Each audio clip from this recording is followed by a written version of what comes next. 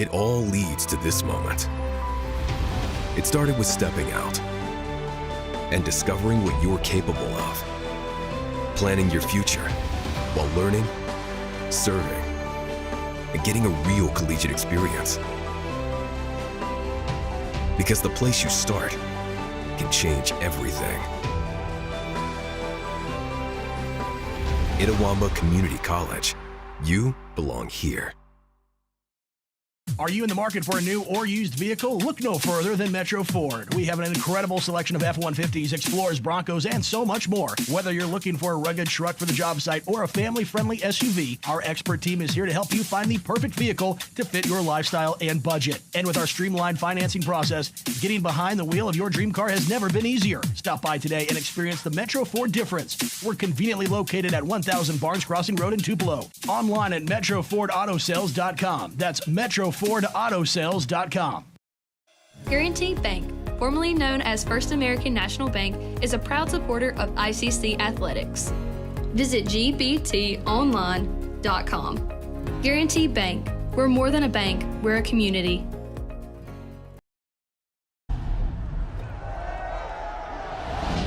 I stand alone with fire inside. This heart's a drum, I won't subside. Against the odds, I'll rise again with passion burning in my veins. Welcome, ladies and gentlemen, out to Game 2 here between ICC and Southwest. The Guaranteed Bank opening pitch coming your way at 5:12. That's a 5:12 Guaranteed Bank opening pitch here in Game 2. If you're just now joining us, it was a 4-3 decision in Game 1. So that's going to be a flare out to right field and will be reeled in for out number 1. That was Moore at the plate for the Bears. Up to bat, number 27, It was Jamie Hidalgo. quite bizarre, Game 1. I imagine we'll kind of look back at that throughout the ball game today. But Dr. Boggs, let's talk about some Bank Okolona keys to victory here for the Indians in Game 2. Well, I'm going to have to go back to, because right now, Etowama hadn't had trouble hitting the ball. Now, granted, last game, when you face some good pitching, it's going to be ball one. We've definitely we were able to timely put some hits together. But offensively, we're in the MACCC, we rank up there. I'm going to go back to the pitching. It's got to start with the mound, and so far so good on that. That's 1-1 count there to Hidalgo. But it's got to start with the mound, and we've got to put a strong performance up there in game here in this 7-inning affair to get the sweep. And I know ICC would love to get its first conference sweep of the year. Absolutely. 1-1 now is the count here to Hidalgo. He had that solo home run in the first game as this ball is fouled out of play and barely missing a vehicle. I don't think we've had any vehicles hit this year, Brad. I don't think we have, and it's a shame. Irritating, to be honest with you. Well, if your insurance agent is Brandon Poland, that's the ideal guy you'll want to have insuring your car if you get hit by a foul ball. There's a ground ball. We'll stay at 1-2 here with Hidalgo. ICC's got Gavin Belargin on the mound, who comes in today with 2 wins, no losses, does have 7 appearances on the year, 21 innings pitched, giving up 28 hits, 25 runs, 14 walks to 12 Ks. And Belargin is a transfer, transfer from Pearl River. So had played last year at Pearl River and then came up here, but he's originally from Maine. So just around the corner from Fulton, Mississippi. Yeah, also started at University of Maine. Just around the corner? Yeah. And ouch. One's in the ear hole. Yeah, that one most definitely going to give him a chance to walk that one off. Yeah, definitely. And the one that kind of squared him right there in the ear hole. Again, bat and helmet, thank goodness. But it does provide a nice ring and buzz in the ear that they're going to check him out and ask him if he's okay, and he is. And really surprised that they're not making him at least go get checked out by the trainers in that situation. We've had a couple of guys this season get hit the same way, and they really didn't give them an option. They said, all right, look, way concussion protocol is, we'll get a runner in here for you, get checked out, and you can come back in the game if you're okay. So they're not going to do that in this situation. So hit by pitch puts the runner at first with one out. Yeah, if you're Belargent, you got to shake that off. Again, the guy's fine, appears to be, which is good, and that's in Hidalgo, so thankfully he is. But you got to shake this off if you're Belargent, and you got to go back to work. They got him on the pick there, caught him leaning, and they're going to be able to get him out. So, again, good job by Belargent there to turn around with the pick play there, catch him leaning, which they did, and so no harm, no foul on the hit by pitch. Now you got 2 outs in the inning. Yeah, score that one 1-3-6 on the putout after they got him leaning a little bit too much there. So nice job of erasing the runner. 2 outs now, and this is Damiano coming to the plate. Proud of you. Well, I think so, and Did that hit him? Damiano is going to be hit by a pitch. I happened to be looking down. That was on me. So back-to-back curveballs that he just couldn't pull the string on that Number 7, hit him, and that one Robbie just Hogan. got him between the numbers. Well, again, going back to my key to victory, and that's not it. Yes, you do have 2 outs in the inning, but that's 2 free passes right there and 2 getting away from you. So that'll bring up the number 4 batter, Hokamp, to the plate. So he'll dig in with 2 outs and a runner at first. That pitch, maybe a little overcorrection after hitting the last 2 batters. Well outside for a ball. 1-0 is the count. We should have some local fans joining us now because the Mississippi State Ole Miss game is over. There's a final in Oxford, 6-1 Mississippi State. And I know Aiden is happy about that. Been cheering for the maroon and white all the last 2 days, and so You're going to make him walk out of the booth. so that game is over. We have more tuning into us, Adam. 1-1 pitch, and it's in there for a strike. 1-2 now is the count here to Hokamp. He is the DH again here, like he was in game 1. He'll dig in here with a runner at first and 2 outs. Runner goes. Jackson up to throw, does not get it there in time, and so that's a stolen base there.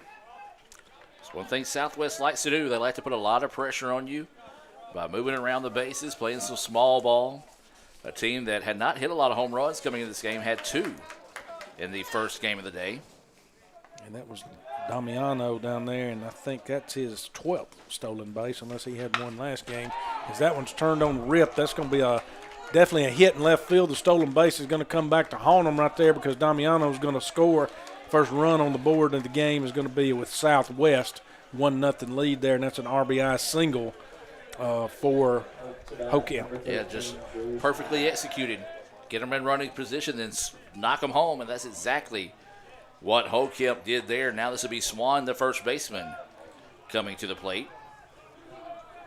Runner at first with 2 outs. We'll give you today's Tupelo Coca-Cola Bottling Works starting lineups in the exchange of the inning. Big swing and a miss there for Swan for strike 1. So 0-1 is the count. 2 outs. Runner at first. Big swing and a miss there. Swan was 1 for 4 in game 1 earlier today. Quickly, he's down 0-2 here, so Belargent's got him where he wants him. That was high. Couldn't get him to chase that. Ball 1.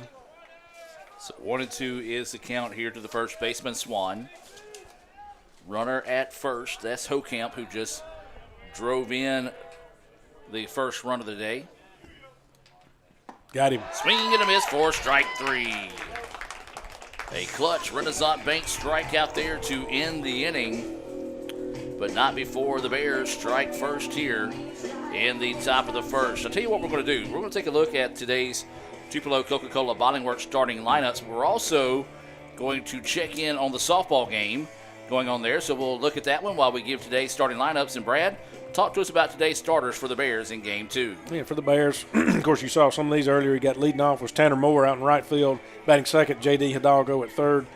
Batting third, Justin Damiano. I have to even think about it. Sorry. Yeah, I'm making you think about it now. Shortstop, playing short, batting in the cleanup spot, Robbie Hokemp, and he's the DH. Fifth, Drew Swan at first. Batting in the sixth spot is Hayes Loper out in left field. Batting seventh, Jonathan Miller at second. Batting eighth is Walter Wixon, who's behind the plate doing the catching duties. And batting ninth is Tristan Hayes out in center field. And on the mound for the Bears is Alden Spencer. That is your starting lineup for the Bears. They are 20-15 on the year. They slid to 4-7 inside conference play. Now the starting lineup for your ICC Indians here in Game 2. ICC and Coke. Now that's a winning combination. Coach Lott hopes he has that same winning combination put together here in Game 2. Leading off is Brody Thompson out in right field. Batting second, Kennon Graham at second. Batting third, Reed Kent be at shortstop. Batting in the cleanup spots, Madden Butler at third. Batting fifth is Will Cavanis at first. Batting sixth, Trey Gunn out in center.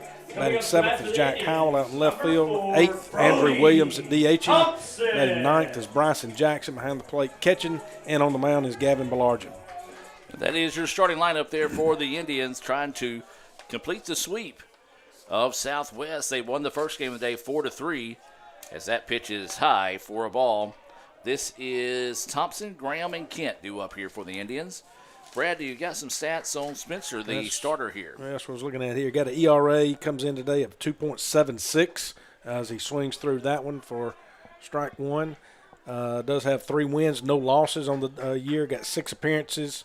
Does have 1 save, 16 in the third innings pitch, giving up 9 hits, 7 runs, 8 walks, 11 Ks. That pitch finds the corner of the plate for a strike. So now the count goes 1-2 here to Thompson. Thompson playing in right field, pretty much where he's been all season for the Indians. Fouls that one back, and we'll sit at 1-2. So 1 ball, 2 strikes, no outs. Thompson starting us off here. It was an RBI single by Hokemp in the top half of the inning that gave Southwest this 1-0 lead. This one's going to be fouled off, and we'll sit at 1-2 once again. This is Game 2, so it's scheduled for 7. Hopefully we'll have a less eventful game here in Game 2 than we did in Game 1, and we'll kind of explain that after this pitch here. So that one falls off the table a bit too soon, 2-2. We started Game 1, no big issues until we got to the middle of the second. Then the umpires got after each other. The 2 infield umpires, one of those behind the plate right now, kind of had a spirited conversation as there's going to be a foul ball. 1-2 now is the count. The home plate umpire, he kind of tried to stand between them to get them to settle down and eventually had to settle them down. And so that went on there, and then we had a play at the plate that there was not an umpire at the plate to make the call. Brad and I both thought, as there's a line drive, but a great play over at third. What a snag over there at third. Yeah. That was by Hidalgo over there. Great play over there defensively for Southwest. So there was a bang-bang play at the plate. We thought it was an out. They called him safe. Southwest coach came out and credit the first base umpire. He let him say everything and then some. So we thought. And then as the Southwest coach is walking away, the first base umpire at the time kind of barked back at him, pointed his finger at him, and, well, that set off round 2. As now there's 1 out here as that pitch missing for a ball. So they got that settled down, and then it was a 3-1 contest after that. Then Southwest hits a home run. If you ask an ICC fan, they'll tell you from now until tomorrow that it was a foul ball. We couldn't tell from our angle. As that pitch missing low and outside for ball 2. 2-0 now is the count. What about after tomorrow? And after tomorrow as well. They'll tell you. They'll take it to the grave that was a foul ball. But the home plate umpire was down the line and called it a fair ball. It was. And that was a 3-3. And then ICC got a bases-loaded walk to pick up the 4-3 win in Game 1. Routine fly ball popped up to left field, and he will step underneath it and squeeze it for out number 2. So we say all that as saying it was quite the bizarre game. And 2 away quickly here. And this is going to bring up Reed Kent to the plate. Yeah, quickly, Edelman has been 2 up, 2 down, so hadn't really made a threat. Now that line out he did that Brody hit, that was smacked pretty good there, but third baseman able to snag it. But that second one right there was just a lazy little fly out into the left. So ICC so far not able to get anything going against Spencer. Breaking pitch missing outside for a ball. 1-0 is the count here to Kent. That pitch high and outside for ball 2. Another thing that's kind of changed here in game 2 is the fact that the wind is not churning the way it was. It wasn't that it was blowing hard one way or the other. It was legit churning to the point the flag eventually got wrapped around itself out there in center field. 2-0 pitch. That one's going to miss low, so now the count goes 3-0. Yeah, good eye up there at the plate. Good patience there by Reed Kent. Again, they're going to swap out balls there, but try to dig deep into this and let that pitch count get up a little higher if you want to, if you can there on Spencer. That's what's, again, going to help Etowamba if you can get that pitch count up where they have to dig into their bullpen a little deeper. So winning the 3-0 offering here from Spencer. And this one, goodness, hit hard, but it's a foul ball. And you'll hear a bunch of ICC fans yell fair. That one was for sure foul. But they'll kind of jokingly yell fair ball there. I don't know if you want to have too many jabs at this home plate umpire. He was the one that kind of got fiery there in the first game. And that's going to be a walk, so nice at bat there to draw the walk with 2 outs in the inning, and this will bring up Butler to the plate.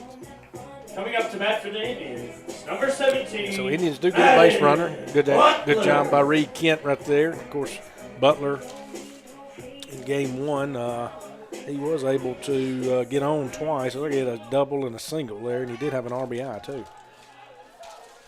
So Butler will dig in with a runner at first and 2 outs here. Spencer taking a lot of time, now delivers. That's going. And that was going to run inside, and that's going to put Butler on with a hit by pitch. Yeah, it took a little too long right there to think about it. Sometimes you stop and take a little too much time. Of course, I know he may have been trying to check and see if he could draw Kent and see if he could catch him off a little further or get him leaning. But sometimes you can take a little too much time. Will Cavanis. So Will Cavanis will come to the plate now here for the Indians. Runners on first and second with 2 outs. Indians have been searching for a clutch 2-out hit all day. Right now would be a big time to come up with one of those. Yeah, you got a runner in scoring position with Kent. Of course, got a little speed out there, so it would be good. Anything dropped out there definitely could or get it through right there, and that could produce the run. I believe it is. They're going to throw it home, but they're going to cut it off. Or excuse me, they're not going to cut it off. The throw will be up the line, and a big time hit there for Cavanis. Yeah, big time hit right there for Cavanis. Kent scores, and then that moves. That's Butler. I'm sorry, Butler. You're right. Cavanis was able to move to third. So Cavanis now 90 feet away there at third, and then Butler at first. So you got a first and third situation here. Run scored. So ICC does tie this game up here in the bottom of the first. And but there are 2 outs, but a good piece of 2-out hitting right there by Will Cavanis. This is going to bring Gunn to the plate here for the Indians. A little off-speed pitch and out in front. Out in front of that one, and a routine play there, 6-4 to end the inning, but not before Cavanis comes up with a clutch 2-out hit to tie the ball game at 1-1 here after 1 complete. We'll take a break, hear a few words from our sponsors, and be back with more right after this on the ICC Sports Network. This broadcast is being brought to you by Renaissance Bank, Metro Ford in Tupelo, Little Caesars, Guaranteed Bank in Fulton, Tupelo Coca-Cola Bottling Works, Max Home, Bank Okolona, the ICC BSU, Samstown Market, the ICC Wesley Foundation, the ICC Alumni Association and Foundation, your Itawamba County State Farm Insurance Agent, Brandon Poland, and thanks to donations to the Sports Information Indian Club from viewers like you.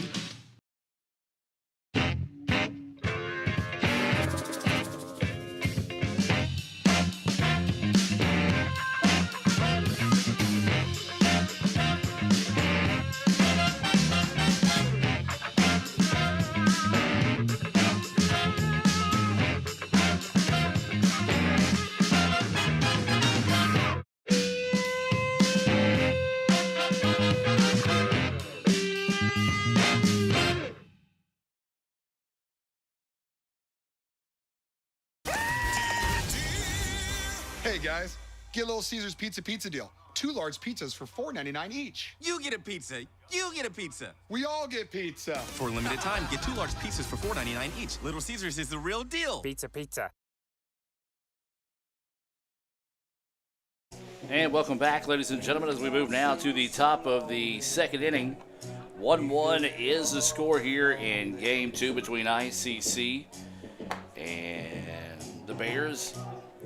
India's trying to earn a sweep. Up to that. And the Indians only have 1 conference sweep so far this season, so Brad, it would be big time to come up, find this second one, and get a little bit of separation as we're starting to enter in what we're going to call for a dreadful, I don't want to say dreadful, a very tough April coming up on the schedule for the Indians. Yeah, it doesn't get any easier. Of course, in conference play, it never does. As I swung on and fouled back there, strike one on the first pitch there for that's Hayes Loper. But no, schedule doesn't get any easier. But that's the MAC conference. Of course, you always got Pearl River lurking out there as this ball one. You still got East Central, that we haven't played. Still got Jones sitting out there. But any of these teams, there's no guarantee. You got Northeast out there as well. A lot of teams we haven't played, and there's no gimme in this league. So, April is the time where you really need to make your run and make your push, to try to get to the postseason. 2-1 is the count here to Loper to be the 6, 7, 8 batters due up here for Southwest in the top of the second. This one is popped up left field. We'll go up and squeeze that one for the out. So nice job, just getting a little routine fly ball out to left field for the first out of the inning here in the top of the second. Yeah, definitely good job right there, getting that big leadoff guy out in the inning. First big out right there. Moving on here now to Jonathan Miller. Miller is getting the start here at second base in Game 2. Did not see him in the first game of the day. So he'll dig in with 1 out and nobody on here in the bottom of the second inning. We do encourage you to visit letsgoicc.com. There's that pitch in there for a strike. You can read articles on games, see stats, highlights, and a lot more there at letsgoicc.com. Also, don't forget to follow us on your favorite social media platform. Let's Go ICC there as well. Are you catching the trend? That's a swing and a miss for strike 2. Yeah, that was a good pitch right there. Just going right after him, Belargin is, and excellent job right there. So 0-2 count here. You kind of throw what you want to here, and they threw that one in the turf down there. So that one was one that wasn't going to draw a swing, but still ahead here, 1-2. So 1 ball, 2 strikes, 1 out, nobody on here. We're in the top of the second. Game 2 between ICC and Southwest. That pitch missing outside. Good eye on the part of Miller to hold off on that one and battle back and force the count to go even here at 2-2. See what Belargin can battle back with here. 2-2 pitch. Ripped. Shortstop backhands it. Throw across the way is in time. 6-3 to retire Miller. Yeah, good play over there again by Reed Kent. Wouldn't expect anything different.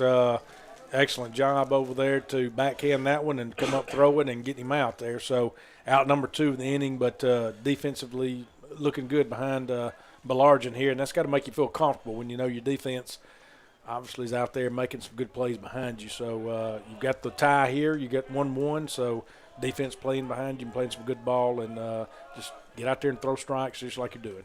This is Wixon at the plate, fouls that one back and out of play, or excuse me, back off the netting, I should say. 0-1 is the count here to the catcher. So he's having to catch both games here. As he listens to that pitch, it's across for a strike. 0-2 is the count. Excuse me, Brad. He got a little break there in game 1. They brought in a pinch hitter, and Wixon got to sit a little bit there and relax. But, yes, having to turn around here and catch game 2 as that one's going to be low for ball. But 1-2 count there. But Wixon, yeah, it's difficult, if you have to catch 2 games in a row, a 9 and a 7. 1-2 now is the count. That one runs inside and missing for a ball. That was such a good breaking ball. I think it confused everybody. I think he was Wixon was wanting that to kind of brush him and brush the jersey there, and it didn't. But Comes back with a pitch outside of the fastball, runs the count to full. So as Brad mentioned, the count goes full at 3-2 here. Nice job by Wixon to battle back after falling in the hole here, 0-2. So Belargin getting set to deliver the payoff pitch. This one's fouled off and will stay at 3-2. Yeah, good pitch right there. Wixon just could not get it in the field to play there. He hit it where it was supposed to go, which was a line shot there. It was just on the foul line, outside the foul line there on the first base side, so couldn't get it in fair territory. Oh, now that one did hit him. Third time that Belargin has hit a batter today. Fourth batter to be hit in the game. He flirts with that inside corner, that plate, or inside part of that plate a lot, and when you flirt with that as close as he does, and a lot of them being balls right there, eventually you're going to draw a hit right there, and that's, like you say, that's the third time he's hit a batter here in 2 innings, and that is not what you want. There again, the free passes if you're ICC. They took advantage of it in the top of the first as that pitch high for a ball. It was Damiano that was hit by a pitch, stole a base, and scored on a single by Hokamp back in the top part of the first inning. Indians answered, though, with a 2-out RBI single. As that pitch missing high for a ball, 2-0 is the count. It was a walk to Kent, and he scored on a single out to left by Cavness to tie us at 1. That's where we're at right now here in the top of the second. 2-0 count here to Hayes. He's in the 9 spot of the lineup there for the Bears. That's going to be 3-0. All of a sudden, Belargin's kind of lost it a little bit there. And they're going to send some action down to the bullpen at Awama just in case here. You got 2 outs. You do have a runner at first, but you got 2 outs. And, again, defense has played solid behind you. Let them continue to play. Hayes will stand in and takes that for a pitch for a ball. It gets away, and so Jackson, who is catching here, kind of took a second and realized he had a runner at first and found some urgency to head over and get after the ball. We'll once again go look at some softball action while we continue to talk here. The visiting of the mound. ICC won the first game of the day 4-3, and that's the score right now in the top of the 6th in softball. The Indians trying to earn a split down there in Summit. And so, Brad, starting to get to that heart of the season where every game is important as we're making that stretch towards postseason play. Yeah, it is for both squads, and that's what you run into here in spring. That's why April is just kind of an exciting month, especially on the sports schedule. If you're a baseball and softball fan, because you really get deep into that conference play, and you start getting those real good conference matches. Of course, conference play normally starts for all of us at spring break week. And so we've really been 2 weeks into this, and so you really start getting deeper into that conference play, and then you start looking toward the postseason once you get into April and toward the end of April. So, it's an exciting time, but it goes by fast. But this is when you really your team should be pulled together. Your lineup should be pretty much set. Your pitching rotation pretty much set for how you want to do it and how you want to roll forward into the postseason. As that one's going to be lined, that's going to be a base hit. That's out in the right field. Yep. That's probably going to score 2. It is. So 1 run will score 2, and they're going to be a triple there. So a big-time hit for Southwest. And that was Tanner Moore, who basically hit that pitch where it was. It was on the outside part of the plate and drove it out there, and Brody Thompson just not able to get over there to it. It was lined out there, and it made it to the corner out there and right. That's why the triple was in play there. Of course, Tanner Moore's got a lot of speed. He's the one who leads the team, if I'm not mistaken, in stolen bases. So he does have a lot of speed. But there again, he was able to do that and get 2 RBIs. A little delay call, but called a strike there. Well, Brad, kudos to the Bears here in this inning. It was 2 quick outs, and a hit by pitch and a walk, and then that triple by Moore, and the Bears have bounced back to take a 3-1 lead here in Game 2. That pitch in the dirt, 1-1 now is the count. Got a little good news there is it's in the top of the 9th inning, and Pittsburgh Pirates are not losing. Hey, they're tied? But they're not winning. I'm going to say we're tied, aren't we? It's 0-0. Hey! So So the 1-1 pitch, and this one's going to be hit to the gap, and that's going to push across another run. Yeah, and that's going to be Hidalgo getting that single right there, RBI single. Well, the Bears have figured out Belargin here as a good job once again keeping this 2-out rally going. One thing we said the Indians have kind of struggled with this season is producing runs with 2 outs on the board. Well, all 3 of the ones so far here in the second have came with 2 outs on the board. Yeah, and that stretches that lead 4-1. As Southwest puts 3 on the board. Belargin going to check him back over there to first. In Hidalgo, again, I know I looked at this last game, but Hidalgo does have 15 stolen bases on the season. He may have gotten one last game, I don't remember, but obviously a little speed there on the base pass again for the Bears. Toss over, no issue there as he got back and basically put the tag on him just in case he lost contact with the base. Kind of running down to the bullpen down there. I think they're trying to check and see how far along he is, or trying to tell him to hurry up, one or the other. So Damiano, who was hit by a pitch, stands in and takes that one for a strike. 0-1 is the count. He also stole a base and came around to score there in the first.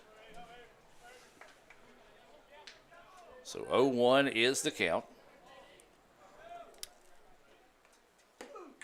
And that pitch missing low for a ball.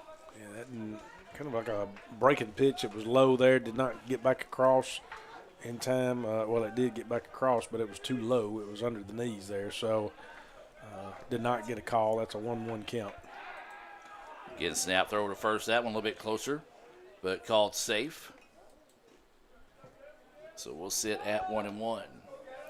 Imagine we'll see a lot of those tosses over to first, trying to buy some time for the guys getting loose in the bullpen here. Indians would love to go ahead and find that 3rd out of the inning. Runner goes on a breaking pitch, and in the exchange, he wasn't able to keep it, bobbled it, and so stolen base there, and that's going to add to Hidalgo's totals there. I said he had 15, and I know now he's at least got 16. He may have 17. I don't remember if he got one last game or not. So that pitch was called a ball. I'll look and see for you, Brad. He was not. He was caught stealing in the last game. Caught stealing in the last game. So that pitch in there for a strike evens things up now at 2-2. 2 balls, 2 strikes, 2 outs, a runner at second. We're in the second. Let's call it Deuces Wild. Sounds like it. 3 runs have been put on the board here so far in this inning. Indians trying to find the exit. Pitch coming. Ripped hard, and the shortstop can't get to it. Actually, it comes off his foot, and that's going to allow another run to score. And the runner will head to second. And the Bears keep it rolling here in the top of the second. Yeah, I mean, Kent did all he could to get there. That was one of those that you had to back in, try to get to it, and just unable to. And that's a good hit right there for Damiano there to drive in another run for the Bears. Looks like we'll have a Guaranteed Bank call to the bullpen. We'll take a break and be back with more right after this. Guaranteed Bank, formerly known as First American National Bank, is a proud supporter of ICC athletics. Visit gbtonline.com. Guaranteed Bank, we're more than a bank, we're a community.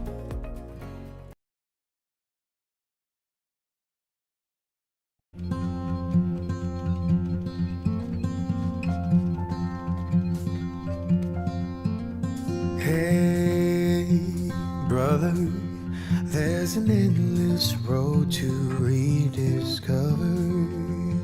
Hey, brother, know the water's sweet, but blood is thicker.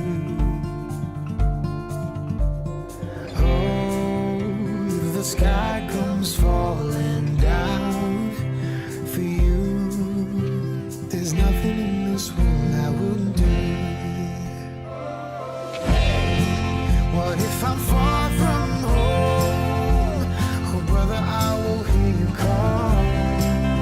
If the sky comes falling down for you, there's nothing in this world I wouldn't do. Welcome back with the Guaranteed Bank call to the bullpen. New pitcher in the game here is number 20, Riley Cagle, a sophomore out of North Pontotoc. He's a transfer from Mississippi Delta. Brad, you got some numbers there on Riley? I don't. You don't? Just kidding. I do. Okay. Riley Cagle. I was going to say, what you do with your stats? Got 3 wins, 1 loss, 8 appearances on the year. Does have 19 2/3 innings pitched, giving up 13 hits, 20 runs. Does have 19 walks to 19 Ks. And so he'll be coming in with the Indians trailing this one 5-1. It's been a 4-run rally here with 2 outs in the inning.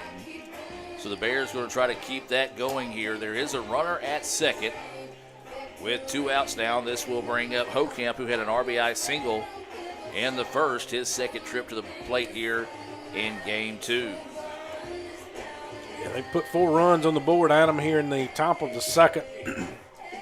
ICC answered that 1 run in the bottom of the first, and was able to put 4 runs here in the top of the second so far with 2 outs. So a lot of this was just done with 2 outs, Adam. That first pitch drifts inside for a ball. 1-0 is the count here to Hokamp. So Cagle will come in trying to get the Indians out of this jam, stop some of the bleeding here. So he checks the runner. And now the runner goes. Throw down is not in time. I think he got in there. Yeah, I'm going to agree. Looked like he got a really good jump. If the throw was more up towards on the second base side of the line, Right. probably would have got him. But the fact that it was on the dugout side, Yeah, he had to make that swiping tag. Exactly. So I'm with the call on that one. So now the runner advances to third. This is what we say the Bears do, and they do it well. They steal a lot of bases, and they put a lot of pressure on you when they're on the base path. This one hammered. Goodness. And it's got a chance, and it is a foul ball. Well, the third base umpire quickly, clearly shouted that one to be foul. Foul ball, yeah, it was driven deep. It was a breaking pitch there that Hokamp was sitting on there. He's the cleanup hitter for them. That would have driven in 2, but just a long strike. So if you're Cagle, you got to adjust and understand that was just a long strike right there, 1-2 count. You're still in the game. So as Brad mentioned, the count goes 1-2 here with 2 outs. There is a runner at third. Cagle looking for the exit. Got it. Gets it with a Renaissance Bank strikeout. Clutch strikeout there to end the inning. Fans, keep up with But all damage things done. ICC 4 Athletics runs by on visiting 3 hits, letsgoicc.com. no When you can't errors, make a and defensive 1 move, catch left all the on action. base. LetsGoICC We'll take a TV.com. timeout and be back with more right after this.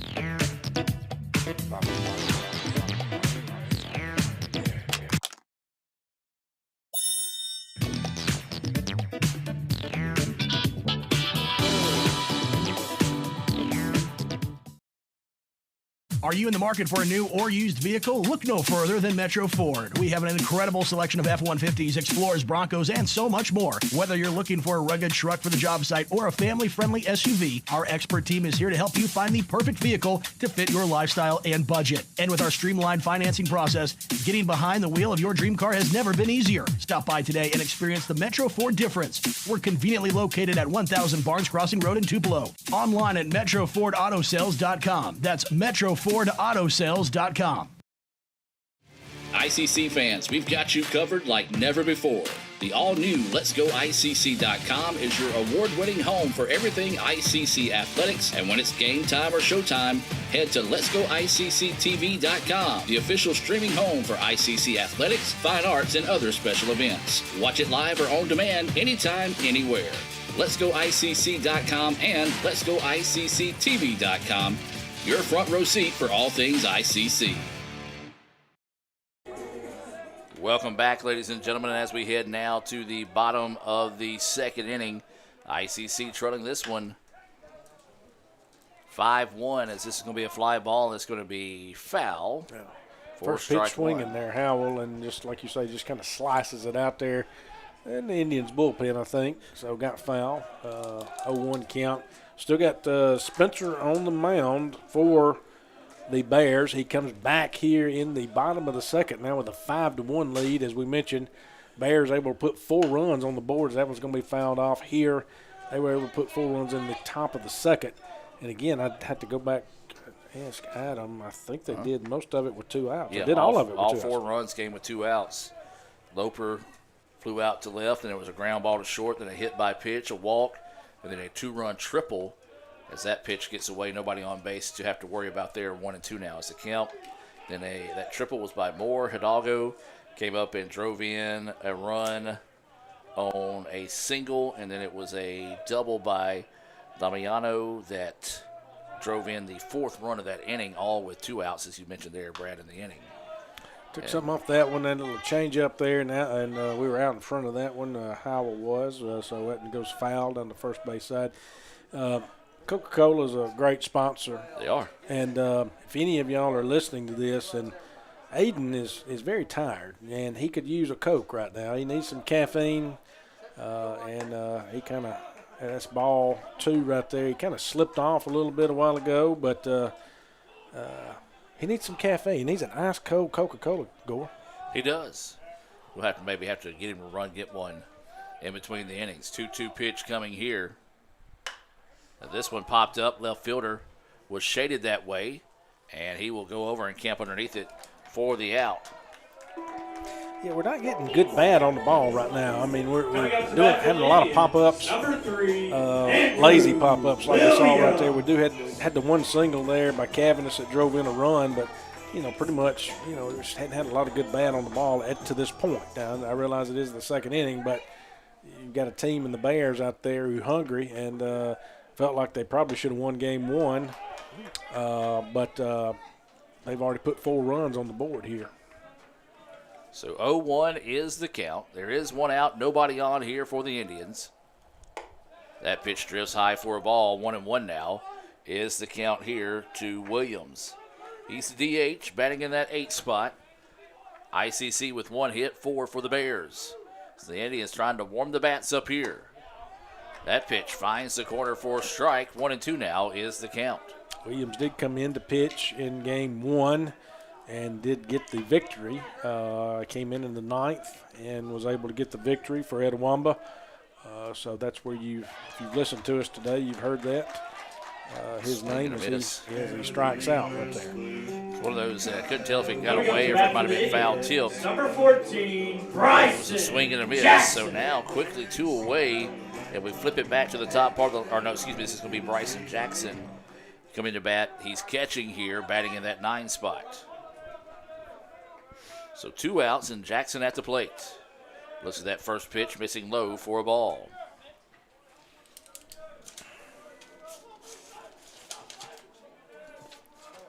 Jackson waiting the 1-0. Curveball runs inside, finds his zone for a strike. 1-1 now is the count. Both pitchers, looking back, the guy that pitched, Newman that pitched the first game, and I was looking here at Spencer, and this one's popped up on foul territory. Looks like it's going to get out of play. And I'm like, man, both those guys look very tall, and they are. They were 6'5" and 6'4", so a little height out there on the mound. For this one's 6'4". I think 6'4". Well, that's what the sheet says. Well, I need to get some new rulers down there in Summit. That's a big old boy. He is. That's where I'm looking at both of them. I'm like, man, they're very tall. But no, he says he's 6'4". That one's ripped out there and going to be caught. Just hangs up again. The Indians making contact but playing Madam ball, as that was a 3-up, 3-down inning there. We played 2 here in Fulton. Bears 5, Indians 1. We'll take a break and be back with more right after this on the ICC Sports Network.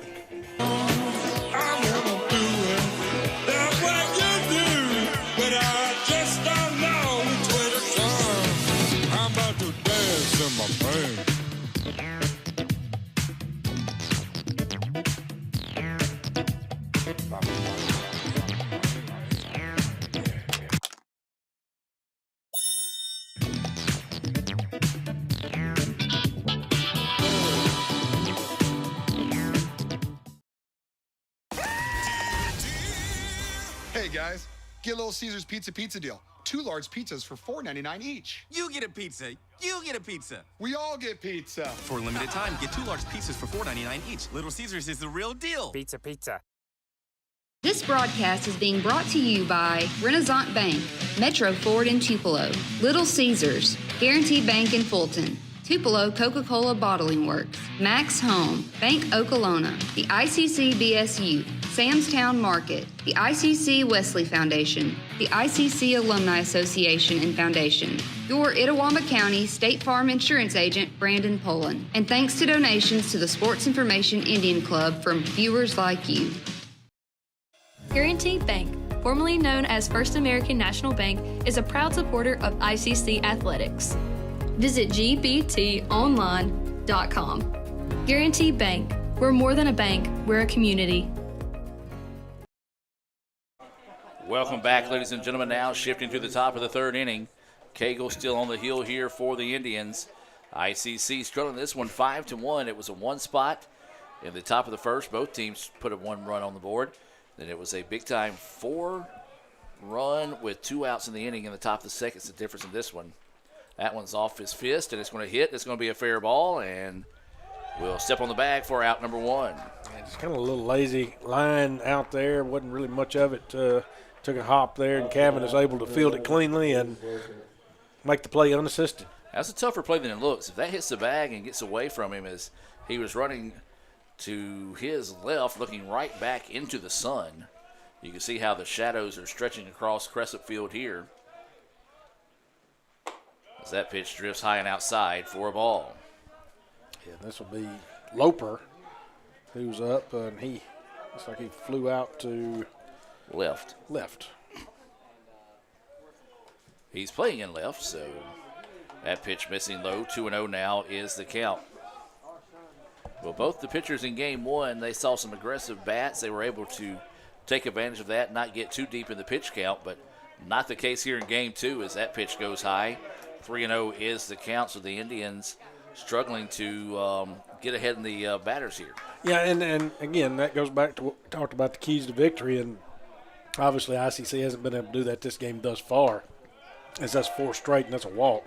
But we've already gone to the bullpen, and we did that last inning, and so, again, we had the hit by pitches, that we were hitting batters, did 3 of those with Belargin, and now we're issuing a free pass here.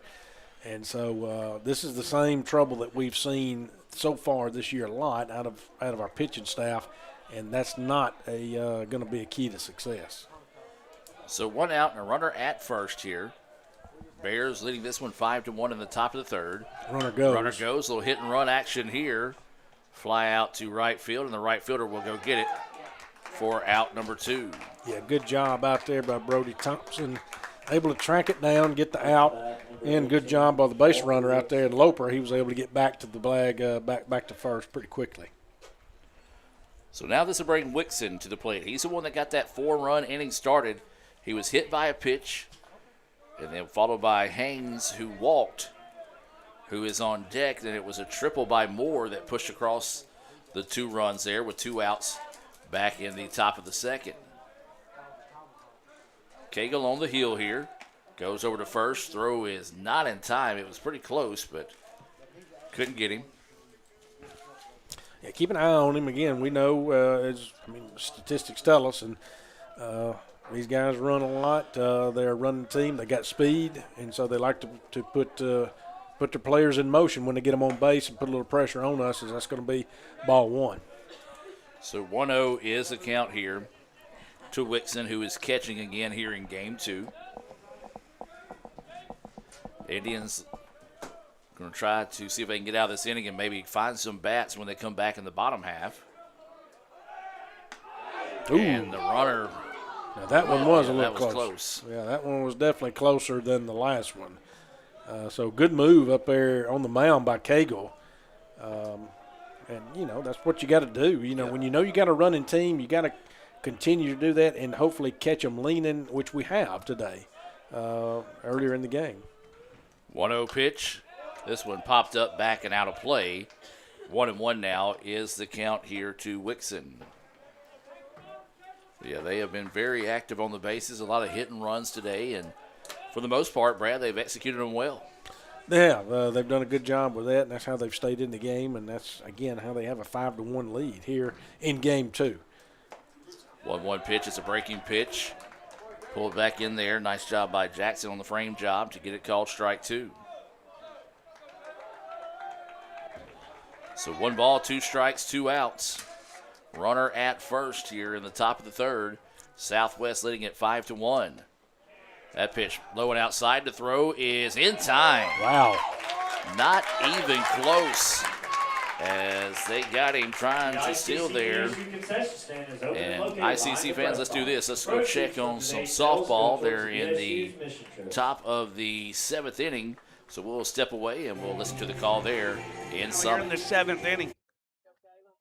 As Talbot has one away, but has some insurance for Itawamba now down at second base for the Indians here in the 7th. The pitch misses for a ball to Lynch, 1-0. So 1 ball, no strikes for Lynch.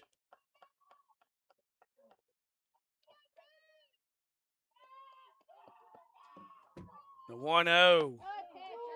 There's a strike. That will even it to Lynch at 1-1. By the way, they're going to the bottom of the 3rd in baseball. Bears leading it 5-1 there in Game 2 as Coach Jack and the Bears trying to salvage a split with Itawamba. 2-1. Will miss, and that ball misses to make it 2-1. So 2 balls and a strike for Lynch. Now the 2-1 pitch is Dewar here in the 7th. Here's the 2-1. Hit hard, third baseman couldn't grab that one. They will not send the runner, and they will be at the corners. So a single will put him at the corners now for Itawamba as they... Thompson. Welcome back as we head now to the bottom of the 3rd inning. As you saw there, ICC trying to earn the split on the road at Summit. Got an opportunity to pick up some insurance runs there, being brought to you by your insurance agent, your State Farm insurance agent, Brandon Poland, here in Fulton. Swung on, that was toward the up middle right there. Short gets up there in the hole to field it, does so, throws over, that's in the dirt. That's going to be a E6. So take them how you can get them right now if you're the Indians. You get somebody on board there. I think the shortstop didn't realize he had a little bit more time to throw that one than he thought he did. So the Indians catch a break there on that error. For the Indians, number 7, Cannon. So this will bring up Cannon Graham, who is 0 for 1 here in Game 2. He flew out to left. And his only at bat so far here in Game 2. Going back to the Sweet 16 women's NCAA tournament. South Carolina, number 1 seed in the tournament, get a big victory there, 94-68 over Oklahoma. So good for the women there. And Michigan women got a big win over Louisville there, 71-52, as that one's going to be fouled off, swung on there. And Texas ended up with a huge win there over Kentucky, 76-54. So SEC battle there. That Michigan win was a big one. Louisville, I think they might have lost a player to injury or. Yeah, they were a 3 seed in there. They were a 3 seed. Louisville, pretty big win there for Michigan, and I hate to say that because they're Michigan. I knew that would probably hurt you a little bit. It did. Stabbed me deep. Although I will say Notre Dame has made an impressive run to the Elite Eight. I'll be honest with you, I had them losing in the first round. That pitch in the dirt, missing for a ball. And the runner will head to second after the delay since he couldn't find it. Yeah, the ball kind of fell in what I call no man's land if you're a catcher there, because you got the gear on, you got the helmet, and you just didn't know where it went, and so you're taught hopefully to sling that helmet off as quickly as you can, find that ball. Of course, you also have your pitcher who's supposed to be hollering at you and talking to you as well. But anyway, it kind of fell in there, and the ICC able to advance. Again, no outs, and now you have a runner in scoring position. So wait to the 1-1 offering here. This one hit to the right side. First baseman will find it. Toss over will get him out, but the runner will advance to third. And that's what I was going to say, Adam. That's still a good play right there, good hit by Cannon Graham. he kept it on the right side of the field here, or toward the first base side. That easily advanced Brody Thompson over to third now with only one out. So a deep fly ball can at least get a run on the board for the Indians. So, again, yes, it was an out, but it's still a good, productive out. So this will bring Reed Kent to the plate. Runner at third with one out here. That pitch outside, missing for a ball. Spencer still on the hill here for the Bears, working with a 5-1 lead. So got a little bit of wiggle room here, but don't want to give the Indians any type of confidence to start building their way back in this one. 1-0 is the count here to Reed Kent. That pitch at the knees called a strike. Kent kind of looks back at the home plate umpire, asking where it was. Said it was a strike. Said it was, and Reed kind of nodded his head and agreed.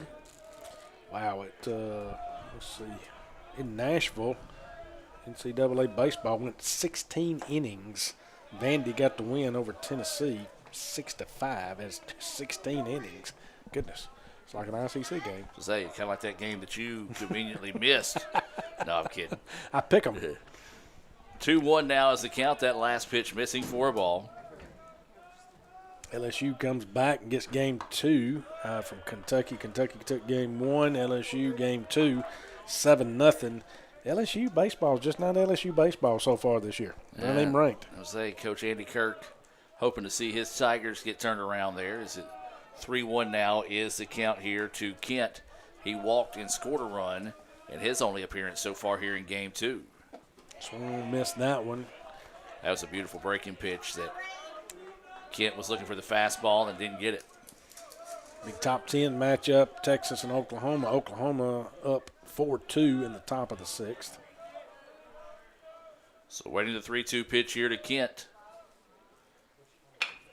This one ripped, and that's going to score the run. Yeah, he left that one up there too long, Adam. That one, again, that was one of those he tried to come back to that slow breaking pitch there and left that one up there hanging too much. Kent able to turn on it, get the single in the RBI. Big time hit there for Reed Kent. As that will score Thompson. The Indians do cash in on that error to start the inning. So now it's 5-2.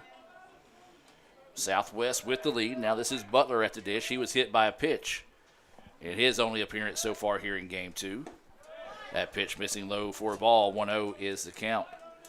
Well, only one out there again. They're going to make a mound visit here. Southwest is. We'll keep it here. Let's go check out, see what softball's got going as they make that mound visit. ICC still up 4-3 in that one in the bottom of the 7th. There is 2 outs. Runners on 2nd and 3rd. ICC trying to find an insurance run there in Summit to earn that split. And Brad, as we talked about, every game, every pitch this time of year just seems a little bit of extra pressure and trying to find ways to get wins, especially making that push towards postseason play. Yeah, in Southwest softball, I mean, like I say, we looked at them earlier, and they've got a good team down there, it seems like this year, and very, very competitive team. And ICC hoping to get the split down there. That's one thing about this baseball team that's up here today, but about our team that's down there in softball, that's a long trip, Southwest between here and Southwest, and that's one of the furthest points that you can find, not the furthest, but one of the furthest between the JUCOs, and so it's a long trip. Southwest men probably came up here and spent the night up here last night. I'm not sure if our ladies went down early and spent the night or not. I think they did too. I'm figuring they did since they had a 1 o'clock start, but I do not know that. That pitch is going to miss outside for a ball. So the Indians with the runner at first. Yeah, you got to be careful here if you're Spencer. I mean, because you got Butler up. Now, Butler can hit the ball hard, and we're at the time of day here too, Adam. That wind has died down. Yep. Butler could easily get one. You could get one over the fence here and get 2 runs easily and get Etowama within 1. Snap throw to first. No issue there. So we'll go back with a 2-0 count here to Butler. Playing third base, he kind of flip-flops between first and third, but for the most part of the last few weeks, he's been playing third base. He just missed a home run in game 1. Again, I think there's a half of the wall missing out there that he hit. as he fouls that one back when he hit it off the wall out there in left field, but because he smoked that ball. But Butler's one who could easily turn on one. So if you're Southwest, I know you got to be careful here and cautious with the guy at the plate. 2-1 is the count. 1 out. Runner at first here for the Indians. They trail this one 5-2 here in the bottom of the third inning. Butler looks at that pitch up high. Good patience there by Butler. A guy that you talked about the power that he has. That's the type of pitch that sometimes you see guys get after and chase, or either turns into a real routine pop-up. So he held off on that one. 3-1 now is the count. Yeah, sometimes those balls that are coming in higher or a little higher in the strike zone, they look real good to you, and you want to cut down on them, but they're not ones that normally you're going to drive and hit, as that one's way up in the zone and inside, and that's going to be ball 4. But sometimes those look good, and you're not going to do much with them. That was the second walk. Will Cavanagh issued there by Spencer. And so now the tying run coming to the plate here with Will Cavanagh. Cavanagh had an RBI single in his only at bat so far here in game 2. He'll dig in with 1 out. Runners at first and second here. ICC trailing at 5-2. Cavanagh tried to tie it up with that swing, missing strike 1. Yeah, definitely did. Cut down on that one, saw the pitch he wanted, just could not square it up and make contact with it, trying to do too much with it, and so quickly strike 1 on Cavanagh. So 0-1 is the count. Spencer checks the runner at second, and that's where he's going to go back with it. Kent back quickly and easily, standing up, didn't even have to dive back in. 1 out here, so ICC with an opportunity to get another run at least on the board here with a runner in scoring position here in the bottom of the third. So waiting the 0-1 offering here from Spencer. This one fouled back out of play. Will go 0-2. Well, in softball, they did just get a 2-out hit to push across 2 runs. Or no, excuse me, push across a run. They are working with a 5-3 lead there in the second. We have another stroll to the mound here, and is that the second of the inning? So if it is, we'll be making that call to the bullpen. So we'll go check on some softball right now. You see bases loaded for the Indians. Top of the 7th with 2 outs. And they are going to make that call to the bullpen. Tell you what, let's go listen in to the call on softball. Count even at 1 ball, 1 strike. A 1-1 pitch, too. That's ball 2. That pitch on the inside half is just not something the home plate umpire is going to give Corinne Talbot. 2 balls and a strike for Shands. Boy, you don't want to walk another one. You've already walked 1 in here in the 7th. 2 balls, a strike. And Shands will have a 2-1 pitch due. Make it 3-1.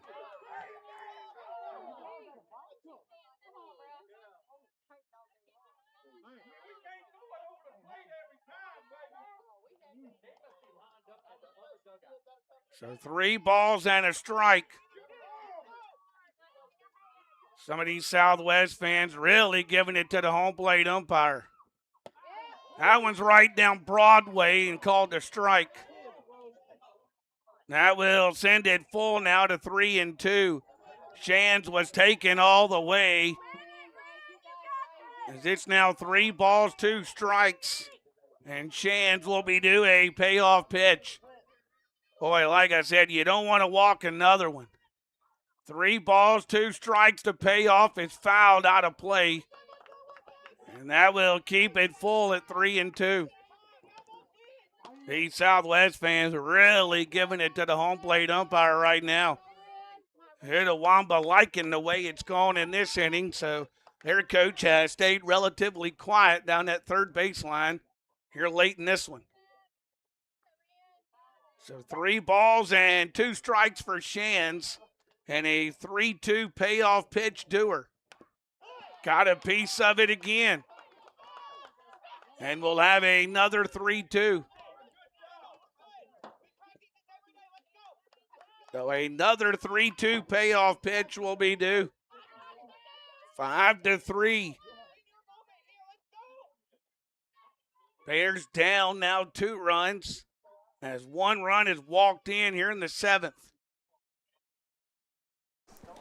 Welcome back, ladies and gentlemen. You see there some high drama brewing down in Summit, as it is a 0-2 count here. That pitch is going to miss low for a ball. Very rarely do you see a pitching change on a 1-2 count. Brad? Tom Smith in on for Southwest, as that one's going to be hit foul right there down the third base line. Right-handed pitcher out of Summit, played at North Pike. He comes into the game today with a 5.16 ERA. He has 1 win, 3 losses on the year, 11 appearances, 22 2/3 innings pitched, giving up 23 hits, 16 runs, and that one's going to be ball 2, and has 15 walks to 32 Ks. So 2-2 is the count. There is 1 out. You got runners at first and second here for the Indians. Tying run is at the plate in Cavness. Fouls that one back off the netting, and we'll stay at 2-2. Well, it looks like the Indians did possibly cash in on a bases-loaded walk again. They're now up 6-3 there in the top of the 7th with 2 outs and bases still loaded. That's softball, of course. Ball in the dirt, turf, gets away, and that's going to allow the runners to advance. And they're going to try. Still hadn't found it. Thought that they were going to try to send him home in that situation, but Catcher had difficulty finding that one. Wixon did, and it got between his legs and got behind it. Went all the way to the backstop. He was thinking it was still up there with him. It wasn't. So both runners able to advance. Now you have both runners in scoring position here. Prime opportunity for the Indians with only 1 out, and 3-2 count. So winning the 3-2 pitch here, big swing and a miss and a clutch Renaissance Bank strikeout. That was, as you said, that was a clutch one right there. Bears needed that. So now with 2 outs in the inning, this will bring Trey Gunn to the plate. And Brad, I hate to keep sounding like this, but the Indians have just struggled the times we've seen them with runners in scoring position. You may say, well, Gore, you're putting up 10, 15 runs a game, but yeah, we've had a lot of runners in clutch situations, I guess you could say, in scoring position. Haven't been able to cash in on those. That pitch missing for a ball. Yeah, I mean, you're right, and that's what's going to. By now, you need to have those kinks worked out to where you're starting to get those runs in. I mean, again, you're deep. You're getting into conference play here, and when you move next week into April, as we've talked about, you got to have those worked out, and you got to score these runs. You got to find a way to get them in. Now, you're not going to get every single run in, but you need to be finding a way to get runs in and not leave them stranded. That pitch high, so Gunn quickly heading the count here, 3-0. Yeah, and on deck is Jack Howell. So if Gunn were to reach on a walk, then it's bases loaded to be Jack Howell, and he does. That's what he does. So a nice at bat there, good patience showed by Gunn. He walks, and now let's bring up Jack Howell, who flew out to left to start the second inning. Howell! And bases loaded here with 2 outs for the Indians. Can the Indians get the merry-go-round spinning here with Jack Howell coming to the plate? Smith on the heel. Well, that hit him. And the Indians will take the run that way. Won't say the easiest RBI of his career. Coming up to bat for the Indians. But no, definitely not, but you'll take it. Yes. Williams. So that is Kent that comes around to score. That run belongs to Spencer. So bases will remain loaded here. And this is going to be Andrew Williams coming to the plate. He struck out in his only appearance so far. So bases loaded with 2 outs. And the tying run now in scoring position for the Indians. And took ball 1 high. So bases juiced again, as you say. There's nowhere to put him, and Andrew Williams swings at that one, can't catch up with it. Strike 1, 1-1 count. Yeah, probably chase ball 2 right there. So if you're Williams right now, you just step out, collect yourself, and get refocused. Bases loaded. 2 outs here in the bottom of the third. 5-3 Southwest with the lead. That pitch beautiful in there for a strike. Yeah, so you're down 1-2. So pitcher's up on you right here, 1-2 count. So got to try to put the ball in play. Try to make contact with something here if you're Andrew Williams. And that pitch inside, and surprised they didn't appeal that one. I figured they would check. And nobody checked on that one, so 2-2 now is the count. Normally the catcher's going to come up and point at first, and so they say it stays inside. 2 balls, 2 strikes, 2 outs, and bases loaded. This one fouled back. Nice job fighting a piece of that one by Williams to keep the at-bat alive here.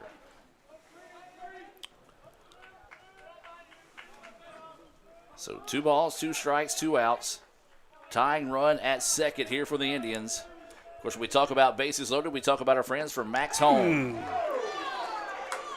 Can't take that one. That was going to be close, but you cannot take that with 2 strikes. Yeah, you got to find a way to foul that one off there so the Bears get out of a big-time jam there, and the home plate umpire just staring into the Indian dugout. Don't know if somebody has something to say there, but if that's the case, hey, you can't just stare at the dugout, dude. Turn your face, look out there towards center field in case somebody says something, then yes.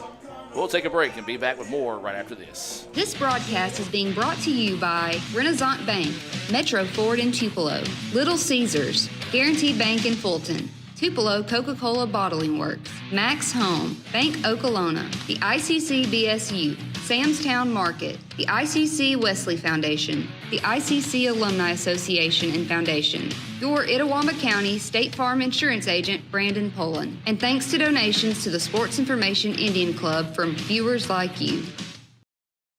Are you in the market for a new or used vehicle? Look no further than Metro Ford. We have an incredible selection of F-150s, Explorers, Broncos, and so much more. Whether you're looking for a rugged truck for the job site or a family-friendly SUV, our expert team is here to help you find the perfect vehicle to fit your lifestyle and budget. And with our streamlined financing process, getting behind the wheel of your dream car has never been easier. Stop by today and experience the Metro Ford difference. We're conveniently located at 1000 Barnes Crossing Road in Tupelo. Online at MetroFordAutoSales.com. That's MetroFordAutoSales.com. I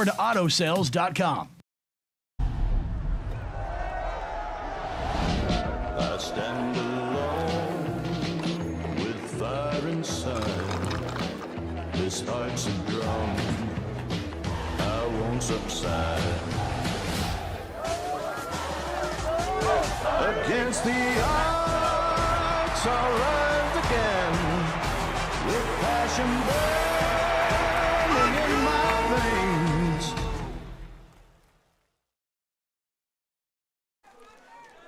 Welcome back, ladies and gentlemen, as we head now to the top of the 4th inning. 5-3, Indians scratch across a couple of runs there in the bottom of the 3rd, but leave bases loaded. Good pitch. As that pitch across for a strike. This is Cagle still on the hill here for the Indians. And it's Wixon, Haynes, and Moore scheduled up here in the top of the 4th. Ground ball, foul ball by inches down that 3rd baseline, and now the count goes 0-2. Yeah, that one was, like you say, that one was just right there close, but did just go foul. So Cagle quickly ahead here, 0-2. But that one, had it got just a few more, just a little bit more to the right there toward 3rd base side there, that one could have been at least a double. Well, we talk about 2-out rallies. The softball team has put 4 runs on the board to take a 8-3 lead now with 2 outs in the top of the 7th. And swing and a miss. Strike 3. He's trying to say he fouled it off. He did not. The ball did not change directions there. Well, he hadn't moved. And so now he's going to have to go to the infield. I mean, you look at the replay here. I'm saying that, like, he drops the ball, but the ball doesn't change its path with any contact there, so they're going to chalk this one over. It could be interesting to see. Well, he called a foul ball. He did call it a foul ball. It's not their call. Foul ball. You guys have been bad all day. Always. Every one of you. Well, the ICC faithful giving them an earful. And so they're going to say it was a foul ball. I didn't see the contact, I'll be honest with you. And there now is strike 3. Well, as Jim Ingram says when he calls a basketball game, ball don't lie. As that one gets across for strike 3 of Wixon. That is the second Renaissance Bank strikeout of the game for Cagle. 1 out now in the inning. He just had to throw an extra pitch. He wanted to make sure he got him. Yeah. So now this will bring Haynes to the plate. He's a center fielder. Walked and scored a run. Big swing and a miss there for strike 1. Yeah, good pitch there. Again, locating on that outside part of the plate. Haynes unable to catch up with it. Big strike 1 right there. 1 out now here. We are in the top of the 4th inning as he squares to bunt, says that he did not pull back or got a piece of it, one or the other. Said he attempted at it. And so that's strike 2. So 0-2 now is the count here to Haynes. 1 out, nobody on here in the top of the 4th. That pitch missing outside, not a bad spot to miss. 1-2 now is the count. Yeah, couldn't get him to chase that. 1-2 count here. Be a big time out right here because you're going to flip back to the top of the lineup here with Tanner Moore. And you got him. Swing and a miss, strike 3. Clutch Renaissance Bank strikeout there, as you said, Brad, to get that second out as we flip it back to the top of the lineup. This is Moore, who tripled in 2 runs in his last appearance. Yeah, he drove that one out into right field. That shot that Moore, his last at bat, and was able to just take that pitch where it was and drove it out into right field, and it made it out into the corner out there. Able to get a triple out of it and drive in some runs there. So that one's fouled back 0-1. 2 outs, nobody on here. Indians able to scratch across 2 in the bottom of the 3rd, trying to get a 3-up, 3-down inning here to see if they can get the bats back to the dish. That pitch runs inside for a ball. 1-1 now is the count. Well, the Bears finally get out of the inning. It's 8-3 as they head to the bottom of the 7th in softball. Indians up in that one, trying to earn the road split this afternoon. Ooh. That one just a bit high and inside. Yeah, that release, I don't know if he lost his grip on that or what, but that ball came out way earlier than he wanted it to on that release point. So I could tell from up here. So anyway, ball 2, didn't hit him. And that one up high. And all of a sudden, Cagle, who got 2 quick strikeouts, kind of struggling to Moore here. The Bears have been good with 2 outs on the board today, so don't want to give them anything easy in this situation. Yeah, Moore's got some speed. You don't want him on the base paths here. 3-1 pitch. Where are you going to put him on that? And that's where they're going to put him. So a walk to Moore with 2 outs in the inning, and now this is going to bring up Hidalgo. And that's what kills you right there, Adam, and that's what we've talked about all season. I mean, and I'd love to look at the numbers on that. I don't know if there's any way to find out, but we get 2 outs, you're ahead, you get 2 outs, and then all of a sudden we start walking people. And that's just, I mean, come on. I mean, you got 2 outs. You got a lead here. There's nobody on base. There wasn't. And now, you all of a sudden you've lost it and you put somebody on. And then that sparks potentially a 2-out rally. Yeah, we saw that early on in the season with the Indians, and they kind of broke that trend. So you're like, okay, this is a team that's growing up in front of us. Finally have kind of figured out how to put things together. But now here it is again, haunting the Indians in Game 2 against Southwest.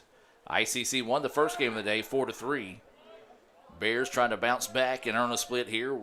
Currently leading this one 5-3 here. We're in the top of the 4th of a 7-inning game. This is Hidalgo at the plate. He had an RBI single in his last at-bat. He stole a base and scored a run. He also was hit by a pitch and then got caught stealing in a rundown. That pitch, well outside, 1-0 is the count. So 1 ball, no strikes, 2 outs, runner at first here for the Bears. Indians trying to find the exit, Bears trying to spark a 2-out rally. 1-0 is the count to Hidalgo. Instead, the pitch over to first, not in time. At a time, trying to keep him close. They know who they got over there on first. Again, he got a lot of speed on first base with Tanner Moore. Again, like I told y'all earlier, leading the team in stolen bases this year with 26. So he's obviously got some speed, knows what he's doing over there on the base path. So obviously trying to fake him out there. Got to get that bat down. Well, you got to get that bat down, but I don't know where this release point is. All of a sudden, we got lost with Cagle here. That one. Again, I don't know why he's that release point is way early here on those pitches like that are just basically going over the head of the batter. That one runs high. 3-0 now is the count. Indians do have some folks in the bullpen getting loose. Don't know how close they are to being ready here. As Cagle, we said, came with 2 Renaissance Bank strikeouts to start the inning.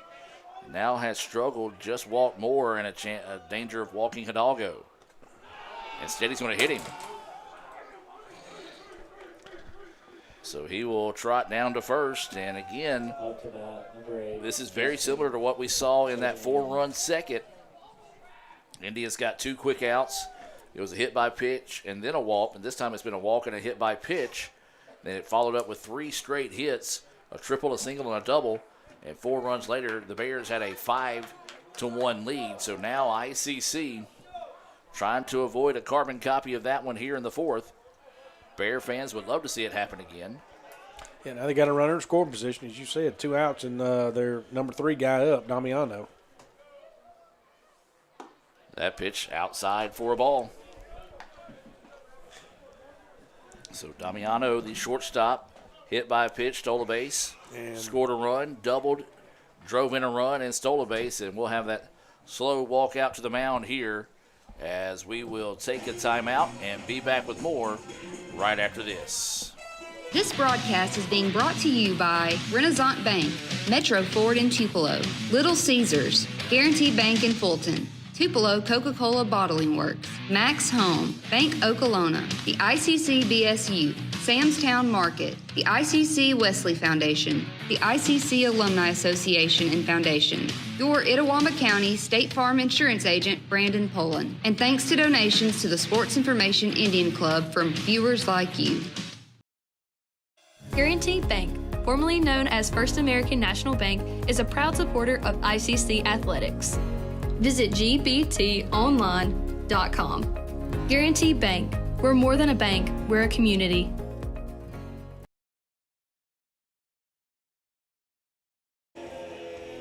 Welcome back, ladies and gentlemen. We've got a call to the bullpen being brought to you by Guaranteed Bank here in Fulton. Brad, introduce us to the new pitcher.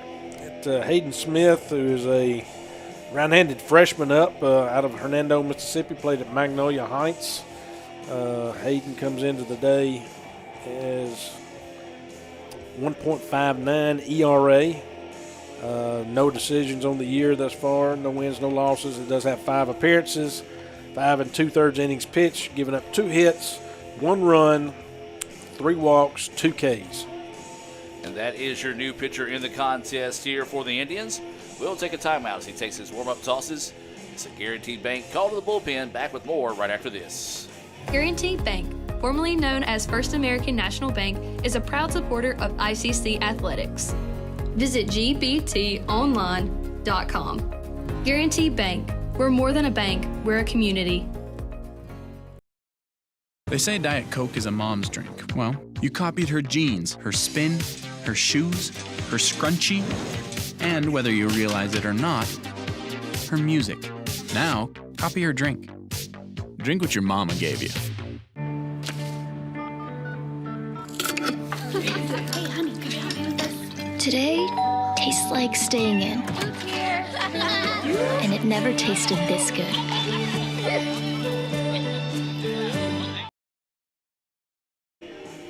Welcome back as Smith taking his final warm-up tosses here. He'll inherit a 1-0 count with 2 outs in the inning. Runners at first and second. Both those runners belonging to Cagle in this situation. Indians trying to find the exit here. Bears trying to spark another 2-out rally that they saw back in the 4-run second. Smith will be greeted by Damiano. as they look the runner back to second. Was that what happened just then? I was looking down at my stat sheet. I don't know. I don't know. I wasn't paying attention. My apologies. Neither one of us were. The scoreboard says 1-0.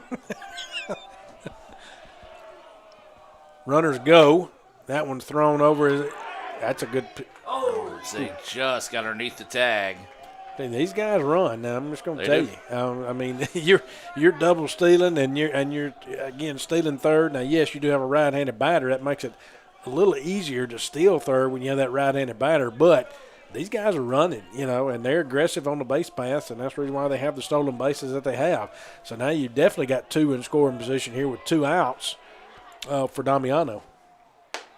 That pitch goes high, and the Indians cannot find the strike zone right now. As again, they started with 2 quick outs with a pair of Renaissance Bank strikeouts, but after that, I don't know that they've thrown a strike yet.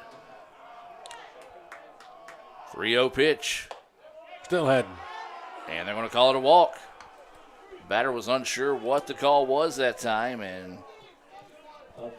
now there'll be bases loaded here for the Bears. A prime opportunity here for Southwest to build on this 2-run lead. Indians needing to find the exit here. Hokamp is 1 for 2 on the day, an RBI single, a strikeout to end the second. So he'll look to dig in here and see if he can pick up another RBI on this one. Yeah, not the position you want to be in. That's their cleanup guy, but what a snag down there at third by Madden Butler. Ends it without any damage done right there. Big-time snag, big-time defensive play down there by Butler. Yeah, take a look at that on the Little Caesars instant replay. Stepped on the bag, and the Indians get out of the inning. They escape the inning with bases loaded and no runs on the board. They just went final down at Summit. Softball splits as they pick up an 8-3 win in Game 2. We'll take a break and be back with more right after this.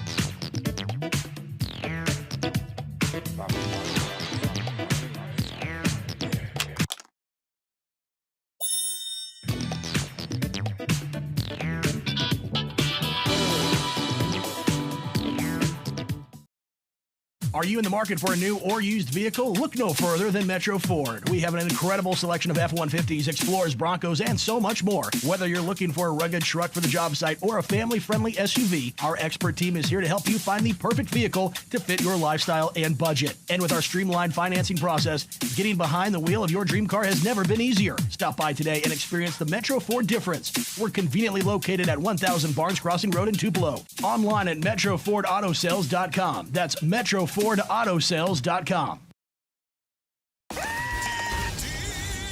Hey guys, get Little Caesars pizza deal. 2 large pizzas for $4.99 each. You get a pizza.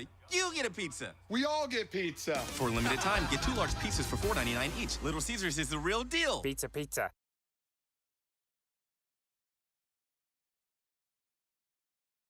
At Bank Okolona, consistency isn't just something we strive for. It's our way of doing business.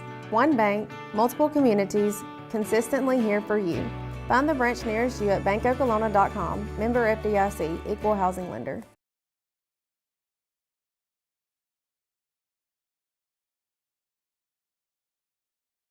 Welcome back. Looks like Southwest has snuck a pitching change in on us in the exchange of the inning. Yeah, got Easton Boyd, who is a right-handed sophomore at a Brookhaven Academy, coming in and looking at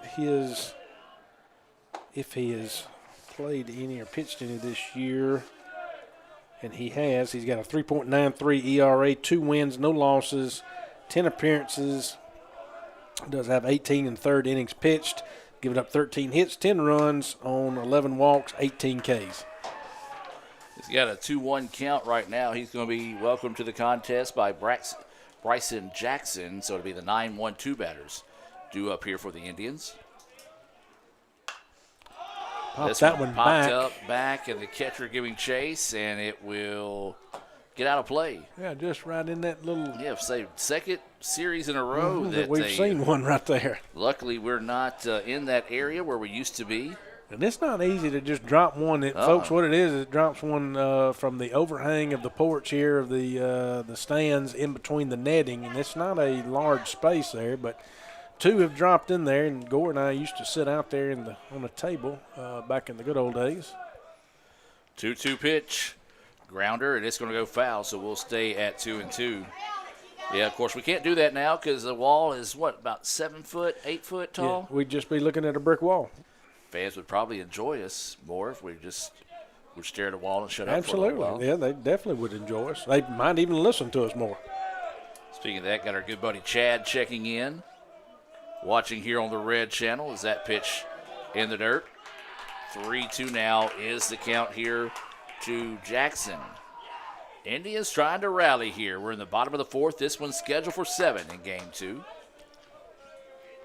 Jackson catching in this one, waiting the 3-2 offering. And that one finds the corner for a strike. You can't, again, on those that are that close, you cannot take, especially with 2 strikes. Yes, you can take them before 2 strikes, but when you get 2 strikes on you, got to do everything you can to protect the plate, and right there, again, you can't let that one by. So, out number 1 for the Indians. Yeah, that's the thing. He's called that this whole game today, so you've got to have that in your mindset to know you've got to protect that, at least foul it off in that situation. So Brody Thompson up and back to the top of the lineup here, and he looks at ball 1-0. He is 0 for 2, but did reach on an error and score a run in his last at bat. That pitch high, 2-0 now is the count here to the right fielder Thompson. Well, this is part of the broadcast. I remind you to stay tuned and join us for the next broadcast, but I honestly don't know when the next home game is or who the next home game is. 3-0 now is the count. For some reason, mistaken, softball will be the next one. So I'm thinking it's Coahoma, maybe. No. I'm not sure. I don't think it is. I think we play baseball with Coahoma. That pitch in down there in the middle. Now, they do play the same teams at the same time. Here? Yeah. Or no, I'm talking about like. I think we play Coahoma here. Coahoma here in softball. I think we play them here in baseball. You think you play them here in baseball? I think, yes. Gotcha. So it would be baseball then. Hey, I'll tell you what. If somebody's listening that's got my cell phone number, go to letsgoicc.com and see who that we're playing next. Is swing and a miss on that last pitch. Now the count goes full at 3-2. This one popped up, back and out of play. What you got, Aiden? So it's Coahoma and baseball? Yeah, the 8th of April. So April the 8th. Baseball to be back here against Coahoma. 3-2 is the count here to Thompson. And a nice job fouling that last pitch off and taking that one for a ball to draw the walk. Now you will have your Lady Indian softball team playing Tuesday here against East Mississippi. Doubleheader there at 2 and 4. We'll be hosting East Mississippi Community College, and then they'll flip around that Friday and host Pearl River. Of course, that's our Easter weekend. It is. And they play on Friday. That's Good Friday. So they'll be playing then, and then that's right. Then, as Aiden said, we don't turn around and play until the next Tuesday, and that's Coahoma, as that one's going to be ripped foul right there by Kenan Graham. So do visit letsgoicc.com. Don't rely on the sports information director to be able to tell you what's going on, as that's a foul ball for strike 1. 0-1 is the count here. Graham at the dish, 0 for 1 today. A fly out to left and a ground out to first, but the putout was by the pitcher. So he's looking for his first hit of the game here. Indians trail this one by 2. 0-1 pitch. Falls off the table too soon, gets away, and the runner will head over to second. So now you got a runner in scoring position with 1 out here, and, of course, you got your meat of your lineup coming up here. You got 2, 3, and 4. Real quick, want to give a shout-out to my good buddy Robbie Hamilton down there. Used to call the games at Southwest, does a lot of radio down there. Really super good guy, so if he's not watching, somebody say, hey, Gore gave you a shout-out this week. Also got some family down in Liberty. The Walshes, Garrett and Amy. As there's a flare out to the left side. Left fielder's not going to be able to get to this one. It's going to drop it. It's going to score a run, and this is going to go for extra bases. and that'll be a double for the Indians. Yeah, stand-up double with an RBI right there for Cannon Graham. So that kept the runner in scoring position for us as well. Still with only one out. Nice job taking advantage of that walk and stolen base to score the run. And so now it's a one-run contest. And the meat of the lineup coming up here for the Indians with Kent Butler due up with one out here in the inning. And a runner at second, so basically just traded places in that situation. Kent will dig in and chases the curveball, pops it up. This could be trouble, though, as it's going to drop for a hit. It does drop, you're right. And the runner will head to third. Smart play to not try to throw that one to third to allow the runner to advance. So now the Indians have runners on the corners with one out and a chance to tie it as the tying run is at third. Yeah, it was in on the hands, but he was able to muscle it enough out there to get it to no man's land where no one could reach it. You know, second went back, right field coming in, center charging in too, and no one could get to it. So he just placed it where no one was or could get to. And so that single kept the inning going here too with only one out. Now you got a runner at third. That was the second hit of the game for Kent. As that one runs in nearly hitting Butler. He was hit by a pitch in his first at bat, walked, but was left stranded. That was back in the third.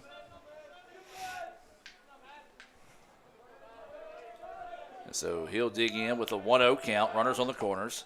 Toss over to first. As Kent gets back standing up without an issue there. NCAA men's basketball championship tournament there. Illinois up on Iowa 41-39 in the second. Breaking pitch. It's a flare out to the right side. We're going to have a tie ball game. Good job by Butler out there just to place that pitch out there on that right side.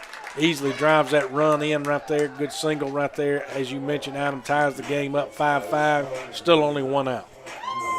So a clutch hit there by the Indians. Will Cavanis. And this will be Will Cavanis coming up. There's Chad. He's saying East Mississippi Tuesday will be our next broadcast. Indians now with runners at first and second. As Brad mentioned, only one out here, and Cavanis at the dish. Go ahead run now at second. They're going to toss it back to second. No issue there. Looks like Southwest sending someone down to the bullpen to start getting loose. Well, final in 11 innings, the Mets beat the Pirates 4-2. I hate to say that. Pirates off to an 0-2 start. It's all right. We got 185,000 more games to play. We're perfectly on pace to what I expected of a 0-162. Got any students watching from Southwest? My cousin goes to Southwest. Brody Walsh down there. He's a talented kid. Very musical. Can sing. Can play the guitar. Part of the band. I did not get any of those skills out of our family. Matter of fact, if you look in the Bible, it says make a joyful noise. If you look at the bottom, it says, Adam, you stay quiet. Cavanis fouls that first pitch off down the right first base side there. Just a little bit over, and he might have had a base hit out of that one, but ball one right there, 1-1 count. Cavanis is 1 for 2 on the day with an RBI single. He struck out swinging in his last at bat. He's got a 1-1 count going here with runners on first and second and one out here. Breaking pitch, and it hit him. Hit him in the helmet right up there. Of course, it was a breaking pitch, so wasn't one of those bell ringers, ear ringers right there, or anything like that. So that does load the bases with only one out. And Trey Gunn. In trouble. Trey Gunn, he's a kid that's due, he is due today. And you make a mistake to Trey, he can make you pay for it in a hurry. If you're an ICC fan, you would love to see that. Bases loaded being brought to you by Max Home. They got locations here in Fulton and Sulligent, Alabama. They're going to come out and a couple of delay tactics here. The catcher will come out and talk as the guy they sit down in the bullpen to warm up surely hasn't had enough time to get loose just yet. So I'm going to try to stall it out a little bit here. So softball earns the split. They dropped the first game of the day, 12-6. Come back and win the second. I believe it was 8-3 down at Southwest. They'll come back on Tuesday, look to rebound, and they host East Mississippi. That'll be right back here on the Red Channel. If you're in the area on Tuesday, why don't you come out and watch some softball? It's free to get in. You're crazy not to, especially if you don't have anything going on. But the latter part of the week, though, we got to keep an eye on weather. See some rain in the forecast. So the home plate umpire going to break up that conversation. And so now Gunn will dig in. 1 out. Bases loaded here for the Indians. Indians trying to take the lead here for the first time in game 2. Gunn fouls that one off the netting. 0-1 now is the count. Yeah, given rain basically about every day toward the end. Of course, depends on which forecast you look at. When you have all these choices, you don't ever know which forecast to look at anymore, and you just kind of compare them. And so, I just kind of look back and forth at different ones and pick the one I want to go with. But 0-1 is the count. Here to go with bases loaded. He fouls that one off. This one gets out of play. Brad, you know what forecast I go by? I don't. It's how my legs start feeling about 2 days from now. If they start aching, we're going to get some rain. How are your legs feeling right now? And they're not hurting right now. That's so good, we should be able to get to Tuesday. The way I'm looking at it, I think we're going good. I think you're right. We're going good on Tuesday. Now ask me tomorrow, and I'll tell you about Wednesday. I'll text you. 0-2 is the count. Swing and a miss and a clutch Renaissance Bank strikeout there. That's a big one. That was a very dangerous batter there in Gunn. Well, that floated up there, and Gunn just couldn't. I mean, he had his timing off on that one. And good pitch out there, though, on the part of Easton Boyd. That's his second Renaissance Bank strikeout. And now this will bring Jack Howell to the plate. Bottom of the fourth, 2 outs. Bases loaded here for the Indians. 5-5 is the score. This one fouled back. Strike one. Yeah, foul straight back again. Edwin's got the bases loaded, and this happened with 1 out. So, love to take advantage of this opportunity here. We were able to get some runs in here this inning, but sure would love to add to it some more and break this tie. So 0-1 is the count. Howell pops this one up. It's going to get back and out of play. We'll go to 0-2. Yeah, quickly 0-2. Again, the Indians just struggling in clutch situations this season. Now would be a great time just to get something down to the outfield to score 1, maybe even 2 in this situation. 0-2 pitch. And there's strike 3. You cannot look at that one. He has caught it all day today. And he has stayed true to that strike zone on that outer edge. And the Indians go down looking at strike 3 with bases loaded. Huge back-to-back Renaissance Bank strikeouts there for the Bears. 5-5 after 4. We'll take a break and be back with more right after this. Guys, you're not going to believe the luck I've had lately. Just the other day, I had a flat tire, thought I was in big trouble. Before I know it, somebody pulled it over, fixed the tire. Oh, that's not luck, Kirk. It's because That's not the only thing. How about when I'm in a studio, drop the cell phone, bang, shatters completely. Guy hands me a brand new cell phone. Yeah, Kirk, that's because you have Renaissance Rewards Extra. Yeah, roadside assistance, cell phone protection, coupon straight to your phone. And another discount with Renaissance Rewards Extra, Mr. Herbstreit. Life's just easier when you have Renaissance Rewards Extra. This broadcast is being brought to you by Renaissance Bank, Metro Ford in Tupelo, Little Caesars, Guaranteed Bank in Fulton, Tupelo Coca-Cola Bottling Works, Max Home, Bank Okolona, the ICC BSU, Sam's Town Market, the ICC Wesley Foundation, the ICC Alumni Association and Foundation, your Itawamba County State Farm Insurance Agent, Brandon Poland, and thanks to donations to the Sports Information Indian Club from viewers like you.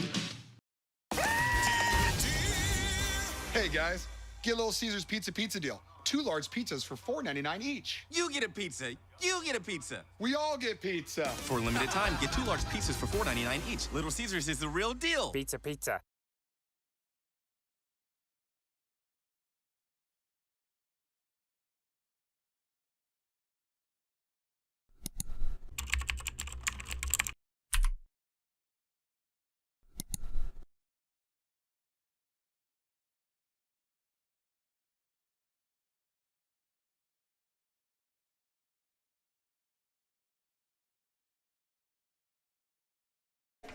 Welcome back, ladies and gentlemen, as we head now to the top of the 5th inning.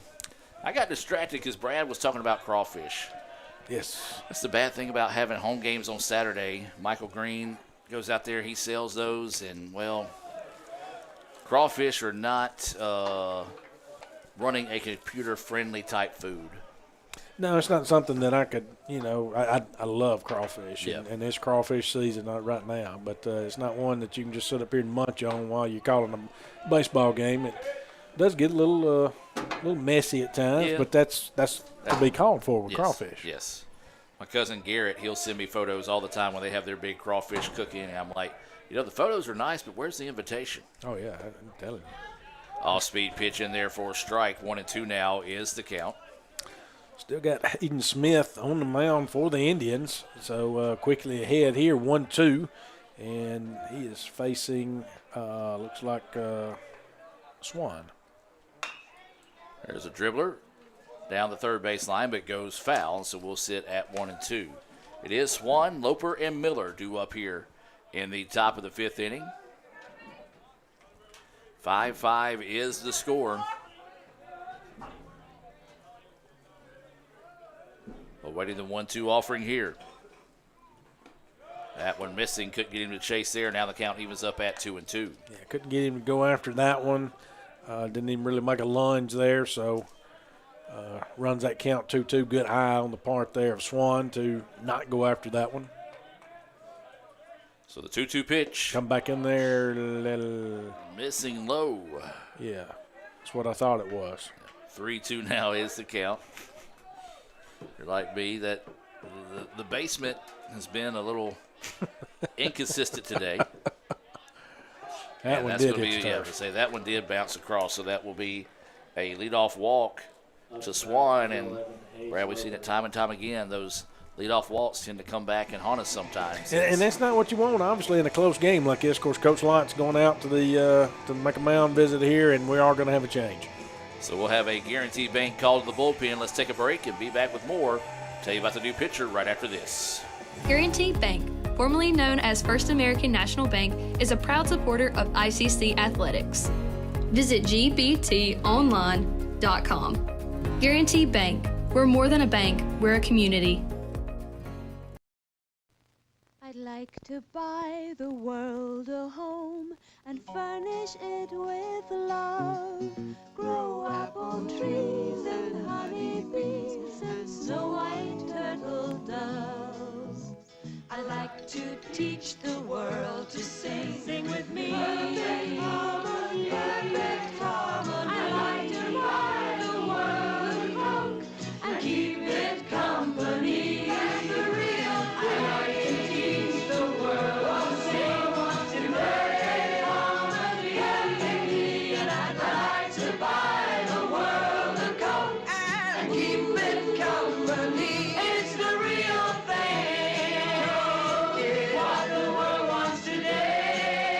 It's the real thing. What the world wants today. It's the real thing. Welcome back, ladies and gentlemen. Call to the bullpen being brought to you by Guaranteed Bank.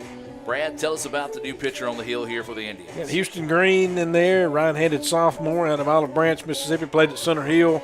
Houston comes in today with a 2.45 ERA, got 2 wins, no losses. Does have 5 appearances on the year. Does not have a save on the year, but he does have 7 in the third innings pitched, giving up 10 hits, 4 runs, and looks like 1 walk to 6 Ks. And we'll take a break with this Guaranteed Bank. Call the bullpen, let him take his warm-up tosses, and be back with more right after this. Guaranteed Bank, formerly known as First American National Bank, is a proud supporter of ICC athletics. Visit gbtonline.com. Guaranteed Bank, we're more than a bank, we're a community.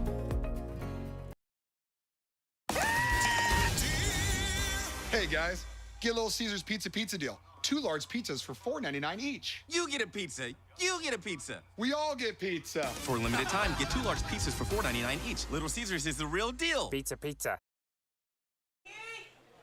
Welcome back, ladies and gentlemen. 5-5 is your score, top of the 5th.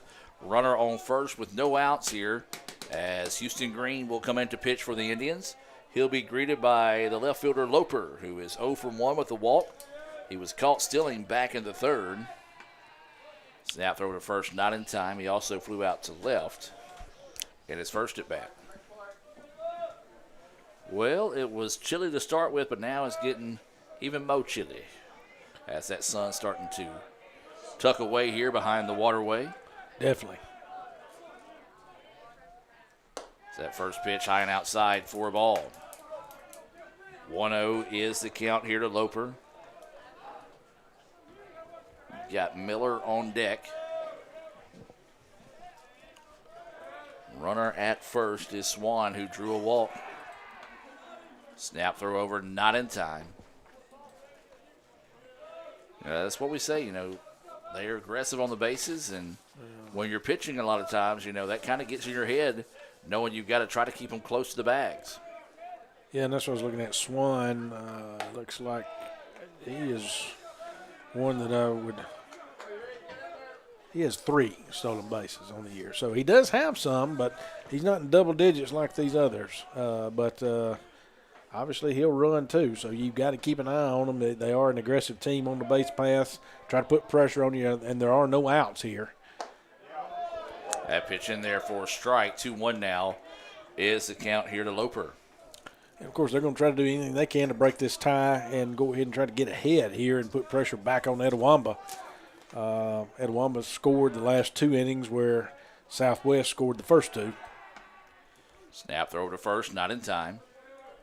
So we'll stay at 2-1 here with Loper at the plate. Swan at first. He belongs to Smith. That pitch runs high. Now the count goes 3-1. Yeah, I'm not even going to say it. I'm just not going to say it anymore. Okay, don't say it. I'm not going to say it anymore, Adam. I'm not going to let you say it. I'll mute your microphone. I'm going to do it. 3-1 pitch and another walk, and the Indians continue to struggle here, finding the strike zone. You said it. I did. I knew what you were talking about. So I was going to say it for you there, but no outs, runners on first and second. And, man, it was a good start by Cagle. Got 2 quick strikeouts. There was a walk, hit by pitch, walk. Finally got out of the inning with a great play over at third, but now back-to-back walks to start the inning here. And, we talked about our Bank Oklahoma keys to victory was to not give up those free passes as the bunt goes foul for strike 1.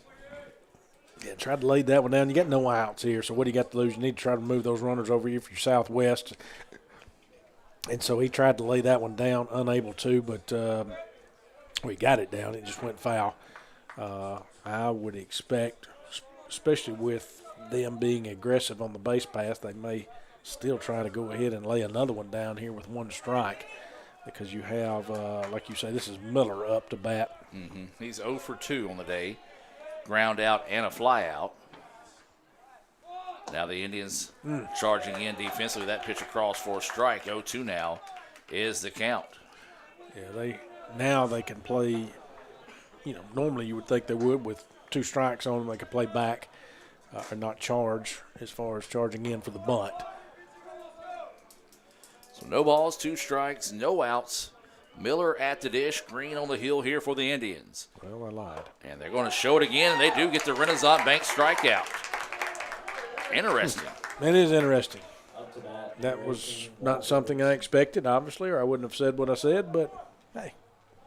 Well, it's one of those situations where they're thinking maybe roll the dice. If we get it down, defense isn't ready for it, we've got bases loaded, or maybe force them to throw an error in that situation. So a big-time Renaissance Bank strikeout there for the first out of the inning. First strikeout of the evening for Green. And that brings up Wixon, who swings through the first pitch himself there and misses. Strike 1, big strike right there. Again, runners at first and second. They have not advanced over at this point. 1 is in scoring position, though, should anything get down in the outfield. So the 0-1 pitch, this one popped and that one up, could get down. And it's going to drop. And so now bases will be loaded for the Bears. they had to hold up right there. That one was popped up just enough that you didn't know if the right fielder Thompson was going to be able to get in and make that catch. And so that held your runners up. They basically had to freeze where they were in case they needed to retreat back to the base, and if he made the catch. Wasn't able to get to it. So, again, it was a hit, not one, though, that would be able to drive in a run for Southwest to take the lead. So, as you said, Adam, base is now loaded for Hayes. So the Indians would love to turn 2 in this situation if they can. Bases are loaded. That's being brought to you by Max Home here in Fulton. Yeah, corners in right now for the Indians defensively. Of course, you're going to play the double play ball up the middle. But he swings on that first pitch right there, fouls it off down the first base side there. And we'll have a conversation. Take time here as the coach wanting Might as well talk to his batter in this situation, kind of getting focused. Yeah. And just all it's doing is just getting darker and cooler. So there's no reason to be in any hurry. And he may be making the defense think in this situation, saying, all right, they're going to act like they're talking about something, maybe trying something unique, and so. And they're really not. They're not. So might be trying to throw a rope-a-dope in this situation. I like that. Been a lot of talking going on. Or they may just not be in a hurry to get out of here. Well, they've got a long drive ahead of them. They do. That is true.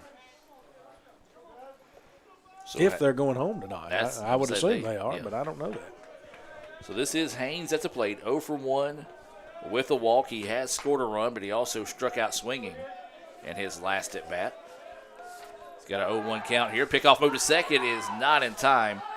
Boy, if that throw was on the third base side of the bag, they would have got him out. I apologize. I don't know if I did it all through game one. I just heard you. But I've been saying Hayes. I've got it as Haynes. It is Haynes. Okay. I heard you. You were correct. That's on me. That's a Brad Boo-Boo right there. So 0-1. This one's going to be fouled off. Now the count goes 0-2. It could have been that, or I could have been thinking about our good buddy Wayne Haynes. Yeah, it is a Haynes. I looked at it. Unless the roster's wrong. Like I say, that's on me. I take it. So no balls, 2 strikes, 1 out here. As Green gets set to deliver, and that one way outside. Yeah. Great job there by Jackson to keep that one in the zip code and keep the runners where they're at. Yeah, I mean, you can't afford a pass ball right there. I mean, you never really can again, but, man, you really got to be careful with that, and your catcher's got to be more aware and be on his toes back there to ensure he's able to pop up and get out there in the event and just at least keep it in front of him. 1-2 pitch. Like he just did. And great job right there by Bryson Jackson because he did exactly what I just described, and he just basically fell over it, and that's what you got to do. You got to keep those shoulders down and protect it, and hopefully it hits that chest guard right there, and you keep it in front and it does not get behind you, and excellent job there on that with that 2-2.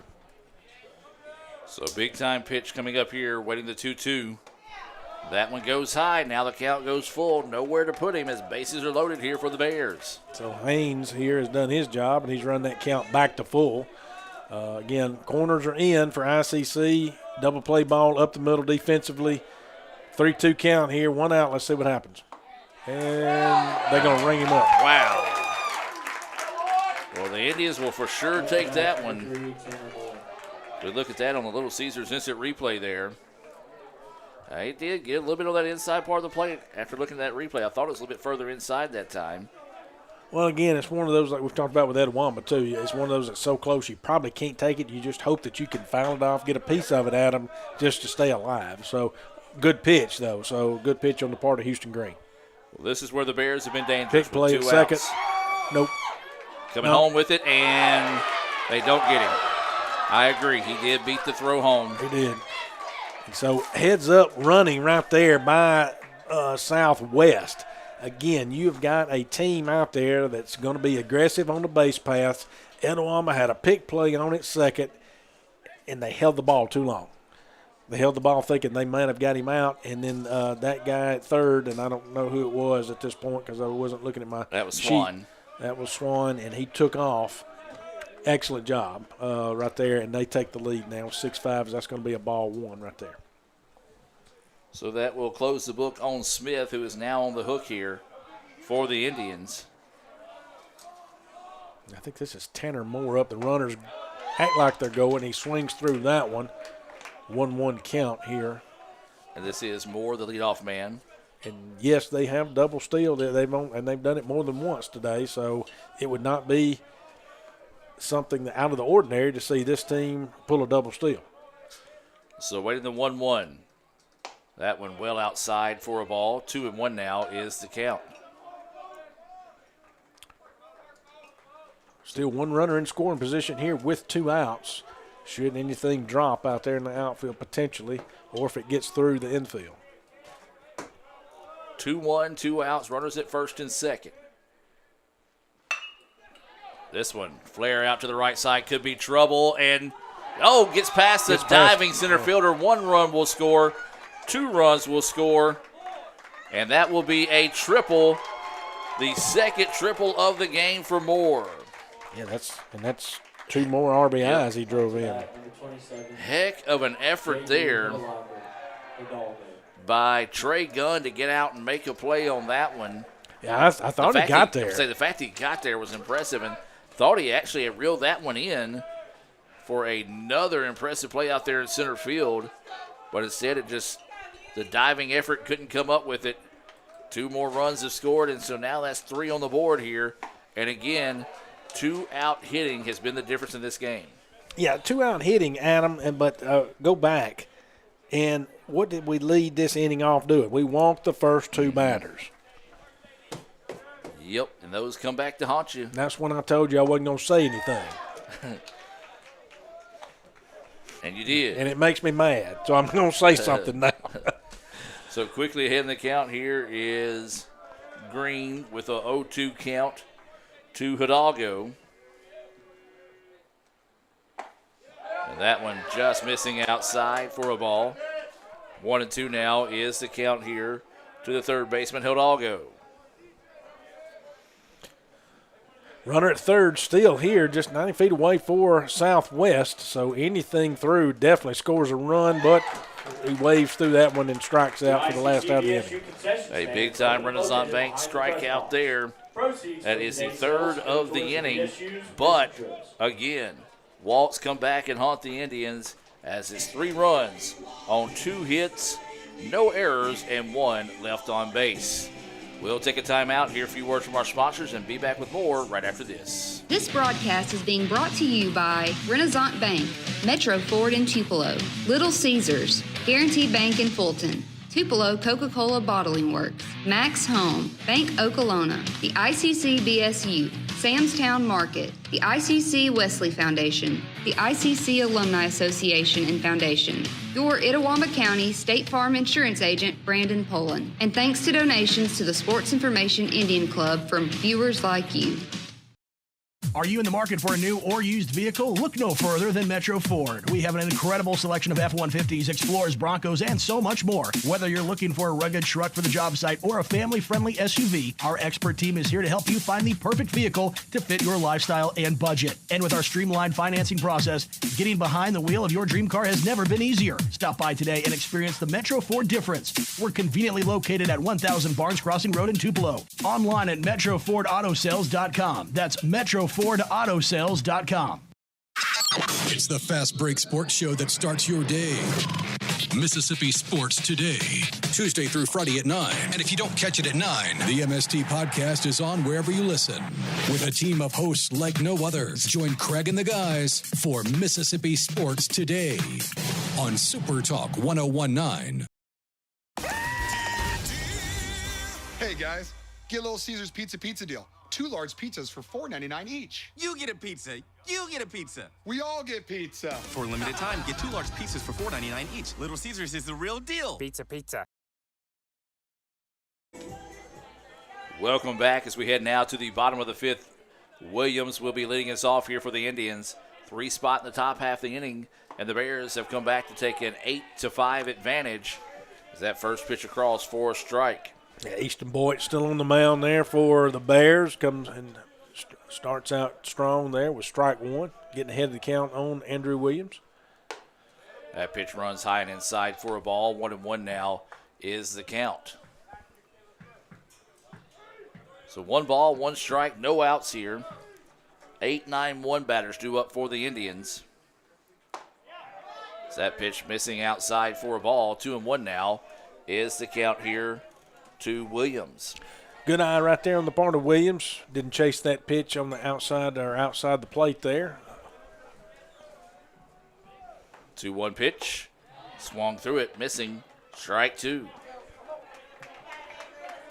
The Indians just need to get some base runners here. Start chipping away at this one.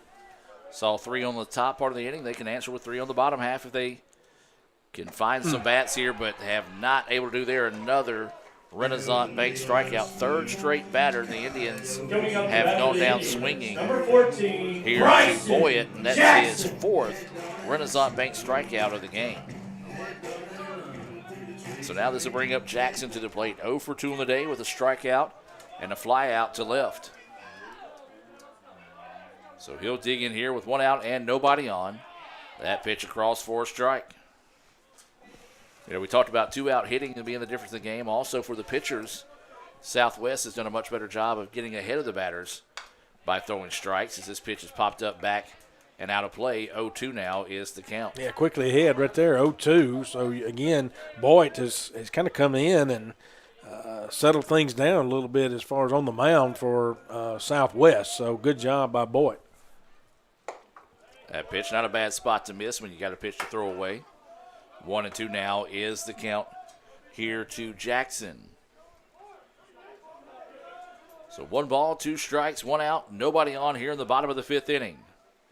Got him. Another Renaissance Bank strikeout. That is 4 in a row now. Coming up to bat for the Indians, for Boyd, Brody Thompson. And the Indians, well, the top half of the lineup got to him pretty good, but the bottom half, not so much. So this is where we flip it to here. And Thompson, he walked in his last at bat. That pitch in there for a strike. Yeah, Boyd's just looking comfortable out there on the mound right now, and looks like he's in command and has the last this inning and the last inning. So again, kudos to Boyd as he throws that breaking pitch in there, take something off of that, and that's going to be ball 1, 1-1 count. So 1 ball, 1 strike, 2 outs, nobody on. This one hit hard, and it's going to drop. And a clutch hit there for the Indians. Now it gets away from the center fielder, and that's going to go for a double. Well, that's what the Indians needed right there, just find some type of life. But the problem, Brad, is these hits are coming with 2 outs in the inning, and the Indians have not been able to put together any 2-out hits. No, they haven't. And we are in the moving into the meat of our lineup here with Cannon Graham, who had a big hit his last at bat. That was a big double there that drove in a couple of runs, I think, or 1 run. I know that. Yep. And so love to see another one of those that should score a run in Brody Thompson if he's able to get another one of those gappers out there as he did his last at bat. So Graham will dig in. Breaking pitch across the letters for a strike. 0-1 is the count. Runner at second here for the Indians. They trail this one by 3. 8-5 in the bottom of the 5th.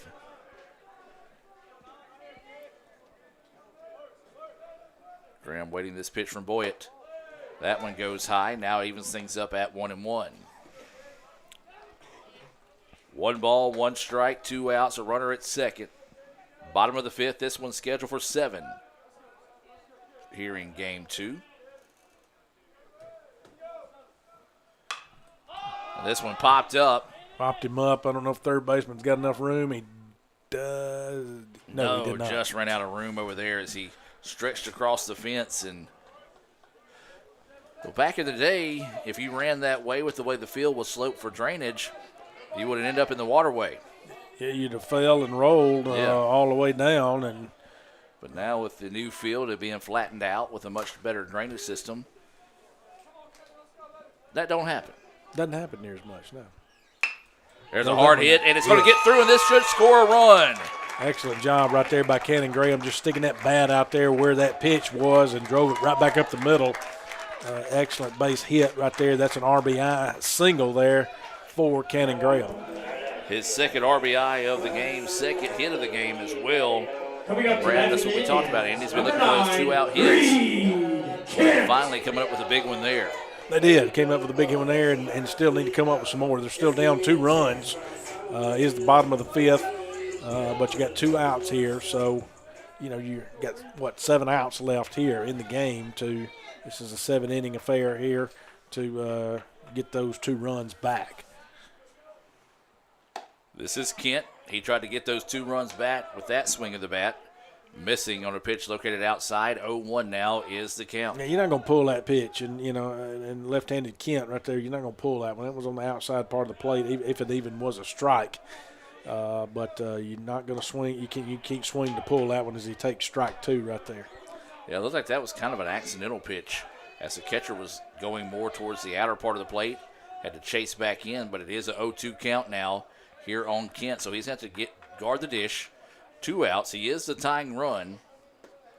That one in the dirt, gets away. Runner will not advance in that situation. Yeah, catcher kept in front of him. Did a good job there with Wixon, and it just kind of bounced out to his front right there. So no move there at first base there for Cannon Graham.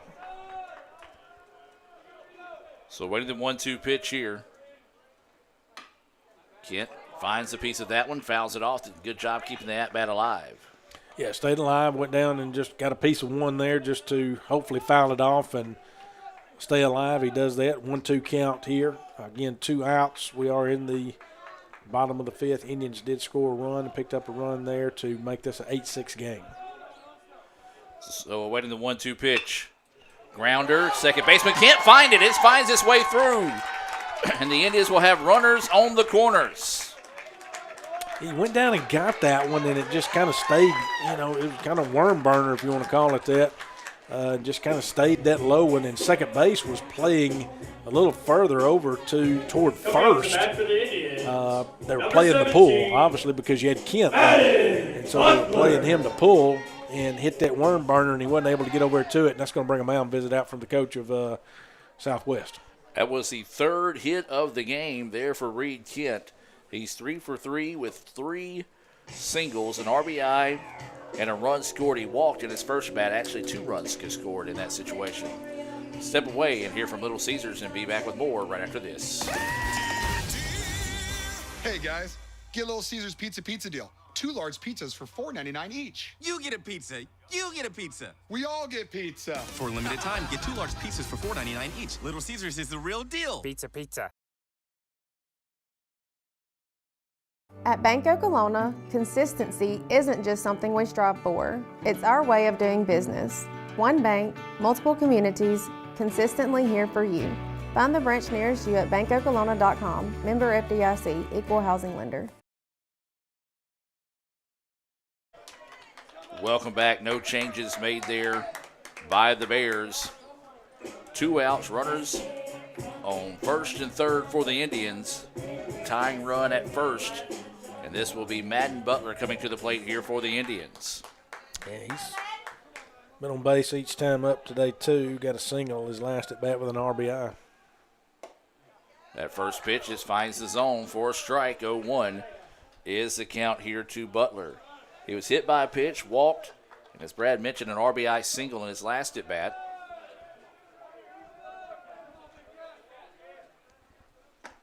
That pitch low and outside for a ball evens things up now at 1-1. 1 ball, 1 strike, 2 outs. Runners on the corners here for the Indians. We're in the bottom of the 5th. This one's scheduled for 7. ICC trailing this one 8-6 here in Game 2. Bears trying to bounce back after dropping the first game of the day 4-3.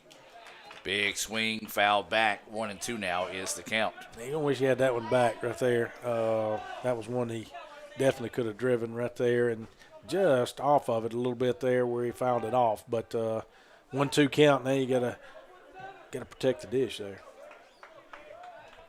So waiting the 1-2 pitch. Runner goes. This one's a flare out to the right side, but it's going to be slicing foul and out of play. So we'll reset and do 1-2 all over again.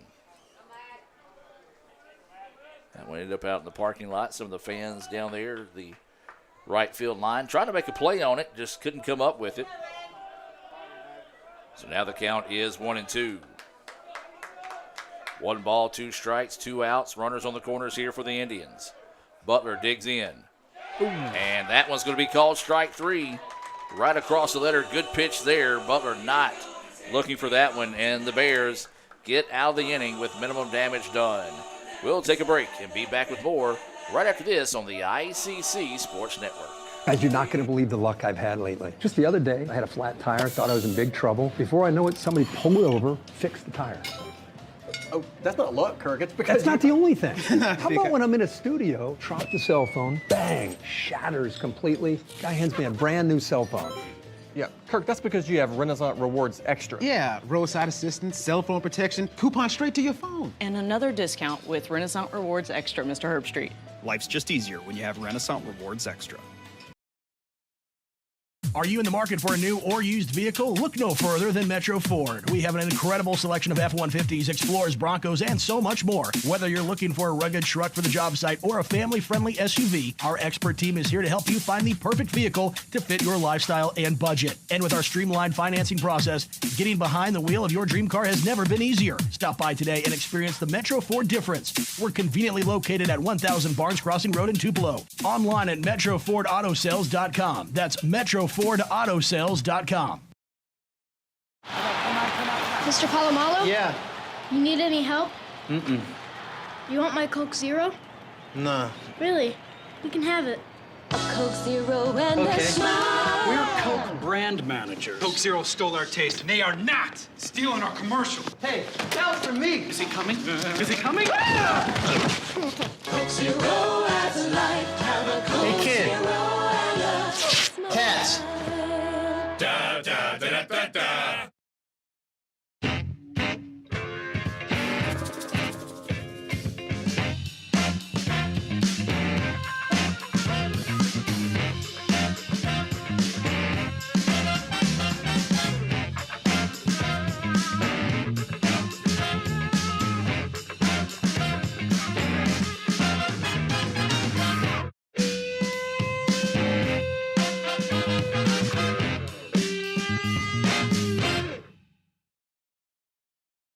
Guaranteed Bank, formerly known as First American National Bank, is a proud supporter of ICC athletics. Visit gbtonline.com. Guaranteed Bank, we're more than a bank, we're a community.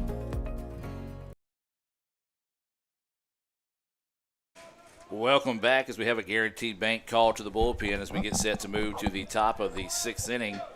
ICC trailing this one 8-6. This is Noah Wilder who is coming to the plate. He is committed recently to Freed Hardman to play baseball next year, as he will dig in to start things off here.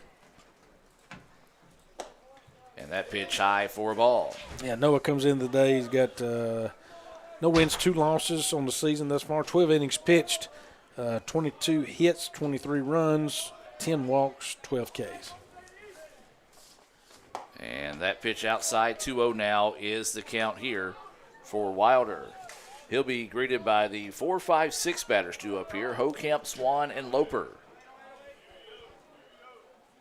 We're in the top of the 6th inning. And that one well outside as well. 3-0 now is the count. So 3 balls, no strikes, no outs. Mm-hmm.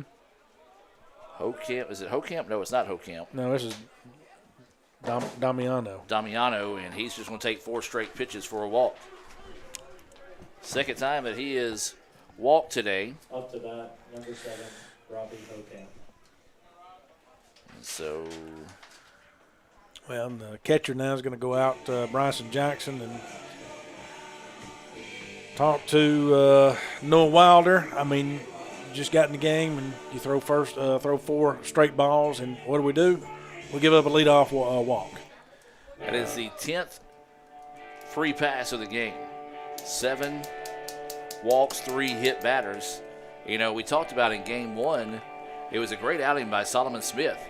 He did not walk anybody. He only hit 1 batter, and that was the difference in the game. ICC was able to keep those extra guys off the bases. Here in game 2, it's been an about face here. As now the umpire's going out to check and see what Bryson Jackson and Noah Wilder are going to eat for supper tonight when they leave. Well, Little Caesars is a great option. Absolutely. Especially if your name's Brad Boggs, because I owe him 82 boxes of pizza. 82, yes. And I owe Aiden 1. It looks like we may. So you owe me 81. I owe you 81. So I'll owe. Yeah, just add that to my tab. Yeah. We'll take a break. Let's hear from Little Caesars and be back with more right after this.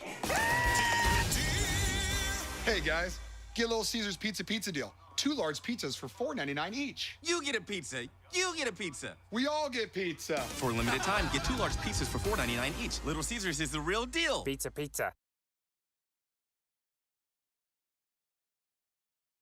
Guaranty Bank, formerly known as First American National Bank, is a proud supporter of ICC athletics.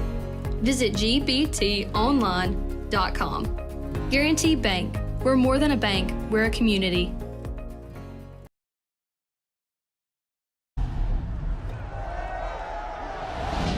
I stand alone with fire inside. This heart's a drum. I won't subside. Against the odds, I'll rise again with passion burning in my veins. This broadcast is being brought to you by Renaissance Bank, Metro Ford in Tupelo, Little Caesars, Guaranty Bank in Fulton, Tupelo Coca-Cola Bottling Works, Max Home, Bank Okolona, the ICC BSU, Samstown Market, the ICC Wesley Foundation, the ICC Alumni Association and Foundation, your Itawamba County State Farm Insurance Agent, Brandon Poland, and thanks to donations to the Sports Information Indian Club from viewers like you.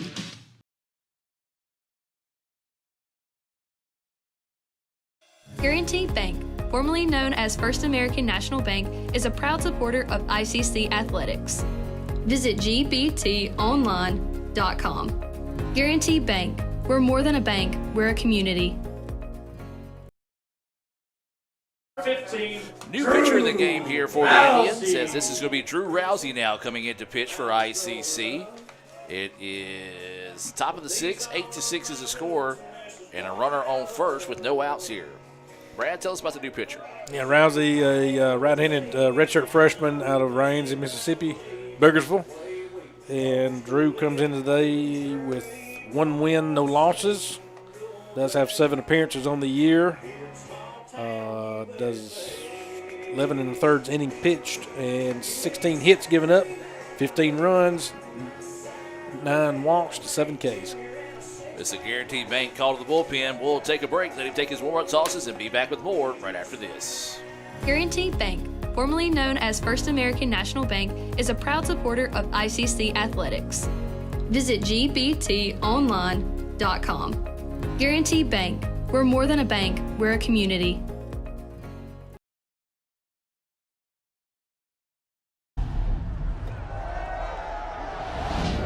I stand alone with fire inside. This heart's a drum. I won't subside. Against the odds, I'll rise again with passion burning in my veins.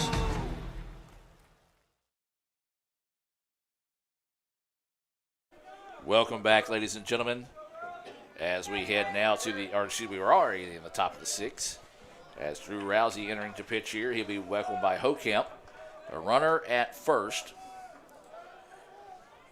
As you can tell, it's getting late in the day because we were talking about Little Caesars Pizza between the break, and somebody mentioned wings. They have wings at Little Caesars.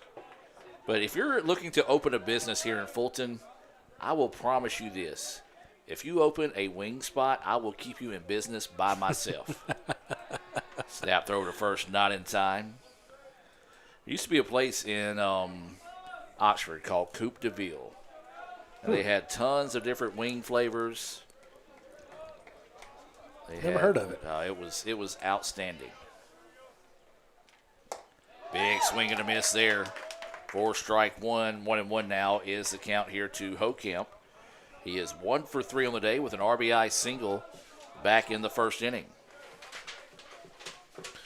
6th pitcher on the 9th for Etowamba. Snap throw back over to first, not in time. I'm having to control the music now because Aiden left because he's warming up in the bullpen. He is. 1-1 is the count. You know, we go back and we talked about in game one the fact that Smith was able to go so deep to be able to save some arms. Well, it's a good thing he did. Absolutely. As that pitch missing, now 2-1 is the count. 2 balls, 1 strike, no outs here. We're in the top of the 6th. Southwest up 8-6 in this one. Runner goes. A little hit and run action. Throw down is not going to be in time. Got him. Oh, wow. They're going to say he got him. Maybe came off the bag after the tag. And so they're going to call him out there. So Indians catch a break. Yeah. Well, that's break we needed there, and that's. So was that a strike him out, throw him out as well? I guess it was. I was supposed to say where'd the second out come from, but I guess it was. I'm a little confused now. Yeah, I don't think there were 2 strikes on the play. Well, now we're having to go with another meeting of the umpires. Hey, it's good. Hopefully this will be a peaceful one. Because we talked about in game 1, the umpire that's behind the plate right now and the one over at first base at least they're talking had to be separated. And they're talking now. They are. They are. They're friendly. And they may be talking about Little Caesars pizza. I'm sure they are. They're probably like, man. Yeah, man. Yeah, you know, I'm hungry right now. My stomach's growling. And what kind of pizza y'all gonna stop and get from Little Caesars? You know, you gonna get the thin crust. You gonna get the regular crust. Well, here's the thing. You gotta order ahead to get that thin crust. Oh, you gotta order ahead to get. But you also can get it well done. Well, that may be what he's doing. He may be telling one of them, say, look, you'll go ahead and order it while you're out there. I'm the home plate umpire. I can't order it. Yeah. Y'all go ahead and order it. Y'all go ahead and order that for us. Tell you what you do. You get some pepperoni. Pepperonis. Get them old school pepperonis and get it. They're going to say he was out. So both of them out. So strike them out, throw them out situation there. Nice. Okay. I didn't have my count on the board. And so now they're going to the home plate, or excuse me, the Southwest coach is going to come out and talk about this one. Yeah. He may be wondering, this is what we need to stop somewhere on the way home. Yes. Get food. They're going to stop at Little Caesars. It's the best place to stop in Fulton. Yeah. I mean, stop at Little Caesars. You can get several pizzas. But here's the thing, though. If you don't have time to put it on the order, they got pizzas that are hot and ready. You can just walk in and be like, hey, man, what you got? Hot and ready. And they can be like, I got a meat lovers. I got a cheese. Take it. I'll be like, man, give me both of them. Give it, yeah. And both of them. Got any breadsticks? Take them. Breadsticks with the marinara, yes. Love it. And they also, you can order the garlic sauce and other sauces with it as well. Oh, yeah. Can you tell we're hungry, folks? Little Caesars.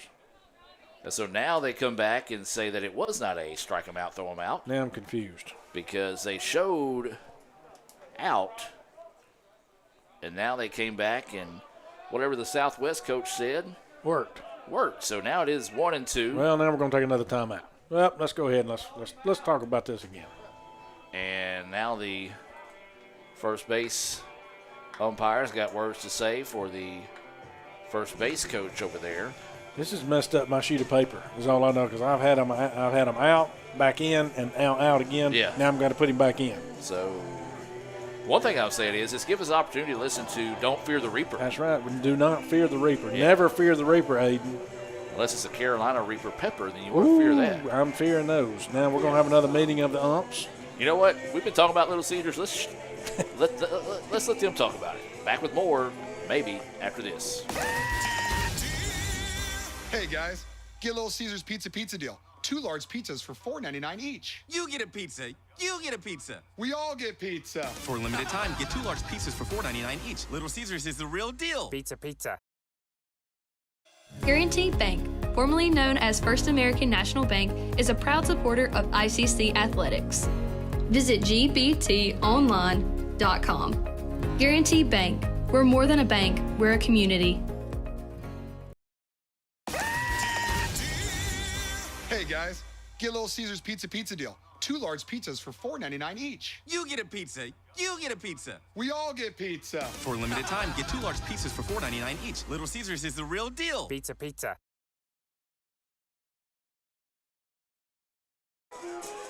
So, after about 45 seconds, we still don't know what the heck's going on right now. As Coach is now talking to the umpires here down the third base line. So if you're listening, if you want to go by and pick up a Little Caesars pizza and bring it to the ICC press box, we'd take it. Brad Boggs will give you a jumping high five. Absolutely. The conversation continues here. It's in the top of the sixth. We think the count is 1-2 with one out. We thought it was a strike him out, throw him out. The Southwest coach came back and said, no, that's not the case. Then the umpire showed him being out. He showed the out signal after the conversation. The coach came back out. And then they said, nope, go back to home. It was not a strikeout. And so now the count is 1-2. I gotta go back and get warmed up again. Yes. Well, you know what? Let's just start over from game one. Yeah, I mean, because this is a long break right here. All right, now he's out. What is he out? So is he out? He's out. What the heck is going on? Well, I don't have to change my paper. Once again, I've got to change my piece of paper. This has really messed up my statistics here. I'm just happy I said heck just then. I am too, but I have no idea what's going on. So whatever Coach Lott said, apparently now we've gone back to. So now is there two outs? There are. Wait, there's a guy on first. Wait. No, now there's a guy on first. I thought he was out. First? He was out at second. He called him out at second.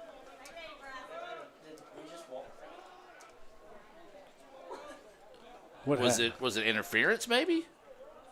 Hold on, now there's a runner at first. I don't know. If anybody knows what just happened, runner goes. This one's fouled back off the netting. Now I've really messed my piece of paper up. I'm going to text Cal, and I'm not going to say heck this time, but ask him what happened. So Hokemp struck out. We think. That is the one out, yeah, because Swan's up. They said the runner, they sent him back. But the runner now is back at first. And there's a breaking pitch in there for a strike. Strike two to Swan. 1-2 count here. But that is still then Damiano at first. Is not out at first, yeah. Somehow. Snap throw over to first, not in time. What a day. We said it was bizarre in game one. Well, game two was like, hold my ice cold Coke. Yes. In which Aiden needs one. He needs some caffeine. So the count is 1-2 here. Swan is at the dish. Fouls that one off, and we'll stay at 1-2. Well, I text Cal to ask what happened, so maybe he'll have a. I think Cal quit. We got to start bringing in Andy Kirk. Cal quit. He probably did. He's probably on his way back home. Yeah, he said, I'm a mess on this. I'm going back to get me a Little Caesars pizza. He picked up a Little Caesars. He's headed back to South Tillow. All right. Waiting the 1-2 pitch here. Outside for a ball. 2-2 now is the count. Not a bad pitch there. Couldn't get him to chase it. You know, in Major League Baseball, they call time, turn around, tell us what happened. So yeah, we may have to start bringing the football wireless headsets to the umpires here in baseball. I have no idea what happened off of that. That pitch missing outside. Now the count goes 3-2. So there's only one out, even though at one time we thought there were two, and then at one time we thought there were one, then we went back to two, and then we went back to one. Then I think we went back to two again, then we went back to one, which we're at now. My eyes just crossed. Yeah, if you can't stay with it, I've got a chart here. I've got a whiteboard in here, and I'm writing it down on the chart, and I've got a flow chart here. So we're going to get you a teleprompter. Yes. For the next game. I'd love that. And just put a big question mark on the screen. So waiting the 3-2 offering here. Runner goes. The pitch is inside for a ball, we think. And we're going to wait before we write anything down. Yeah, I should have wrote everything in pencil today. Yeah. So it will be a walk issued here, so.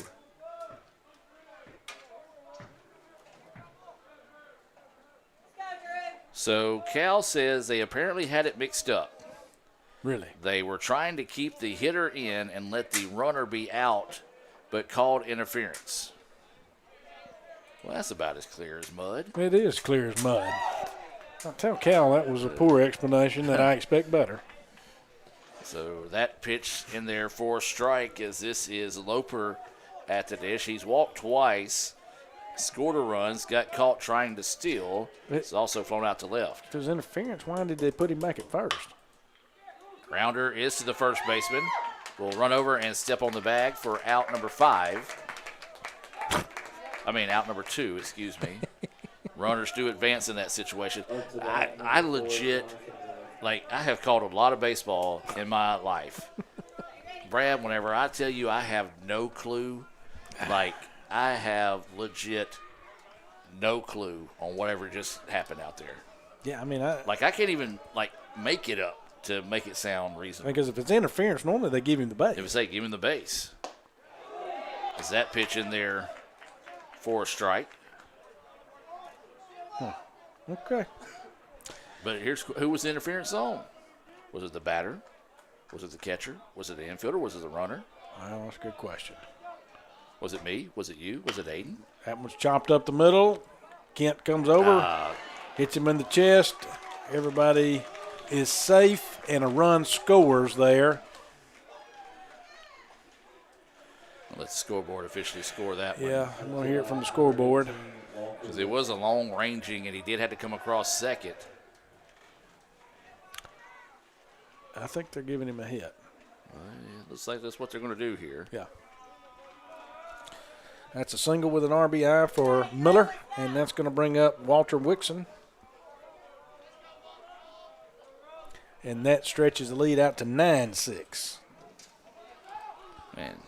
Again, we talked about how bizarre Game 1 was. Well, Game 2 is right here. All right, runner trying to get caught on a run down, but we did not go for that. He'll get the free pass. As Hall & Oates would say.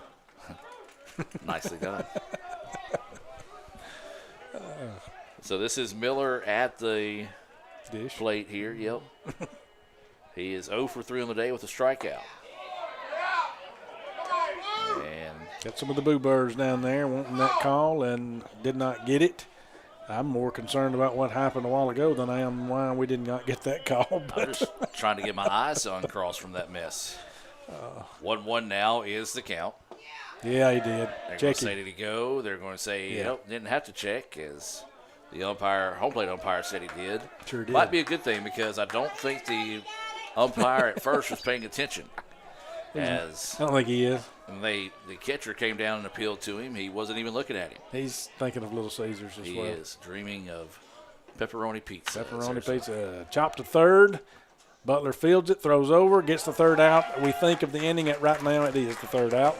So 5-3 to end the most confusing inning of baseball in my life.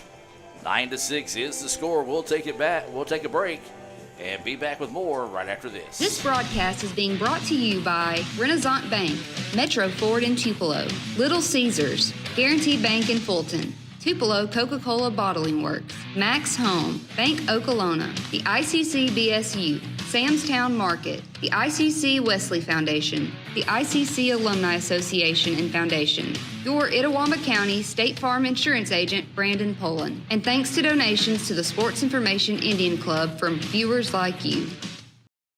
Are you in the market for a new or used vehicle? Look no further than Metro Ford. We have an incredible selection of F-150s, Explorers, Broncos, and so much more. Whether you're looking for a rugged truck for the job site or a family-friendly SUV, our expert team is here to help you find the perfect vehicle to fit your lifestyle and budget. And with our streamlined financing process, getting behind the wheel of your dream car has never been easier. Stop by today and experience the Metro Ford difference. We're conveniently located at 1000 Barnes Crossing Road in Tupelo. Online at MetroFordAutoSales.com. That's MetroFordAutoSales.com. Guaranteed Bank, formerly known as First American National Bank, is a proud supporter of ICC Athletics. Visit gbtonline.com. Guaranteed Bank, we're more than a bank, we're a community. Welcome back, ladies and gentlemen. We got another pitching change here brought to you by Guaranteed Bank as we get set to head to the bottom of the 6th inning. Brad, tell us about the new pitcher. Okie doke. Nathan Carter is on the mound for Southwest. He is a right-handed pitcher out of Petal, Mississippi, freshman. Carter comes into the day with a 6.48 ERA, 2 wins, 1 loss, 8 appearances on the year. He does have 8 1/3 innings pitched. giving up 6 hits, 6 runs, 6 walks, 4 Ks. And he will be welcomed to the contest by Cavanis. Swings on that pitch, grounder to the shortstop, throw across the way is in time for the out. So 6-3 on the putout of Cavanis. Number 25, and now this will bring Trey Gunn to the plate. No out is safe in this ball game. It most definitely ain't. And we're not saying that to belittle or talk bad about the umpires. You guys have been watching this game today. If you joined us all the way back at 2 o'clock still watching, kudos to you. As that is going to be a swing and a miss for a strike. But it has just been some bizarre calls. The umpires fighting amongst themselves. Birds' heads are falling off. Yeah, I mean, it's been something else here. But swings through that one, strike 2. 0-2 count here on Trey Gunn. So 0-2 now is the count. Gunn is 0 for 2 with the walk on the day. And catches a break there. That one looked pretty good. So he'll get another chance at this one. 1-2 now is the count. So waiting the pitch here. That one missing low and outside. 2-2 now is the count. Indians need base runners here. We are in the bottom of the 6th here. Of course, only one more at bat after this one for the Indians. So the Indians down to their last 4 outs. And that one downstairs. Yeah. Missing low. 3-2 now is the count. 5 outs. That's the reason why I was checking to make sure you were paying attention, Aiden. Thank you. I'm glad that you are and you can do math. So 3-2 pitch coming here. This one popped up a mile high. Goodness. First baseman coming over, chasing, and will find it after leaning back to get it. And that's out number 2. 2 outs right there. So Trey Gunn popped out to first baseman in foul territory. Number 22, Jack Howell. So this will bring up Jack Howell. And this bottom part of the lineup has not gotten it done tonight for the Indians. Batters 5 through 9 has only got 1 hit today. 2 of them been hit by pitches, and one of them has walked. The rest of the time it's either been ground out or 1 ground out, fly out, and then 7 strikeouts. So that first pitch missing for a ball. Second one does the same. 2-0 now is the count. Yeah, Carter works pretty fast out there on the mound and doesn't take a lot of time. Wanting to change, get another ball out there. So 2 balls, no strikes, and 2 outs. We're in the bottom of the 6th inning. ICC trailing this one 9-6. Looks like should Howell reach, we got got Pickens on deck circle there, who would pinch hit for Andrew Williams. So it's a 3-0 count now. Here to Howell, who's playing in left field here. That pitch runs inside, taking the whole way that time. As it finds the corner of the plate. 3-1 now is the count. So 3 balls, 1 strike, and 2 outs. Jammed him, popped it up. Could be trouble, though. Shortstop giving chase, and it's going to drop for a base hit. Yeah, another one of those again that they're just hitting it where they're not and they can't get to. Sunner was playing pretty deep out there, and the shortstop just wasn't able to get to it far enough. The shortstop wasn't able to get to it. So, again, dropping it out there, single. And as I mentioned, Tyler Pickens, who was in the on-deck circle, is pinch hitting for Andrew Williams. So Pickens will dig in here, trying to spark a 2-out rally for the Indians here in the bottom of the 6th. Looks at that first pitch, high and inside for a ball.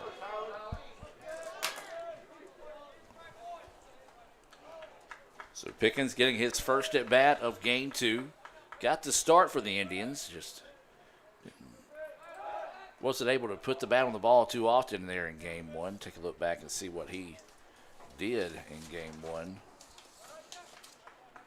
Well, he was 0 for 3 with a pair of strikeouts. So trying to see if he can flip the fortune here in game 2. And healthy swing at that one. Finds a piece of it, but does miss on the, as they say in bitch warmers, he ticked it. 1-1 now is the count. 1-1 pitch. That one a beauty right down the middle. 1-2 now is the count. You got to try to put something in play here if you're Pickens. Definitely need to keep this inning alive. If not, you're going to get down to make it go down the last inning with down 3 runs, as that one's outside here. Does not draw a swing. 2 balls, 2 strikes.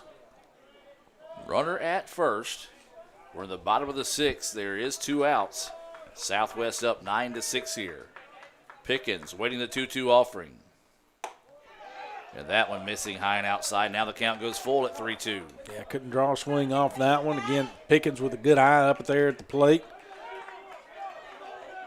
Not chasing anything outside the zone thus far. So the payoff pitch here. Swing and a miss and a clutch Renaissance Bank strikeout there to get out of the inning. And the Indians trail this one 9-6. After 6 complete, we'll take a break and be back with more right after this here on the ICC Sports Network. It all leads to this moment. It started with stepping out and discovering what you're capable of. Planning your future while learning, serving, and getting a real collegiate experience. Because the place you start can change everything. Itawamba Community College. You belong here.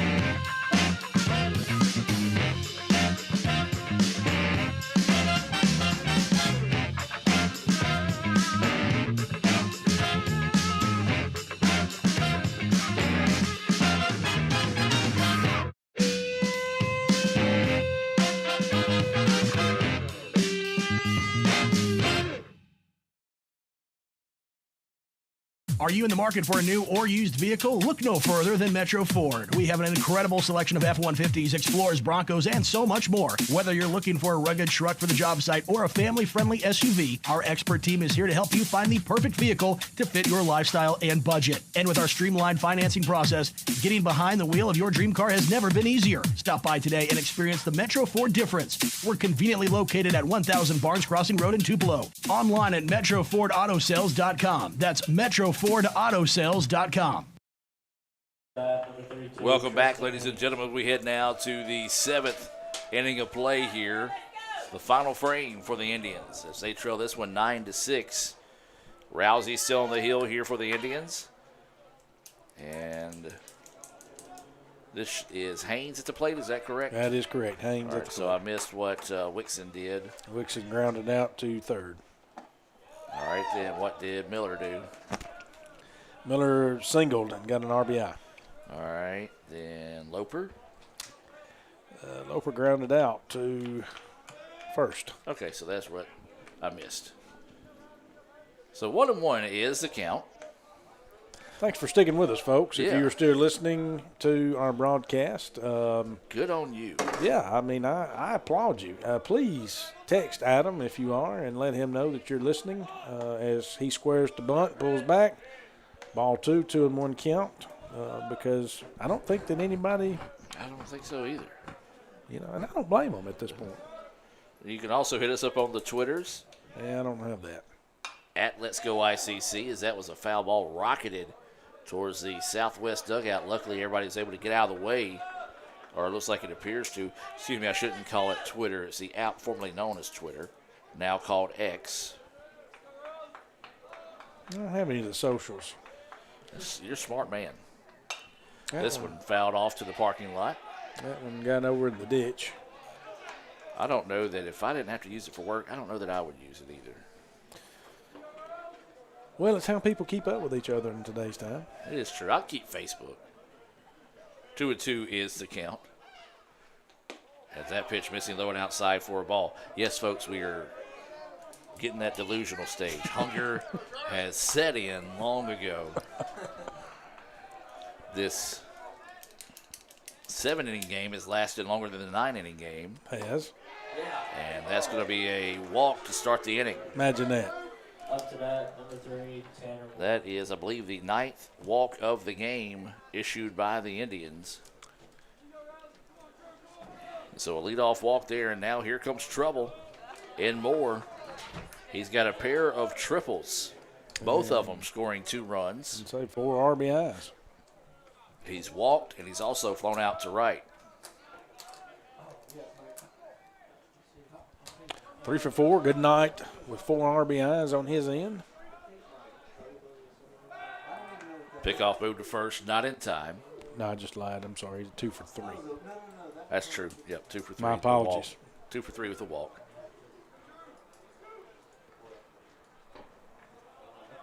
So Rousey getting set to deliver the pitch here for the Indians. Back over to first again. Pick off to first, not in time. Again, they're very aggressive on the base path. Haynes over there got some wheels on him as well. We saw that earlier in the game and in game 1, too. Shows bunt, lays it down. It's a good one. It's going to stay fair. That's going to be a bunt single. Yeah, they're not going to have a play on that one. So, like you said, excellent bunt there. When things are going your way, they go your way. And when you're having a game like Moore does, that's exactly what happens there. As that was intended to be a sacrifice bunt, but stayed fair. And it's a bunt single, his 3rd hit of the game. And now this will be Hidalgo coming to the plate. He is 1 for 2. He's been hit by a pitch twice. He's singled, drove in a run, stole a base, scored a run, and struck out in his last at bat. Yeah, not the inning you need right here if you're at Wamba when you know you're in the 7th. I mean, obviously you're down 3 runs already, and now you've got runners at first and second, no outs here, and you're fixing to jump into the meat of the lineup here for Southwest. So 1-0 is the count here to Hidalgo.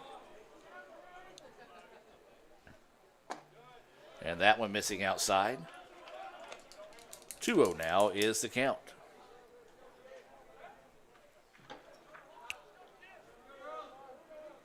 So 2 balls, no strikes, no outs. There is runners at first and second here for the Bears. Hidalgo waiting the pitch. It's in there for a strike. 2-1 now is the count. On the outside part of the plate there, needed to find that, needed a strike in the worst kind of way. So like you say, 2-1 count here. Rousey getting set to deliver the pitch here to the 3rd baseman, Hidalgo. Instead, the pick off to second. The throw was nearly in time, gets away into the outfield, but the runner having to dive back. That was a rough collision between Cannon and Haynes there. You see both guys kind of trying to shake it off out there at second, and they're going to come out and check on them in this situation. Graham coming up and kind of patting Hayes on the back, showing him some love after that. No, they're going to come out and talk to him. Looks like, I don't know if he slid, but he dove back in, hit him with his shoulder in the shin or what. And they're going to get him to stretch it out here.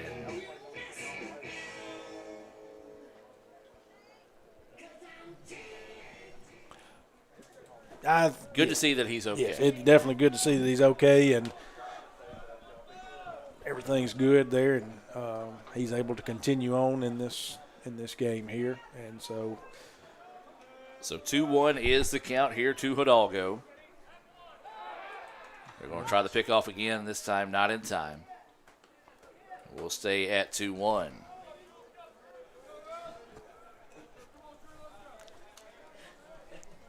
So Hidalgo looking for his 2nd hit of the game. Rousey looking for his 2nd strikeout. Instead, that one runs inside. Now the count goes 3-1. No outs here, and you definitely don't want to load the bases. You never want to load the bases, but you definitely don't want to load the bases with no outs here, and you're down 9-6. I don't know what else. I mean, I can continue to say it, but I'm sure everyone's tired of me saying it. 3-1 pitch. This one popped up. It's going to get out of play. Now the count will go full at 3-2. Boy, if you ever needed a Renaissance Bank strikeout, now is the time. Of course, now you would also trade that for a Little Caesars double play. You said Little Caesars. I did. We've said that a lot tonight, so they're going to be happy. So waiting the 3-2 offering here from Rousey. Instead, the pick off to seconds, not in time. Been a lot of pickoff moves, but of course, when you're playing a team that's like Southwest, that's very aggressive on the bases, you got to keep them honest. We've seen the Indians get them in a rundown back in the first inning and has picked off a couple of runners. Now there they go. And that's going to be strike 3. The throwdown is not in time, so the double steal, although Hidalgo goes down looking at strike 3. Yeah, double steal again. I don't know how many times I know that's 3 tonight. Yeah. I know they've double steal, been successful with double steal 3 times, maybe more. So this will bring Damiano to the plate. Runners at second and third. 1 out. As he's doubled, walked twice, and been hit by a pitch. Yeah, that's going to bring the infield in for the Indians here. Obviously trying to they're going to put him on. Keep from a run scoring here, and they're going to put him on to load the bases. Get the force. Get that force out anywhere. But, of course, a double play ball obviously can end the inning as well because you got 1 out already on the board here now that you've – and that's why they did that, because you're going to probably play in on the corners here and drop your middle infield back to double play depth. Well, this is Hokamp, who is scheduled up. We'll see if it's still him coming to the plate. It is. So he will dig in with 1 out, bases loaded here. Of course, when we talk about bases loaded, we got to talk about Max Home, a proud sponsor of tonight's action here on the ICC Sports Network. If you're looking for a job, they're looking for you. Visit maxhome.com. They've got locations here in Fulton and Sulligent, Alabama. 1-0 is the count. Bases loaded. 2-0 now is the count. Both those pitches kind of coming up short there. Couldn't get Hokamp to chase either one of those. He had an RBI single back in the first, struck out to end the second. Grounded out to third to end the fourth. Pops this one straight up in the air. It's a gift. And the first baseman will camp underneath it for the out. Big-time gift right there that the Indians needed. Popped that up to Cavanis there at first, able to get the second out of the inning. That's big right there, and that'll drop your corners back. And this will also bring Swan to the plate. He's walked in his last 2 at-bats. Grounded out to first in the third and struck out to end the first. So Rousey trying to get out of the jam here. Bases full of Bears. That pitch outside for a ball.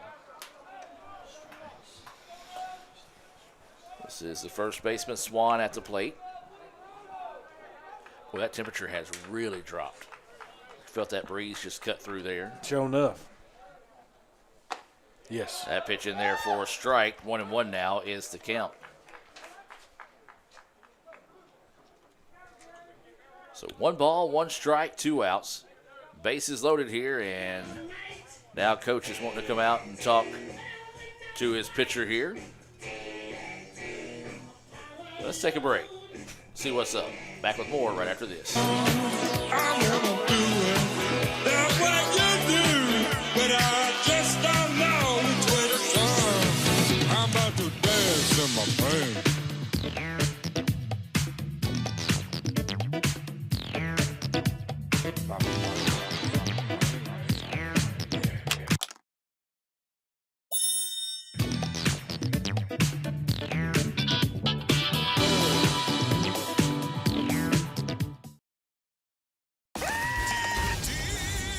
Hey guys, get Little Caesars pizza deal. 2 large pizzas for $4.99 each. You get a pizza. You get a pizza. We all get pizza. For a limited time, get 2 large pizzas for $4.99 each. Little Caesars is the real deal. Pizza. Welcome back, ladies and gentlemen, as the umpire breaking up the conversation. 1-1 is the count. There is 2 outs. Bases still loaded here for the Bears. I just had the 7th inning stretch here in the top of the 7th. That's good. You went ahead and got yours in. Went ahead, yeah. As we're approaching the 3-hour mark here for game 2. Mm-hmm. So waiting the 1-1 pitch here from Rousey. That one missing low and outside. Now the count goes 2-1. 2 balls, 1 strike, 2 outs. Bases loaded, being brought to you by Max Home here in Fulton. Rousey looking for the exit. 2-1 pitch. It's a beauty in there for a strike. 2-2 now is the count. It's like final in 10 innings there. Texas beat Oklahoma 6-5 to 4. I'm sorry. Apologize. And currently Auburn, bottom of the third, up 1-0 on Alabama in NCAA baseball there. That one again, Alabama took game 1 of that last night. As that one swung on, they're going to be grounded to third. Madden Butler makes the tag out there, gets the third out of the inning. Indians get out of the jam with no damage done. Now they trail it by 3. Is there some magic left in the Indians' bats in this one as they look for the rally here in the bottom of the 7th? We'll take a break and be back with more right after this. This broadcast is being brought to you by Renaissance Bank, Metro Ford in Tupelo, Little Caesars, Guaranteed Bank in Fulton, Tupelo Coca-Cola Bottling Works, Max Home, Bank Okolona, the ICC BSU, Sam's Town Market, the ICC Wesley Foundation, the ICC Alumni Association and Foundation, your Itawamba County State Farm Insurance Agent, Brandon Poland, and thanks to donations to the Sports Information Indian Club from viewers like you.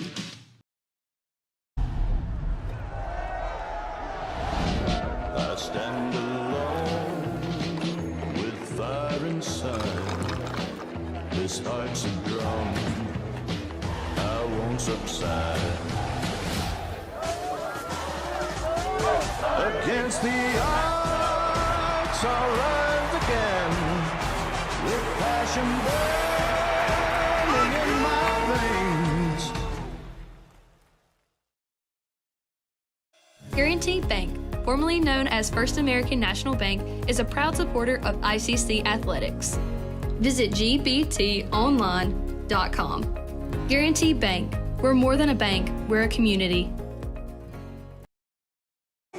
Welcome back. We've got another call to the bullpen here. And Brad, tell us about the new pitcher in the game. Well, we saw him in game 1. Nick Carney came in relief in game 1, and he's a right-hander sophomore out of Columbia. And on his stats there for the year, now this does not include game 1. Obviously, all I'm going off on is what we had prior to today's games. He had a 3.24 ERA coming in today. 2 wins, 1 loss out of 11 appearances, 16 2/3 innings pitched, giving up 13 hits, 9 runs, 4 walks to 22 Ks. And those stats being brought to you by Sam's Town Market in Manatee, a Guaranteed Bank. Call to the bullpen for the 9th time here in game 2. So he's got his warm-up tosses ready to go. Coming up to bat for the Indians, number 6, It'll be Jack Cummings. Jack Cummings getting his first at bat here in game 2, batting in place of Bryson Jackson. So it'll be the 9-1-2 batters due up. Cummings, Thompson, and Graham scheduled up here for the Indians. ICC need 3 to send this to extra innings. 4 to win it. It's that first pitch outside for a ball. Yeah, gotta get some base runners here, obviously, if you're going to get anything going here. So walks, will take anything at this point. Itawamba will, just to get some runners on base, just to see if we can push some across. As that one's swung on and fouled back for strike 1. 1-1 now will be the count here to Cummings, getting his first at bat here in game 2. Yeah, he did bat in game 1, and I was trying to look back and see. Jack did have a hit in game 1 too. I know that, and he walked a couple times, if I'm not mistaken. He did. So waiting the 1-1 pitch here. And that was a strike, whether it be on the swing or on the pitch, as it was right down the middle that time. 1-2 now is the count here on Cummings. No outs as Jack is starting us off here. Listen to that pitch high and outside. 2-2 now is the count. Carney on the hill. Technically a save situation because he will face enough batters that could tie up the ball game. There's a hard hit. It gets through. I found that 6-hole again out there. Jack did, and that's where he got that hit in game 1. I know that. And so found it again. Number 4, and good way to start off here, the bottom of the 7th with a leadoff single and no outs. 10th hit of the game for the Indians. And now we flip it back to the top part of the lineup. This is Brody Thompson coming to the plate. He had a double and scored a run in his last at bat. He's walked, reached on an error. He's actually scored 3 runs today. So that pitch in there for a strike. So a runner at first. Right now, if you're Southwest, you don't worry yourself with that one. It doesn't mean anything right now here in the bottom of the 7th with the Indians trailing by 3. Thompson, 0-1 count. Now make it 0-2. Yeah, Thompson had a big double his last trip up the plate. Didn't have a walk earlier in the game. We'd definitely take another one of those doubles right now. So 0-2 is the count. Pitch on its way. That one high and outside. Not a bad spot to miss when you got a pitch to throw away there. If he swings at it, it's either going to be just a regular pop-up or a foul ball. So 1-2 now is the count here to Thompson. Runner at first after that single by Cummings to start the inning. And that one fouled off but held on to, and that'll go for a Renaissance Bank strikeout. Big strikeout there for Kearney. They got the first out of the inning. That is going to bring up Cannon Graham. Number 7, Cannon Graham. Had a single and a double already in this game with a couple of RBIs. So he'll dig in here, trying to spark a rally for the Indians. They trail this one 9-6 here in the bottom of the 7th. They won game 1 4-3. Bears trying to hang on and earn a split here in Fulton. That first pitch in there for a strike. Yeah, came back in on him right there on the inside part of the plate. Didn't draw a swing from Cannon. Yeah, Kearney's filling up the strike zone. Basically saying, you know what I'm throwing, do something with it. Well, when you got a 9-6 lead, you know, I mean, there's no reason not to, you know, at this point. That was high for ball 1, but you go out there and you got a 3-run lead here in the bottom of the 7th. You know, you can pretty much go after them if you want to. So 1-1 is the count. There is one out and a runner at first here for the Indians. Dribbler down to the third baseman, bobbled it. I'd say that's going to be a tough play right there because it was dribbled just enough out there to third, and it was kind of hit in between that third and short right there area where third baseman went over trying to field it and unable to do so.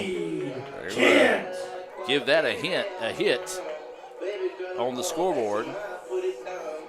I'm with you. That would have been a tough play as he had the range not only across but also across his body to get that one.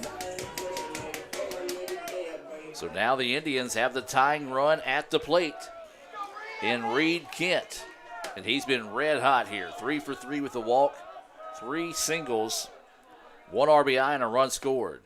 That pitch runs inside. Ball 1.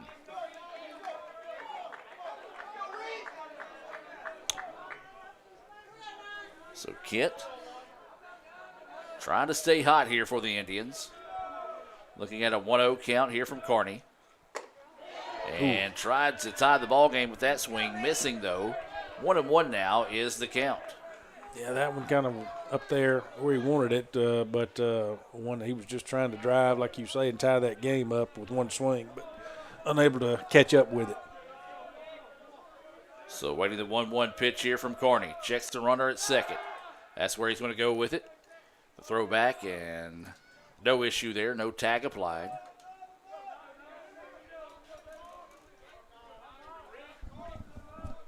One ball, one strike. 1 out. Tying run at the plate here for the Indians. Reed Kent is the batter. Fouls this one back, and now the count goes 1-2. Yeah, fouled it straight back here into the netting there again. Of course, now Kearney's up on the count out there and got a head on him with a 1-2 count.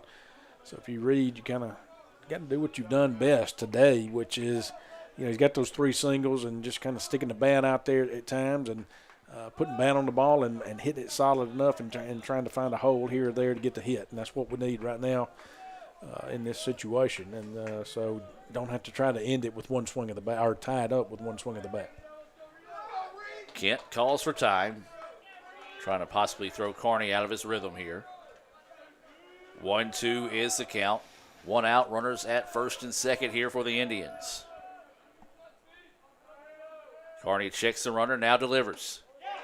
That pitch just missing inside. 2-2 now is the count. Reed kind of lunged at it a little, but not enough that was a swing of any sort. But I think some of the Southwest folks felt like that floated across there for a strike. 2-2 pitch. It goes high. 3-2 now is the count here to Kent.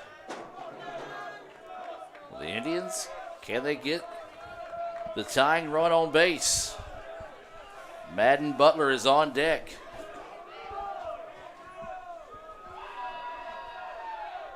Waiting the 3-2 offering here. This one hit hard. It's hit deep. And we've got a tie ball game. A 3-run home run by Reed Kent. 2 later. Home run by number 9, Reed Kent. What a big time clutch hit there by Kent. 3-2 pitch, got what he was looking for, and absolutely delivered for the Indians. Yeah, hit it in left center out there with a 365 mark and put a charge in that one pretty good right there. So definitely cleared the bases there and tied that game up 9-9. So Indians doing their job here and finding this spark here in the bottom of the 7th. That's going to bring up Madden Butler. Another guy out there who could he could end it with a walk-off with one swing. So now Butler will dig in. Takes a healthy chop at that one, fouls it off for strike one. Yet that's not what we've got to worry about right now, though, Adam. We've got to worry about with one out just trying to do what we need to do. If it comes, it comes. But if not, let's get on base and not get that second out. So 0-1 is the count here to Butler. Thought about it, held off. Count evens up now at 1-1. 1 ball, 1 strike, 1 out. Nobody on after that 3-run home run by Butler to tie us up here in the bottom of the 7th. Base hit. This one's going to hit. Nope, right at the second baseman. I was with you. Sounded good off the bat, but just a line out there to second. So the second out of the inning. Yeah, that's a big one. Coming up tonight, now this will bring Cabness to the plate. Will Cabness. Cabness will dig in. He is 1 for 3 on the day with a RBI single. He's also been hit by a pitch. And so he will see if he can keep the inning alive here with a base hit. So he looks at that first pitch outside for a ball. Yeah, the Indians would love to end it right here. It's the bottom of the 7th. So run scored obviously ends the ball game for the Indians, but got to get someone on base, and that's strike one right there as he swings through that one. Yeah, real big swing at that one. That time comes up empty. 1-1 now is the count. 2 outs, nobody on. 9-9 is the score here in the bottom of the 7th. Yeah, he committed. And he committed to that one. 1-2 now is the count. Now for Cabness, just a deep breath. Get refocused. Find a way to get on base here. We're waiting the 1-2 offering from Carney. Fouls that one off, keeps the at-bat alive here. 1-2 now is the count. Yeah, got a piece of that one, fouled it back, stayed alive there. Again, 1-2 count here.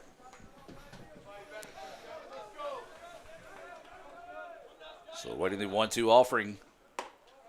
Fastball missing. 2-2 now is the count here to Cabness. Good eye, watch that fastball off the outside part of the plate out there, so did not draw a swing. So looking for the 2-2 pitch here. And fouls this one back, and we'll stay at 2-2. Yeah, continuing to get a piece of those and foul them off. That's, again, get your pitch here shortly and drive it. So 2 balls, 2 strikes, 2 outs, nobody on. Bottom of the 7th inning. Cabness at the plate. Carney on the bump here for the Bears. That pitch high. Now the count goes full at 3-2. Good at bat right here by Cabness. He's now worked that count back to full, so that pitch count going up and up for Carney out there. So looking for the 3-2 pitch here. And Cavness fouls this one back and keeping the AB going here. Good little battle between Cavness and Kearney. 2 outs in the inning. Indians get a 3-run home run to tie it up by Reed Kent. Indians trying to keep the inning alive here. Bears looking for the exit. 3-2 pitch on its way. A flare and hit, and did it? I think that caught a player. Did it? I don't. Or did it catch the net over I'm there? hoping it caught the net, but the way everybody's looking back, looks like that young man's okay. The way he kind of just ran back after the ball came that way. So thank goodness that one may have hit the net, like you said. Maybe scared him a little bit. I know it scared me. So the count now 3-2 to Cavness. Way to stay alive. Yeah, still battling at the plate here is Cavness, trying to keep this inning alive here for the Indians.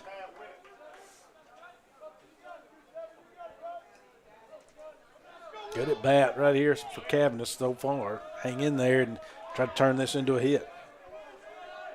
3-2 pitch. Does. And he does. It's a flare out to right. A clutch hit there with 2 outs in the inning. This is going to bring Trey Gunn to the dish. Trey Gunn. So right now, if you're the Indians, again, everybody thinks long ball, the heroics, but just keep getting some bats. Find a way to push across the run here and see if you can walk it off in the bottom of the 7th. And this young man's due. Runner at first in Cavness. Gunn is at the dish. Looked at that first one. They're going to say he did not go. Surprised there was not an appeal down to first on that one. So 1-0 is the count here to Gunn.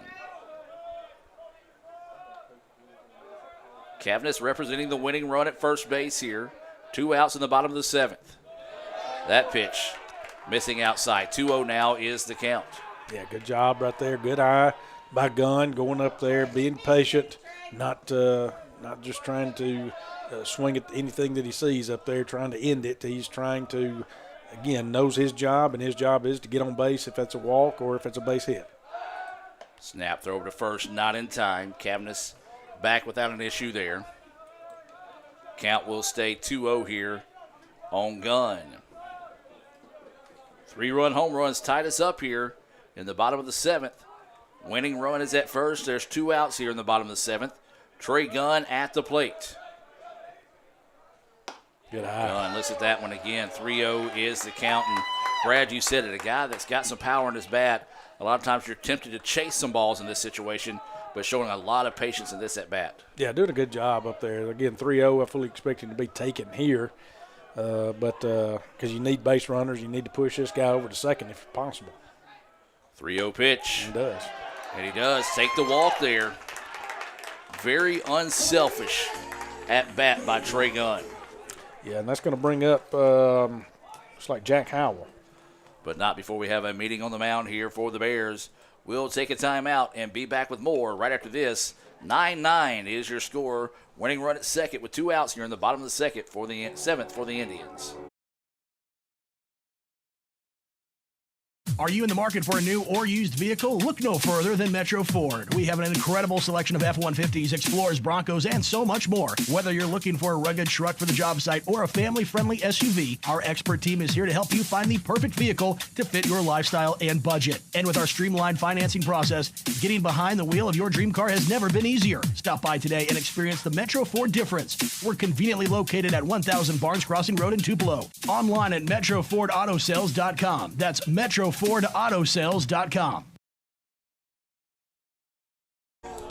up to bat for Welcome back. No changes made for the Bears. Howell. As it'll be Jack Howell coming to the plate. Carney staying in on the bump here for the Indians. Winning run is at second for ICC. Howell is at the dish. He had a single in his last at bat. Takes a healthy chop at that one, missing. 0-1 is the count. Well, right now you just don't need anything special. You just need something down to the gap. Yeah, if you get anything down out there in the outfield, potentially you could score that run at second. Again, depending on where it is. But if you could get it down out there in the outfield, that's not going to do it. This one popped up. Left fielder's going to camp underneath it. He's kind of dancing around like he can't find it, but he does. And guess what, folks? We've got extra innings after a 3-run home run off the bat of Reed Kent. We'll head to the top of the 8th and take a break and be back with more right after this. I stand alone with fire inside. This heart's a drum, I won't subside. Against the odds, I'll rise again with passion burning in my veins. Guys, you're not going to believe the luck I've had lately. Just the other day, I had a flat tire, thought I was in big trouble. Before I know it, somebody pulled me over, fixed the tire. Oh, that's not luck, Kirk. It's because That's not the only thing. How about when I'm in a studio, drop the cell phone, bang, shatters completely. Guy hands me a brand new cell phone. Yeah, Kirk, that's because you have Renaissance Rewards Extra. Yeah, roadside assistance, cell phone protection, coupon straight to your phone. And another discount with Renaissance Rewards Extra, Mr. Herbstreit. Life's just easier when you have Renaissance Rewards Extra.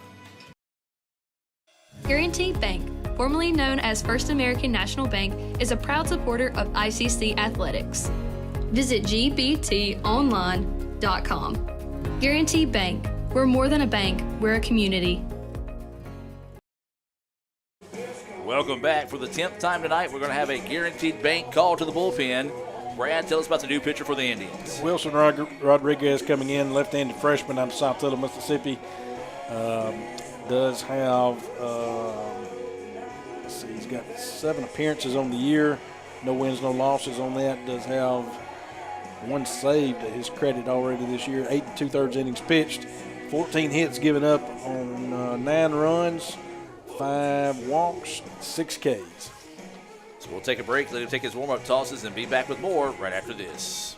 Guaranteed Bank, formerly known as First American National Bank, is a proud supporter of ICC athletics. Visit gbtonline.com. Guaranteed Bank, we're more than a bank, we're a community. This broadcast is being brought to you by Renaissance Bank, Metro Ford in Tupelo, Little Caesars, Guaranteed Bank in Fulton, Tupelo Coca-Cola Bottling Works, Max Home, Bank Okolona, the ICC BSU, Samstown Market, the ICC Wesley Foundation, the ICC Alumni Association and Foundation, your Itawamba County State Farm Insurance Agent, Brandon Pullen, and thanks to donations to the Sports Information Indian Club from viewers like you. Welcome back, as this is Loper starting us off here in the top of the 8th inning. It'll be the 6, 7, 8 batters due up here for the Bears. Free baseball here in game 2. As Rodriguez finds the zone there, 1-1 now is the count. So 1 ball, 1 strike here. It's Loper, Miller, and Wixon scheduled up here for the Bears. So that pitch missing low and outside for a ball. 2-1 now is the count. You know, we were joking earlier in the game that softball will have no chance of making it back before we get this one done. Well, we might have put our foot in the mouth. As this one popped up left side of the field. Butler giving chase and will make the play. Makes the grab. Just a few steps away from the fence over there in foul territory, but does reel that one in for out number 1. So 1 away now here, and this will bring up Miller to the plate. He had an RBI single, stole a base, and his last at bat, so he's 1 for 4 on the day with a strikeout. So he will dig in. 1 out and nobody on here in the top of the 8th.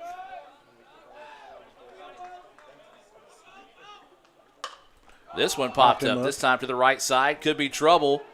And the second baseman, drops it and heads up base running there as that one in and out of the glove. And that will turn into an error, a 2-base error for the Indians. Man, it was one of those that it was a tough play for the second baseman, but got there, had enough time to camp underneath it, maybe just a little bit of momentum taking him to the line that time. And so a big-time break there for the Bears. Yeah, I mean, if you can get to it, if you can get to it, it's right fielder's ball, but right fielder wasn't able to get to it. It was hit short enough there that the only person that could get to it would be the first or the second baseman. And in that case, it's going to be the second baseman's ball, and the right guy took it. It just, like you say, his momentum was going toward the foul line and toward foul territory, and that ball just kind of hung up there, and he was just dropped it. So, again, two-base error there for the Indians that could possibly come back to haunt them. Hopefully it won't. One out. But they've got now a runner at second in scoring position there with only one out. And looks like we're going to have a pinch hitter, I guess. Is it going to be a pinch hitter? Is it going to be a runner? Or I don't know what we're waiting on here. Whoever it was apparently didn't know the coach was expecting to come up to the plate. I think it's a pinch hitter. So here we go. This should have been Walter Wixon. Mm-hmm. And this is number 21. Going to be that's Landon French. He got an at-bat in the first game. He did. So he will dig in here with the potential winning run now at second with one out in the inning. A big-time error there for the Indians. That pitch across for a strike from Rodriguez. I know I could really use a Little Caesars pizza, but if somebody out there, I could really use another notepad probably right now to write on. 0-1 pitch coming here. Swung on and missed for strike two. Yeah, I'm running out of real estate myself. Yeah.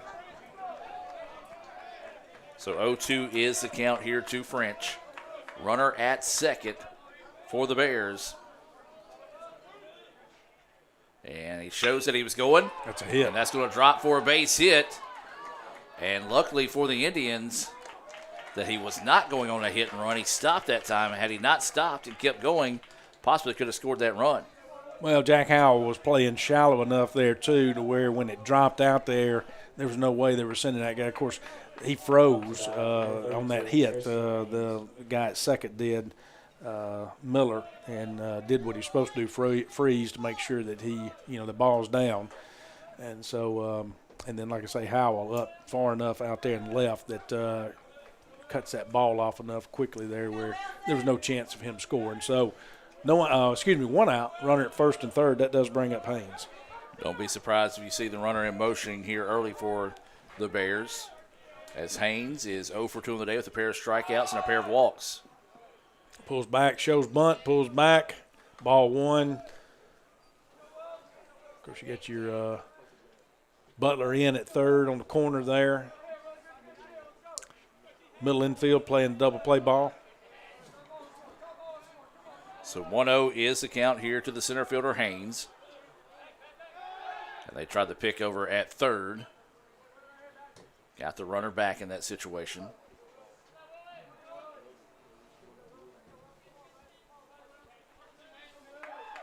So 1 ball, no strikes, 1 out. Runners on the corners here for the Bears. We're in extra innings here. 9-9 is the score. Shows bunt, drops Lays it down, and now they got him on a possible rundown, and he's third. not going to be able to get there. Oh, tough break for the Indians. Yeah, nobody was covering third. Of course, that runner, they're going to talk to that runner out there at third, Southwest, is you don't need to leak down that far. Luckily for them, again, no one was there to cover the base. They tried to chase him back and knew how important that run was for them. So base is now loaded, only 1 out, and that's a bunt single. Excuse me, and here comes trouble in Moore. 3 for 4 today. He has 2 triples. Both of those have driven in 2 runs. He singled his last time up. He's walked and flown out to right. And you can't walk him because the bases are loaded. Of course, you got the infield in here.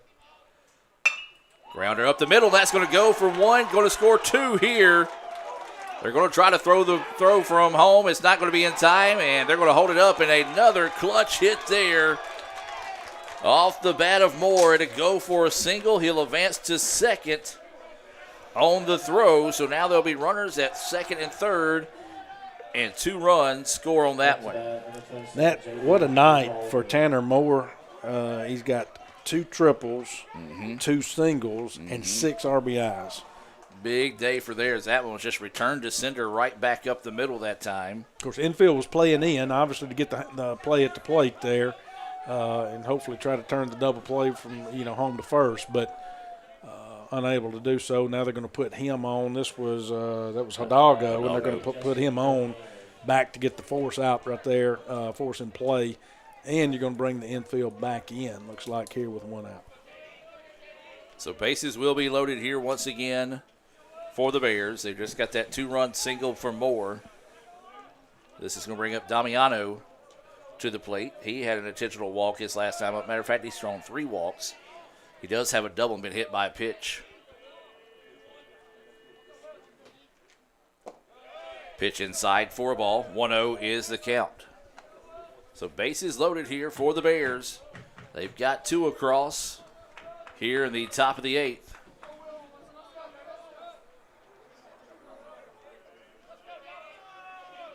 Damiano waiting for the pitch. Couldn't quite sneak that one back in there, so now the count goes 2-0. Yeah, 2 balls, no strikes, 1 out here. No place to put him, so Rodriguez needs to find the strike zone here. So 2-0 is the count, 1 out and bases loaded. Pitch on its way. That one in there for a strike. 2-1 now is the count. Yeah, found it there. So 2-1, next you say.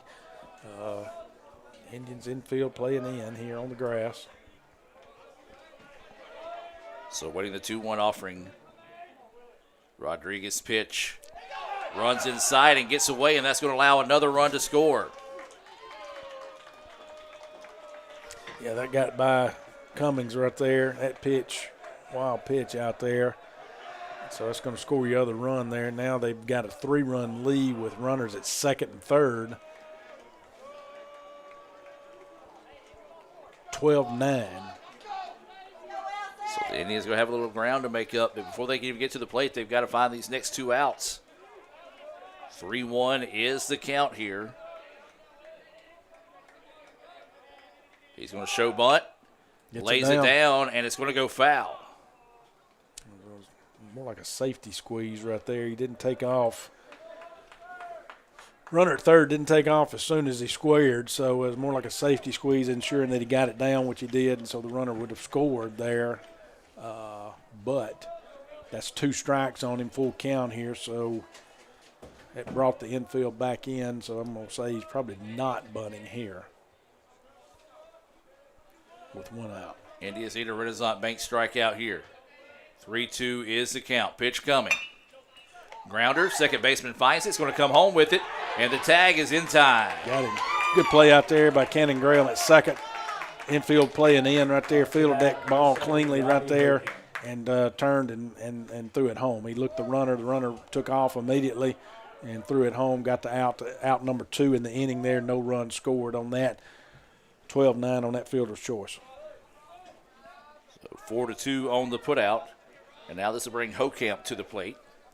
Runners on the corners now here for the Bears. They lead this one 12-9 in the top of the 8th. That pitch missing low for a ball. 1-0 is the count to Hokamp. He is 1 for 5 with 2 strikeouts. He had an RBI single back in the first and have another meeting on the mound here. So let's take a break and be back with more right after this.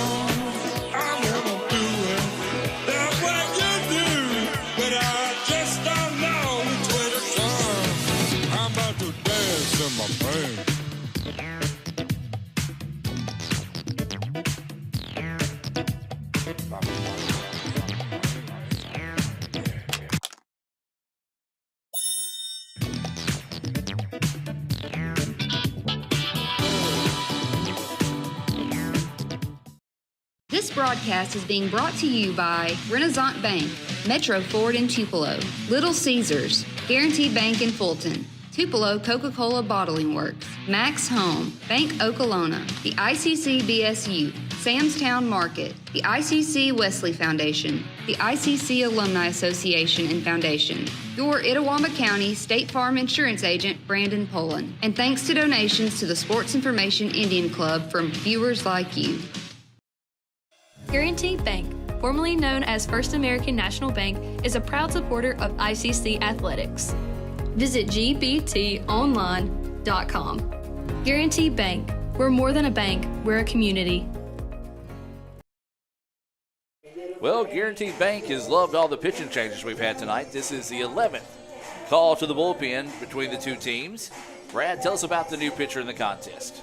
Another Saltillo product coming in, Will Lipscomb. Coming in, got no wins, 1 loss on the year thus far with 10 appearances, 8 innings pitched, 14 hits, 16 runs, 6 walks, 7 Ks.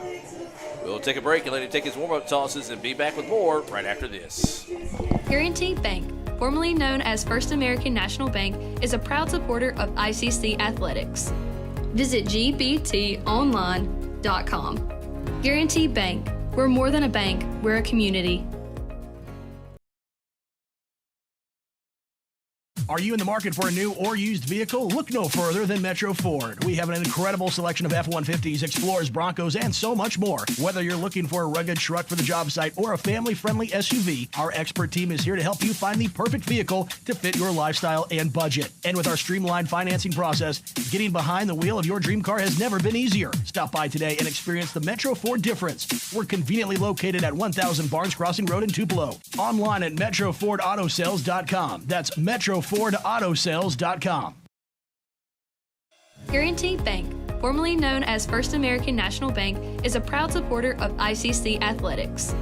Visit gbtonline.com. Guaranty Bank, we're more than a bank, we're a community.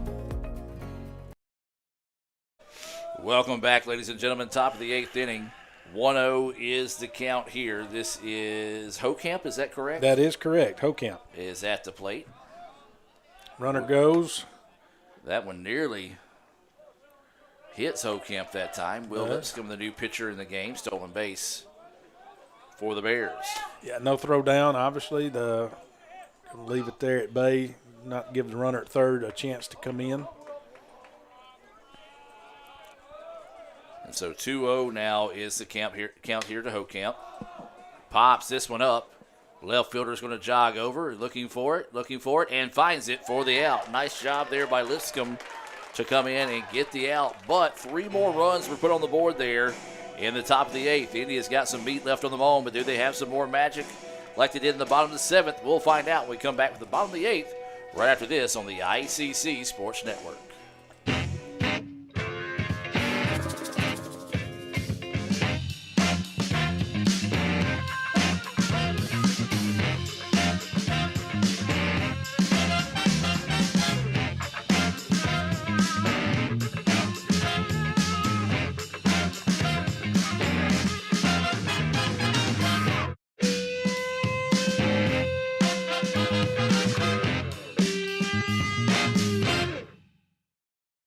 Are you in the market for a new or used vehicle? Look no further than Metro Ford. We have an incredible selection of F-150s, Explorers, Broncos, and so much more. Whether you're looking for a rugged truck for the job site or a family-friendly SUV, our expert team is here to help you find the perfect vehicle to fit your lifestyle and budget. And with our streamlined financing process, getting behind the wheel of your dream car has never been easier. Stop by today and experience the Metro Ford difference. We're conveniently located at 1000 Barnes Crossing Road in Tupelo. Online at MetroFordAutoSales.com. That's MetroFordAutoSales.com.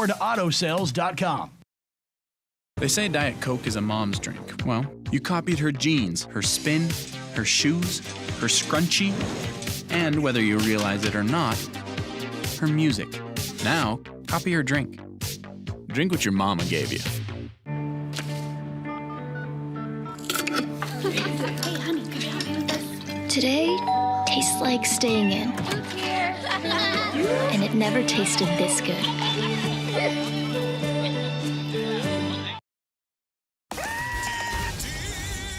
Hey guys, get Little Caesars pizza deal. 2 large pizzas for $4.99 each. You get a pizza. You get a pizza. We all get pizza. For a limited time, get 2 large pizzas for $4.99 each. Little Caesars is the real deal. Pizza. At Bank Okolona, consistency isn't just something we strive for. It's our way of doing business. One bank, multiple communities, consistently here for you.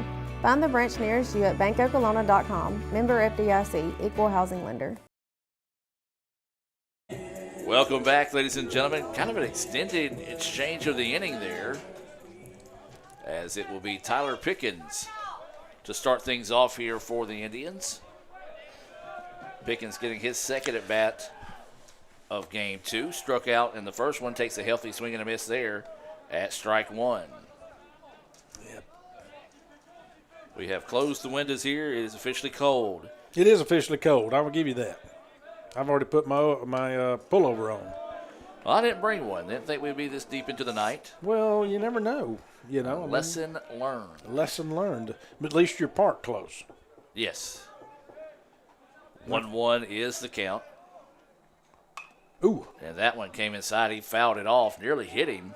Yeah, but he was going around with the bat, and so the bat actually got it there, but I got a piece of it, and fouled it off. So, like you say, 1-2 count. So now Pickens going to have to guard the dish with a 1-2 count. No outs. He's starting us off here in the bottom of the 8th. Got him. And swing and a miss there. And just an unfortunate bat for Pickens. We said that pitch ran in on him. He's kind of self-defense, if you will.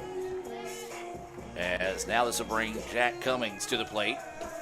He sparked the Indians rally in the 7th when he started the inning off with a single.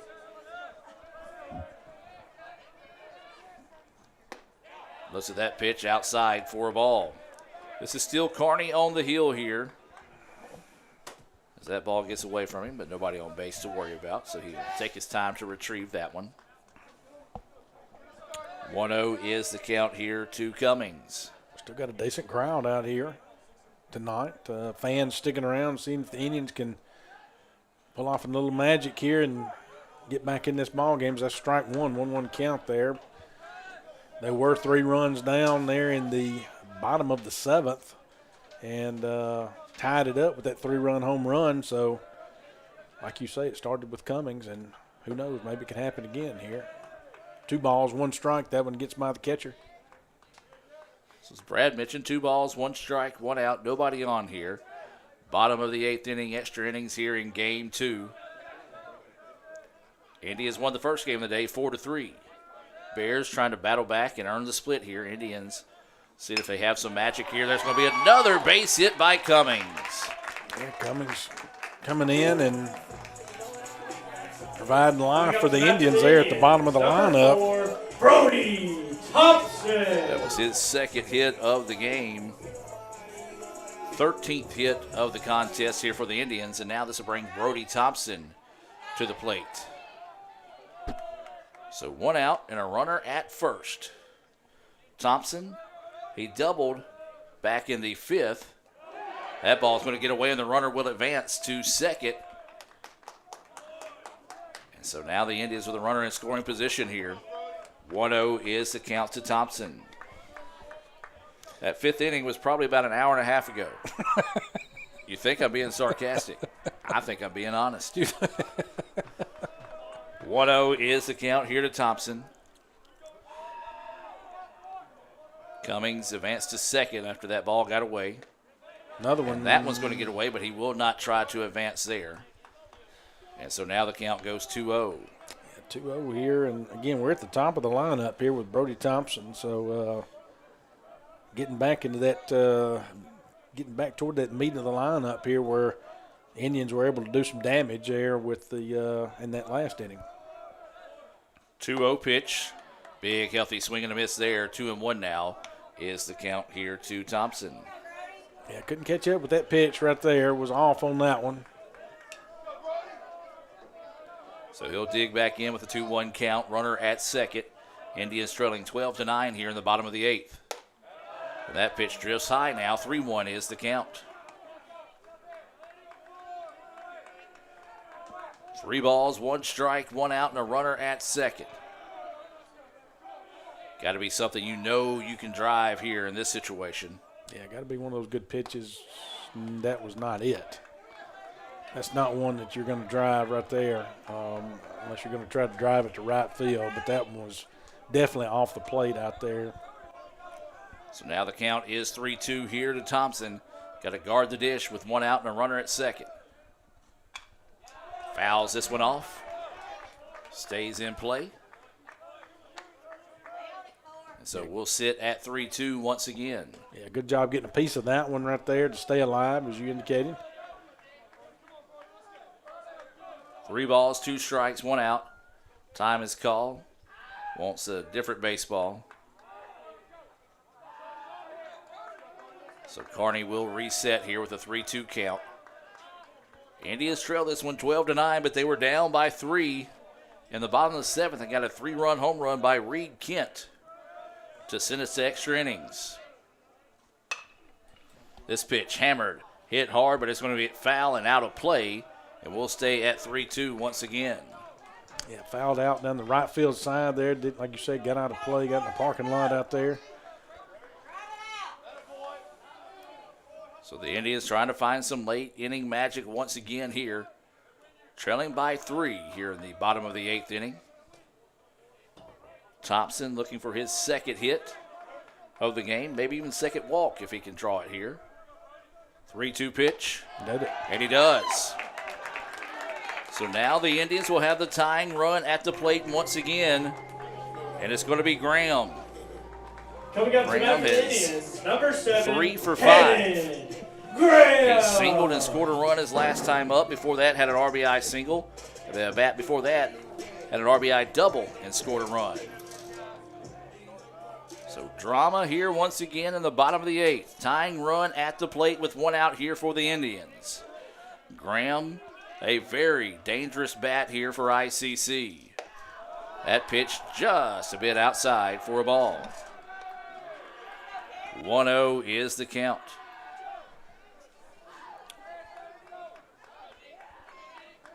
On deck is Kent. He had the heroics in the bottom of the 7th. 1-0 is the count here. Graham, tried to find some heroics of his own on that one. Swing and a miss, strike 1. Yeah, swung through that one right there again. Like you said, was trying to tie the game up with one swing of the bat. Unable to do so, unable to catch up with it. Strike 1, 1-1 count. 1 ball, 1 strike, 1 out. Runners on first and second. That pitch goes high. 2-1 now is the count here to Graham.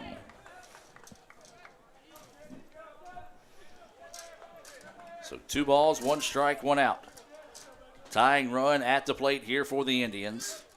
Kearney is on the heel here for the Bears. That pitch in there for a strike at the knees. 2-2 now is the count. Yeah, came right back at him right there and challenged him with that pitch. Didn't draw a swing, so 2-2 count. Wasn't Cannon's pitch right there. So now the count, he was up at 2-2 with 1 out. Runners at first and second.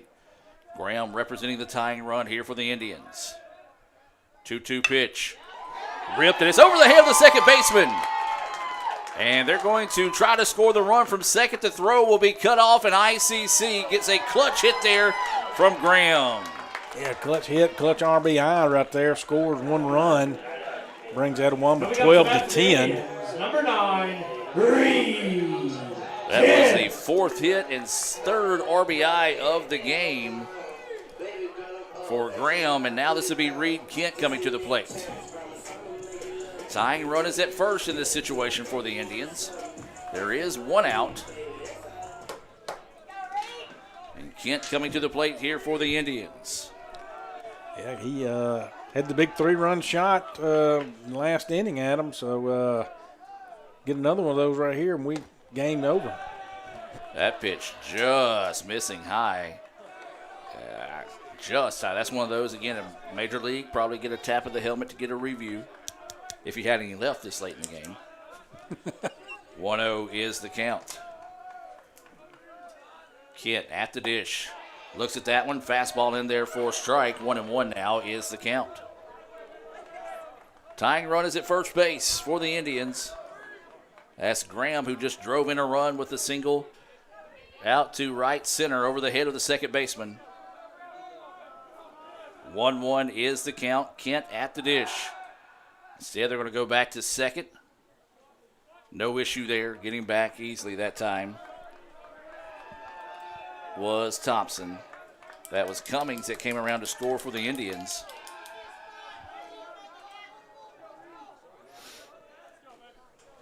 Got Madden Butler on deck. Should Reed Kent reach?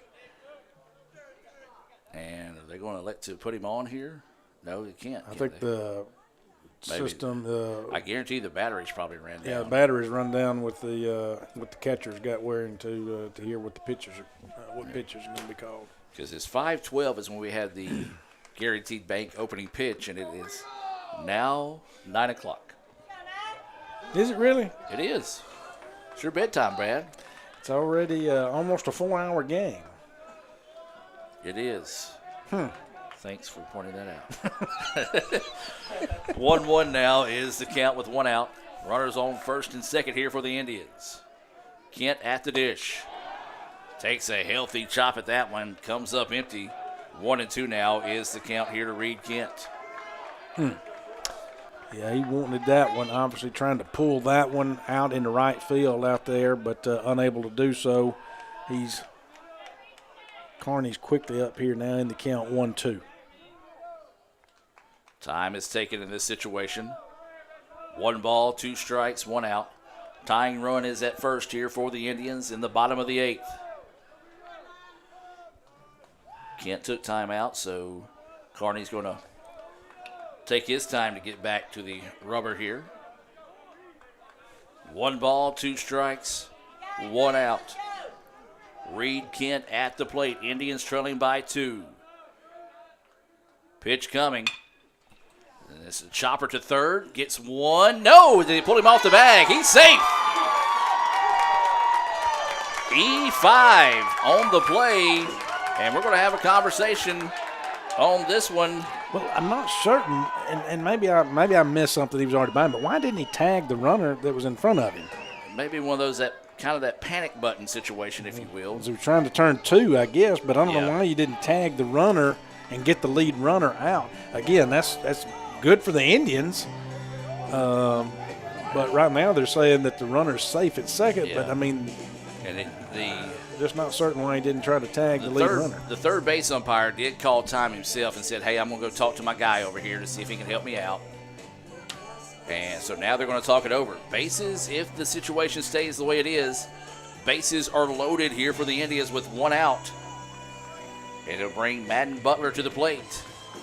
That's the only thing I can think of, Brad. They were thinking about trying to get that double play. They could have tagged him and still thrown to second to get the double play. I wouldn't say you can tag him and still throw to second, but I don't know.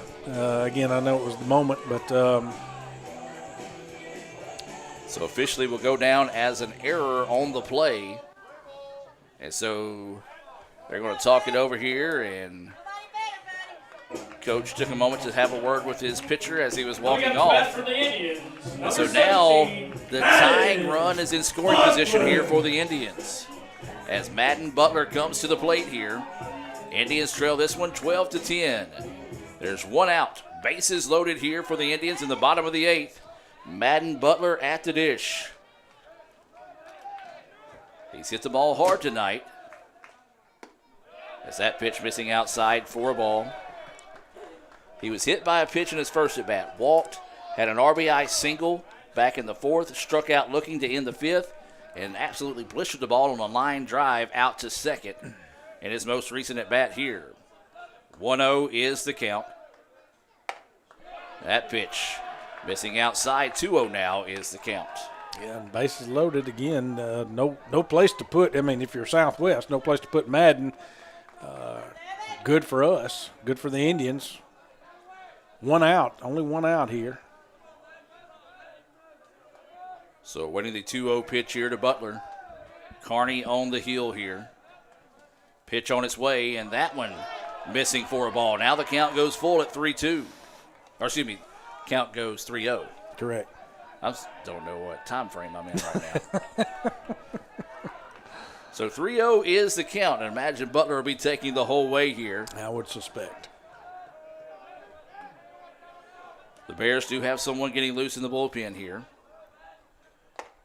That's a fastball, finds the corner for a strike. 3-1 now is the count to Butler. If you're Butler here, you're looking for that pitch to drive right here. You got that 3-1 count, that hitter's count. So you definitely look for that pitch to drive and hopefully drive in these 2 runs to tie the game. So 3-1 pitch, and it walked him. So the Indians will get the walk, and it's now a 12-11 contest with the tying run heading to third. So a bases loaded walk there, and it looks like we're going to have a call to the bullpen possibly, as they'll make the slow trek out to the mound. We'll take the break with them and be back with more right after this on the ICC Sports Network. Hey guys, get Little Caesars pizza deal. 2 large pizzas for $4.99 each. You get a pizza. You get a pizza. We all get pizza. For a limited time, get 2 large pizzas for $4.99 each. Little Caesars is the real deal. Pizza.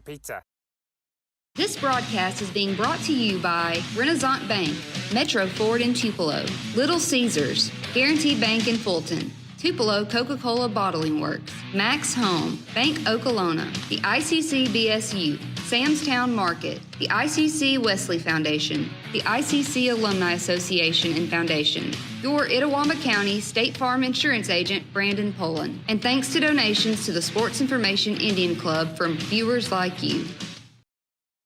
Guaranteed Bank, formerly known as First American National Bank, is a proud supporter of ICC athletics. Visit gbtonline.com. Guaranteed Bank, we're more than a bank, we're a community. Another Guaranteed Bank call to the bullpen here as ICC's got the tying run at third with 1 out here and bases loaded. Brad, tell us about the new pitcher. Luke Simmons, which I think we saw him in game 1 somewhere in some form or fashion. Right-handed freshman out of Brookhaven, played at Brookhaven Academy. Simmons comes into the day. Now again, these are the stats that I have coming into the day. 5.79 ERA, no wins, 1 loss. Does have 6 appearances on the year, 4 2/3 innings pitched, giving up 6 hits, 4 runs, 4 walks, 7 Ks. Those stats being brought to you by Sam's Town Market in Manatee. A real quick timeout. We'll be back and see if the Indians can tie this thing up here in the bottom of the 8th. Guaranteed Bank, formerly known as First American National Bank, is a proud supporter of ICC athletics. Visit gbtonline.com. Guaranteed Bank, we're more than a bank, we're a community. Hey guys, get Little Caesars pizza deal. 2 large pizzas for $4.99 each. You get a pizza. You get a pizza. We all get pizza. For a limited time, get 2 large pizzas for $4.99 each. Little Caesars is the real deal. Pizza. Welcome back, ladies and gentlemen. 12-11. ICC trailing here, but bases loaded with 1 out in the bottom of the 8th. Will Cavanis. And they're going to try a pickoff move over to third. Not in time. As he's going to lay there and wait for the third baseman to throw the ball back. The third baseman was going to wait for him to get up. Kind of had a stalemate there. Yeah, got the corners in for Southwest defensively. Of course, they're playing the double play ball up the middle. Cavanis had a single his last time up. Looks at that pitch outside for a ball. Well, anything down to the gap would be huge here for the Indians. Oh, yeah, if you get something down in the gap, you're ball game. Got plenty of speed on the bases right now for ICC.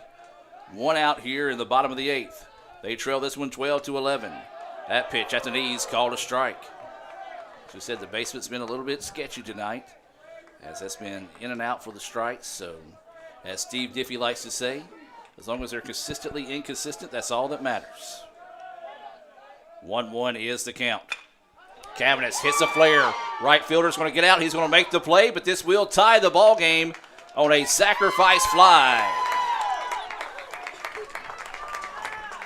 So a Big time hit there for not a hit, but a big time play for Cavanis as he gets that ICC BSU sacrifice fly to tie the ball game.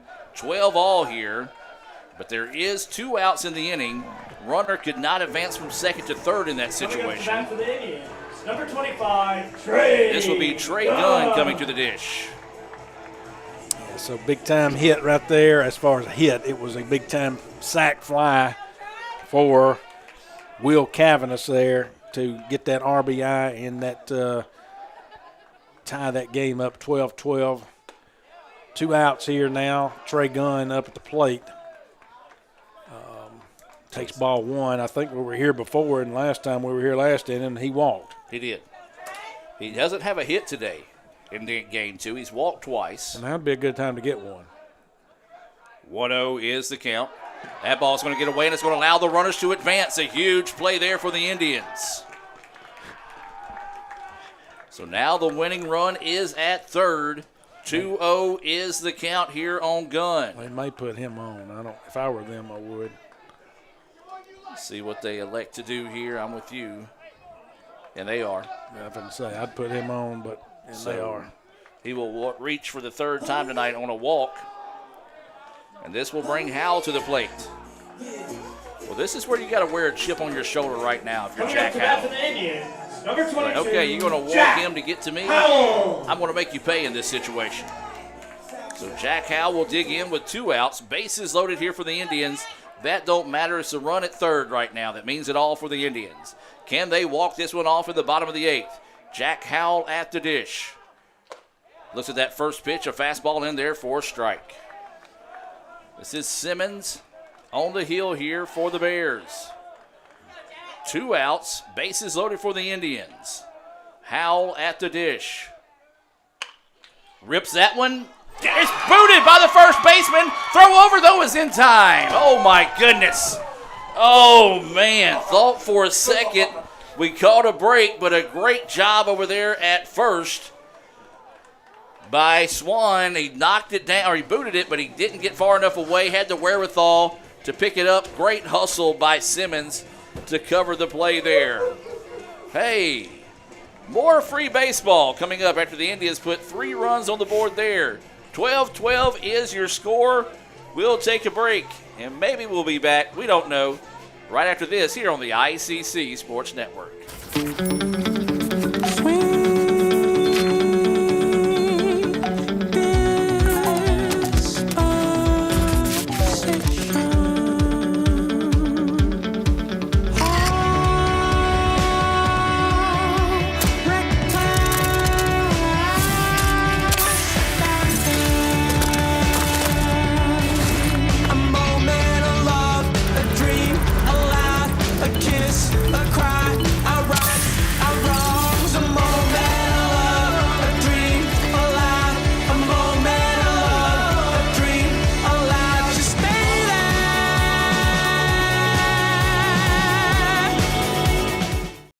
Guys, you're not going to believe the luck I've had lately. Just the other day, I had a flat tire, thought I was in big trouble. Before I know it, somebody pulled it over, fixed the tire.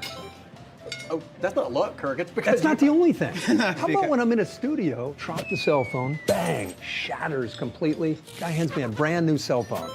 Yeah, Kirk, that's because you have Renaissance Rewards Extra. Yeah, roadside assistance, cell phone protection, coupon straight to your phone. And another discount with Renaissance Rewards Extra, Mr. Herbstreit.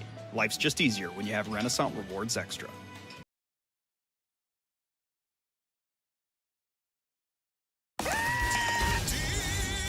Hey guys, get Little Caesars pizza deal. 2 large pizzas for $4.99 each. You get a pizza. You get a pizza. We all get pizza. For a limited time, get 2 large pizzas for $4.99 each. Little Caesars is the real deal. Pizza. Welcome back as we head to the 9th inning. No, this is not the first game of the day. This is extra innings here in game 2. We have surpassed the 4-hour mark here on gameplay. As this first pitch popped up, foul territory, first baseman giving chase and will not make the play. Tough break there as he ran into the pole or the padding of the first base dugout. I doubt any Southwest players kind of helped him to know he had room or not. So that will go for strike 1. I've got this as Swan. I don't know if that's correct or not. I've got Swan, Loper, and Miller scheduled up. That's correct. Swan, Loper, and Miller. That's correct. So 0-1 is the count. This one popped up, and now the count will go 0-2.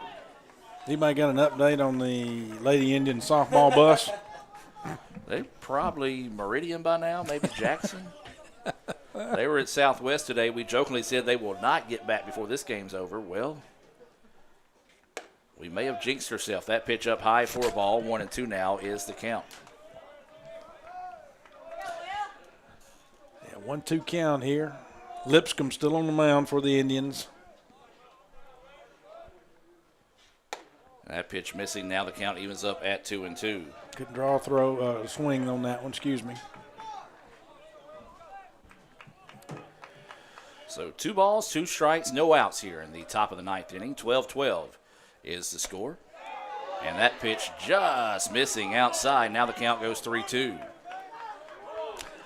That's not a extra inning, 9 o'clock, 4-hour game call. No, it's not. And that pitch is going to be a leadoff walk to start the inning here. And so it'll be a runner at first. Up to bat. Coach Owen says they're north of Jackson. North of Jackson. Well, that could be anywhere. So I'm assuming they probably just passed. That means they could be pulling in our parking lot if they're north of Jackson. That's true. We are north of Jackson. That is true. Or it depends on if he's talking Jackson, Mississippi or Jackson, Tennessee. If they've hit Jackson, my goodness, Tennessee, it's Jackson, they took a wrong Tennessee. turn. They've missed a turn somewhere. So that first pitch low in the dirt for a ball. 1-0 is the count.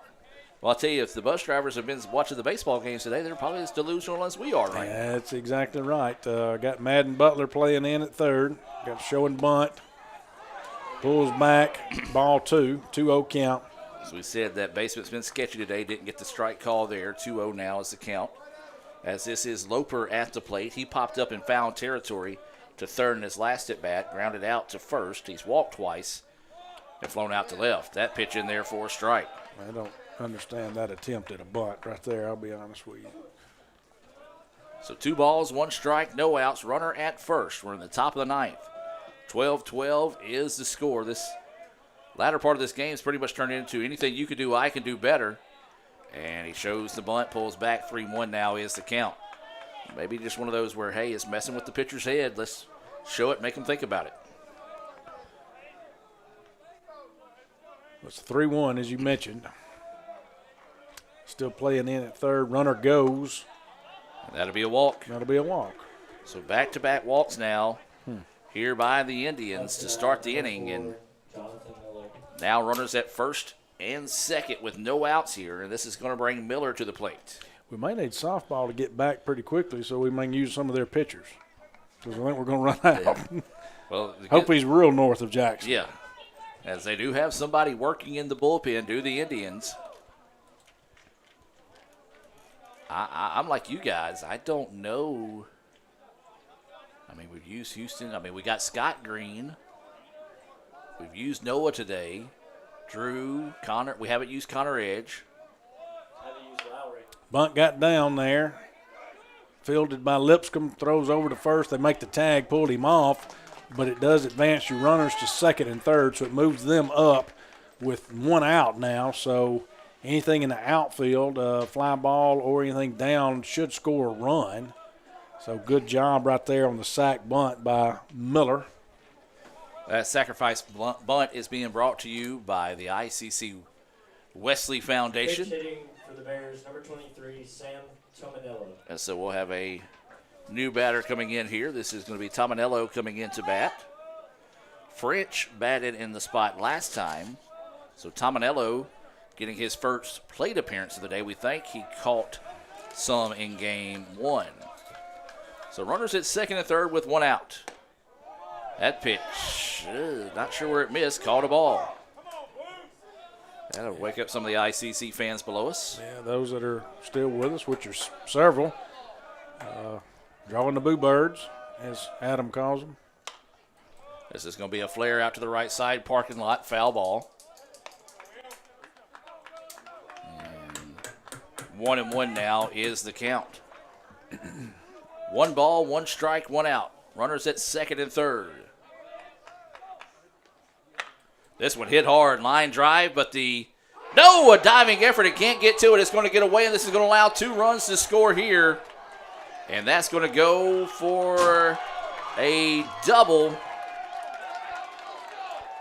One of those gambles that just did not pay off there.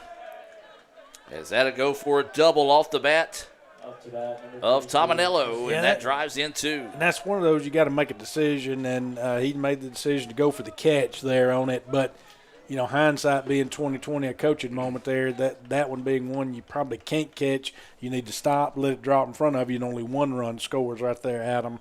But instead, 2 scores off of that, and guess what we're going to do? We're going to have another Guaranteed Bank call to the bullpen. I think it's going to be number 13 of the night. So we'll take a break, hear a few words from our sponsors, and let you know who the new pitcher is for the Indians right after this. Guaranteed Bank, formerly known as First American National Bank, is a proud supporter of ICC Athletics. Visit gbtonline.com. Guaranteed Bank, we're more than a bank, we're a community. Are you in the market for a new or used vehicle? Look no further than Metro Ford. We have an incredible selection of F-150s, Explorers, Broncos, and so much more. Whether you're looking for a rugged truck for the job site or a family-friendly SUV, our expert team is here to help you find the perfect vehicle to fit your lifestyle and budget. And with our streamlined financing process, getting behind the wheel of your dream car has never been easier. Stop by today and experience the Metro Ford difference. We're conveniently located at 1000 Barnes Crossing Road in Tupelo. Online at MetroFordAutoSales.com. That's MetroFordAutoSales.com. Guaranteed Bank, formerly known as First American National Bank, is a proud supporter of ICC Athletics. Visit gbtonline.com. Guaranteed Bank, we're more than a bank, we're a community. Well, there's one place that I know is loving this right now. That's Guaranteed Bank. The 13th time both these teams have gone to the bullpen this evening. Brad, tell us about the new pitcher on the mound here for the Indians. Connor Edge, right-handed freshman out of Hernando, Mississippi. Magnolia Heights, played baseball there. Coming in today with a 1-1 record. Got 8 appearances on this season, 7 innings pitched, giving up 8 hits, 10 runs, 4 walks, and 5 Ks. And that will be your Sam's Town market stats coming of the game there. We'll take a break and come right back. Guaranteed Bank, formerly known as First American National Bank, is a proud supporter of ICC Athletics. Visit gbtonline.com. Guaranteed Bank, we're more than a bank, we're a community.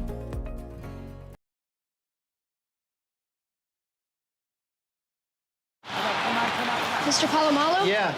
You need any help? Mm-mm. You want my Coke Zero? Nah. Really? You can have it. A Coke Zero and a smile. We're Coke brand managers. Coke Zero stole our taste, and they are not stealing our commercial. Hey, that was for me. Is he coming? Is he coming? Coke Zero has a life. Have a Coke Hey, kid. Zero and a smile. Cats. Da, da, da, da, da.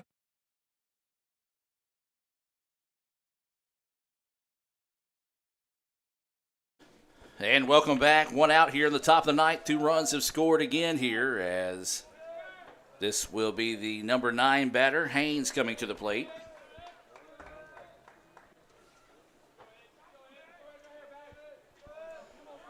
And so Haynes will dig in. Runner at second here for the Bears. They don't square the bunt, show bunt there. He pulled back, ball 1. Cavanis is playing in at the corner there at first. Madden Butler playing in at third. 1-0 is the count with 1 out and a runner at second.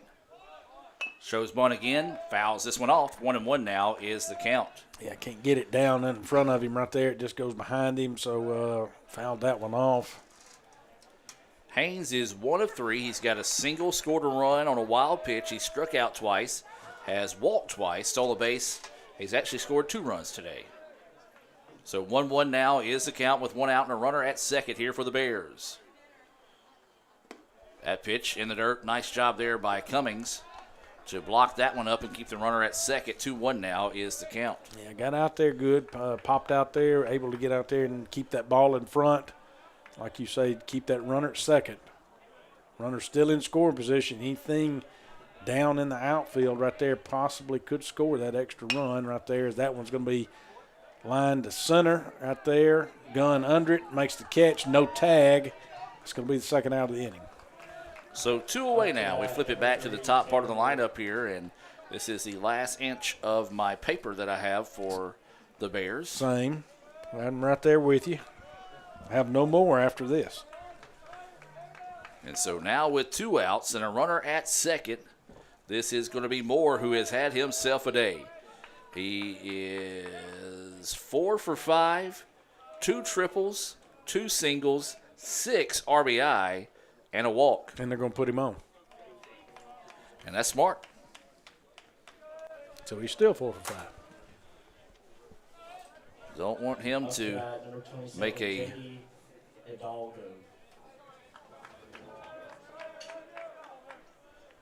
So it'll bring up Hidalgo. Yeah, Hidalgo will come to the plate now. He's been hit by 2 pitches. He got an intentional walk his last time up. He had an RBI single, stole a base, and scored a run. That was back in the second, which happened in 2015. Yes, a long time ago.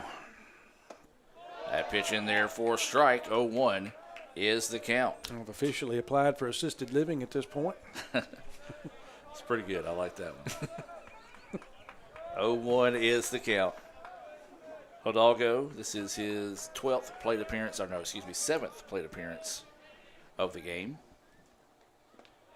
He checks his swing. They're going to say, did he go? The first umpire said he did not. You probably knew that, judging by the reaction of the fans, but it's way past his bedtime, so he had no ideas. He's got his hands in his pocket. He was looking at the stars over the waterway. Yeah, he's thinking, man, at Little Caesars, what time do they close? I'm afraid they're closed, bub. So 1-1 now is the count. This pitch popped up. Trouble here. Going to have to come running in hard to the right fielder. And he makes the play. Makes the play. Big time play there on the long run to make the out there by Thompson. Cuts down multiple runs there. 14-12 as we head to the bottom of the 9th inning. Do the Indians have some more magic left in them? We'll find out as we'll take a break and be back with more right after this. I stand alone with fire inside. This heart's a drum. I won't subside. Against the odds, I'll rise again with passion burning in my veins. Are you in the market for a new or used vehicle? Look no further than Metro Ford. We have an incredible selection of F-150s, Explorers, Broncos, and so much more. Whether you're looking for a rugged truck for the job site or a family-friendly SUV, our expert team is here to help you find the perfect vehicle to fit your lifestyle and budget. And with our streamlined financing process, getting behind the wheel of your dream car has never been easier. Stop by today and experience the Metro Ford difference. We're conveniently located at 1000 Barnes Crossing Road in Tupelo. Online at MetroFordAutoSales.com. That's MetroFordAutoSales.com.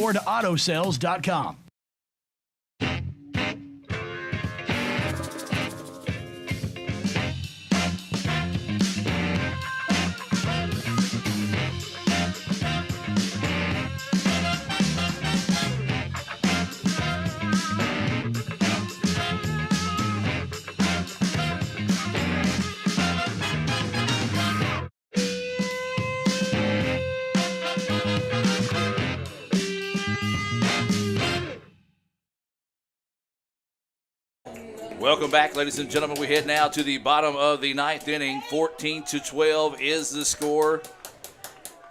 Bears get 2 runs there in the top of the 9th. For ICC, it'll be the 8-9-1 batters due up. And this is the last 2 innings we have started in the same spot. Pickens to start us off, takes that pitch for a strike. Pickens, Cummings, and then back to the top of the lineup in Thompson for the Indians.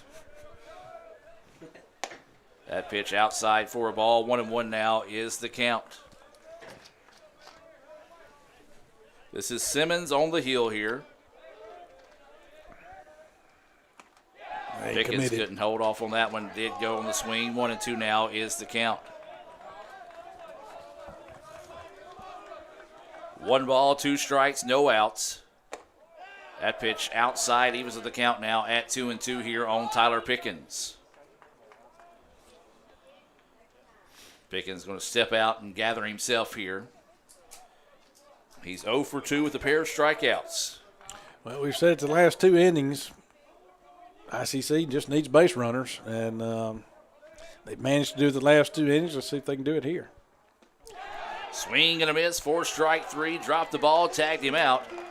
And that'll be out number 1 there. I'll tell you what, it's been a tough day in that 8 spot. I was fixing to say that 8 spot here in game 2 is 6 Ks. Yeah. And that's not all Tyler Pickens, by Pickens the way. has struck out 3 times, and Williams struck out 3 times. But here's been a guy that's been a spark for the Indians. That's Jack Cummings. He is 2 for 2 with a pair of singles. And so he will try to spark the bats here for the Indians. That pitch in there for a strike. 0-1 now is the count. Yeah, he's come in when he came in to pinch hit earlier, and I guess that was a couple of hours ago. And he was able to get that first base hit right there, and that sparked that 3 runs. And then he did it again in the last one and sparked another 3-run rally there for Etowama to tie it up both times. So what you're saying is we need him to do it again. That's right. I mean, he's provided the sparks thus far for Etowama, so the last 2 innings. So we'll see if he can do it again here with a 1-1 count. That's going to be a flare out to the right fielder, but the right fielder will track underneath it and get it for the out. And that's a big out there for the Bears. That's a huge 2 out. away. That's a huge out for the Bears because, again, Number 4, Brody. that's the one they haven't been able to get out. And now we're going back to the top of the lineup. So the Indians down to 1 out here when they need 2 runs and they don't have any base runners. So this will be Brody Thompson coming to the plate.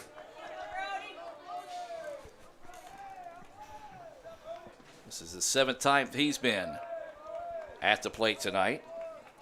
He's got a double. He's walked twice, reached on an error, has struck out. So 1 for 4 with a pair of walks. That pitch right down the middle for a strike. 1-1 now is the count. 1 ball, 1 strike, 2 outs. Indians down to their final out of the contest here in the bottom of the 9th. That pitch finds the corner for a strike. 1-2 now is the count. Yeah, the Indians have had to battle back 2 straight innings here. It's it's kind of a hard task to do it 3 in a row, but hopefully they still got a little magic left in them. But you're down to 1 strike here. Simmons' pitch is on its way. Reach down. Third baseman gloves it. Throw across the way is not in time. Matter of fact, it'll get away. Did. That's going to go. I'm going to call that a base hit. I'm going to call that a hit. He had to dive to get that Yep. and then throw across. Thompson was doing a heck of a job of running that one out there. And so I'm going to say that's a hit right there. And little magic still left. So now the tying run coming to the plate here in Coming up to bat for Graham. the Indians, number 7, Graham Kevin is 4 Graham. for 6 tonight. He's got 3 singles, a double, and 3 RBI with 2 runs scored. Yeah, this is who you want up again. Gets back to the top of the lineup right here, and Cannon Graham has reached the last 4 times. He's been up to bat with 3 singles and a double. He represents the tying run. That pitch finds the inside corner for a strike. 0-1 is the count here to the second baseman, Graham. He's another guy that's got some pop in his bat that can make a big swing here. And he tried to do it there. Ball gets away. Actually, I'm going to say no, he fouled it off. Yeah, I think he fouled that one off. So the runner couldn't advance. Correct. Quickly down 0-2 here. So if you're Cannon, you really got to protect the plate here, as he does well normally. Got to try to put something in play. Infield back. So 0-2 is the count. 2 outs, tying run at the plate here for the Indians. They trail it 14-12 here in the bottom of the 9th. Graham awaiting the pitch. Swing and a miss, and the Bears Final score, earned the win here in the nightcap by the final score of 14-12. We'll take a break and come back with a very quick Renaissance Bank postgame report right after this. Scheduled for 2 p.m.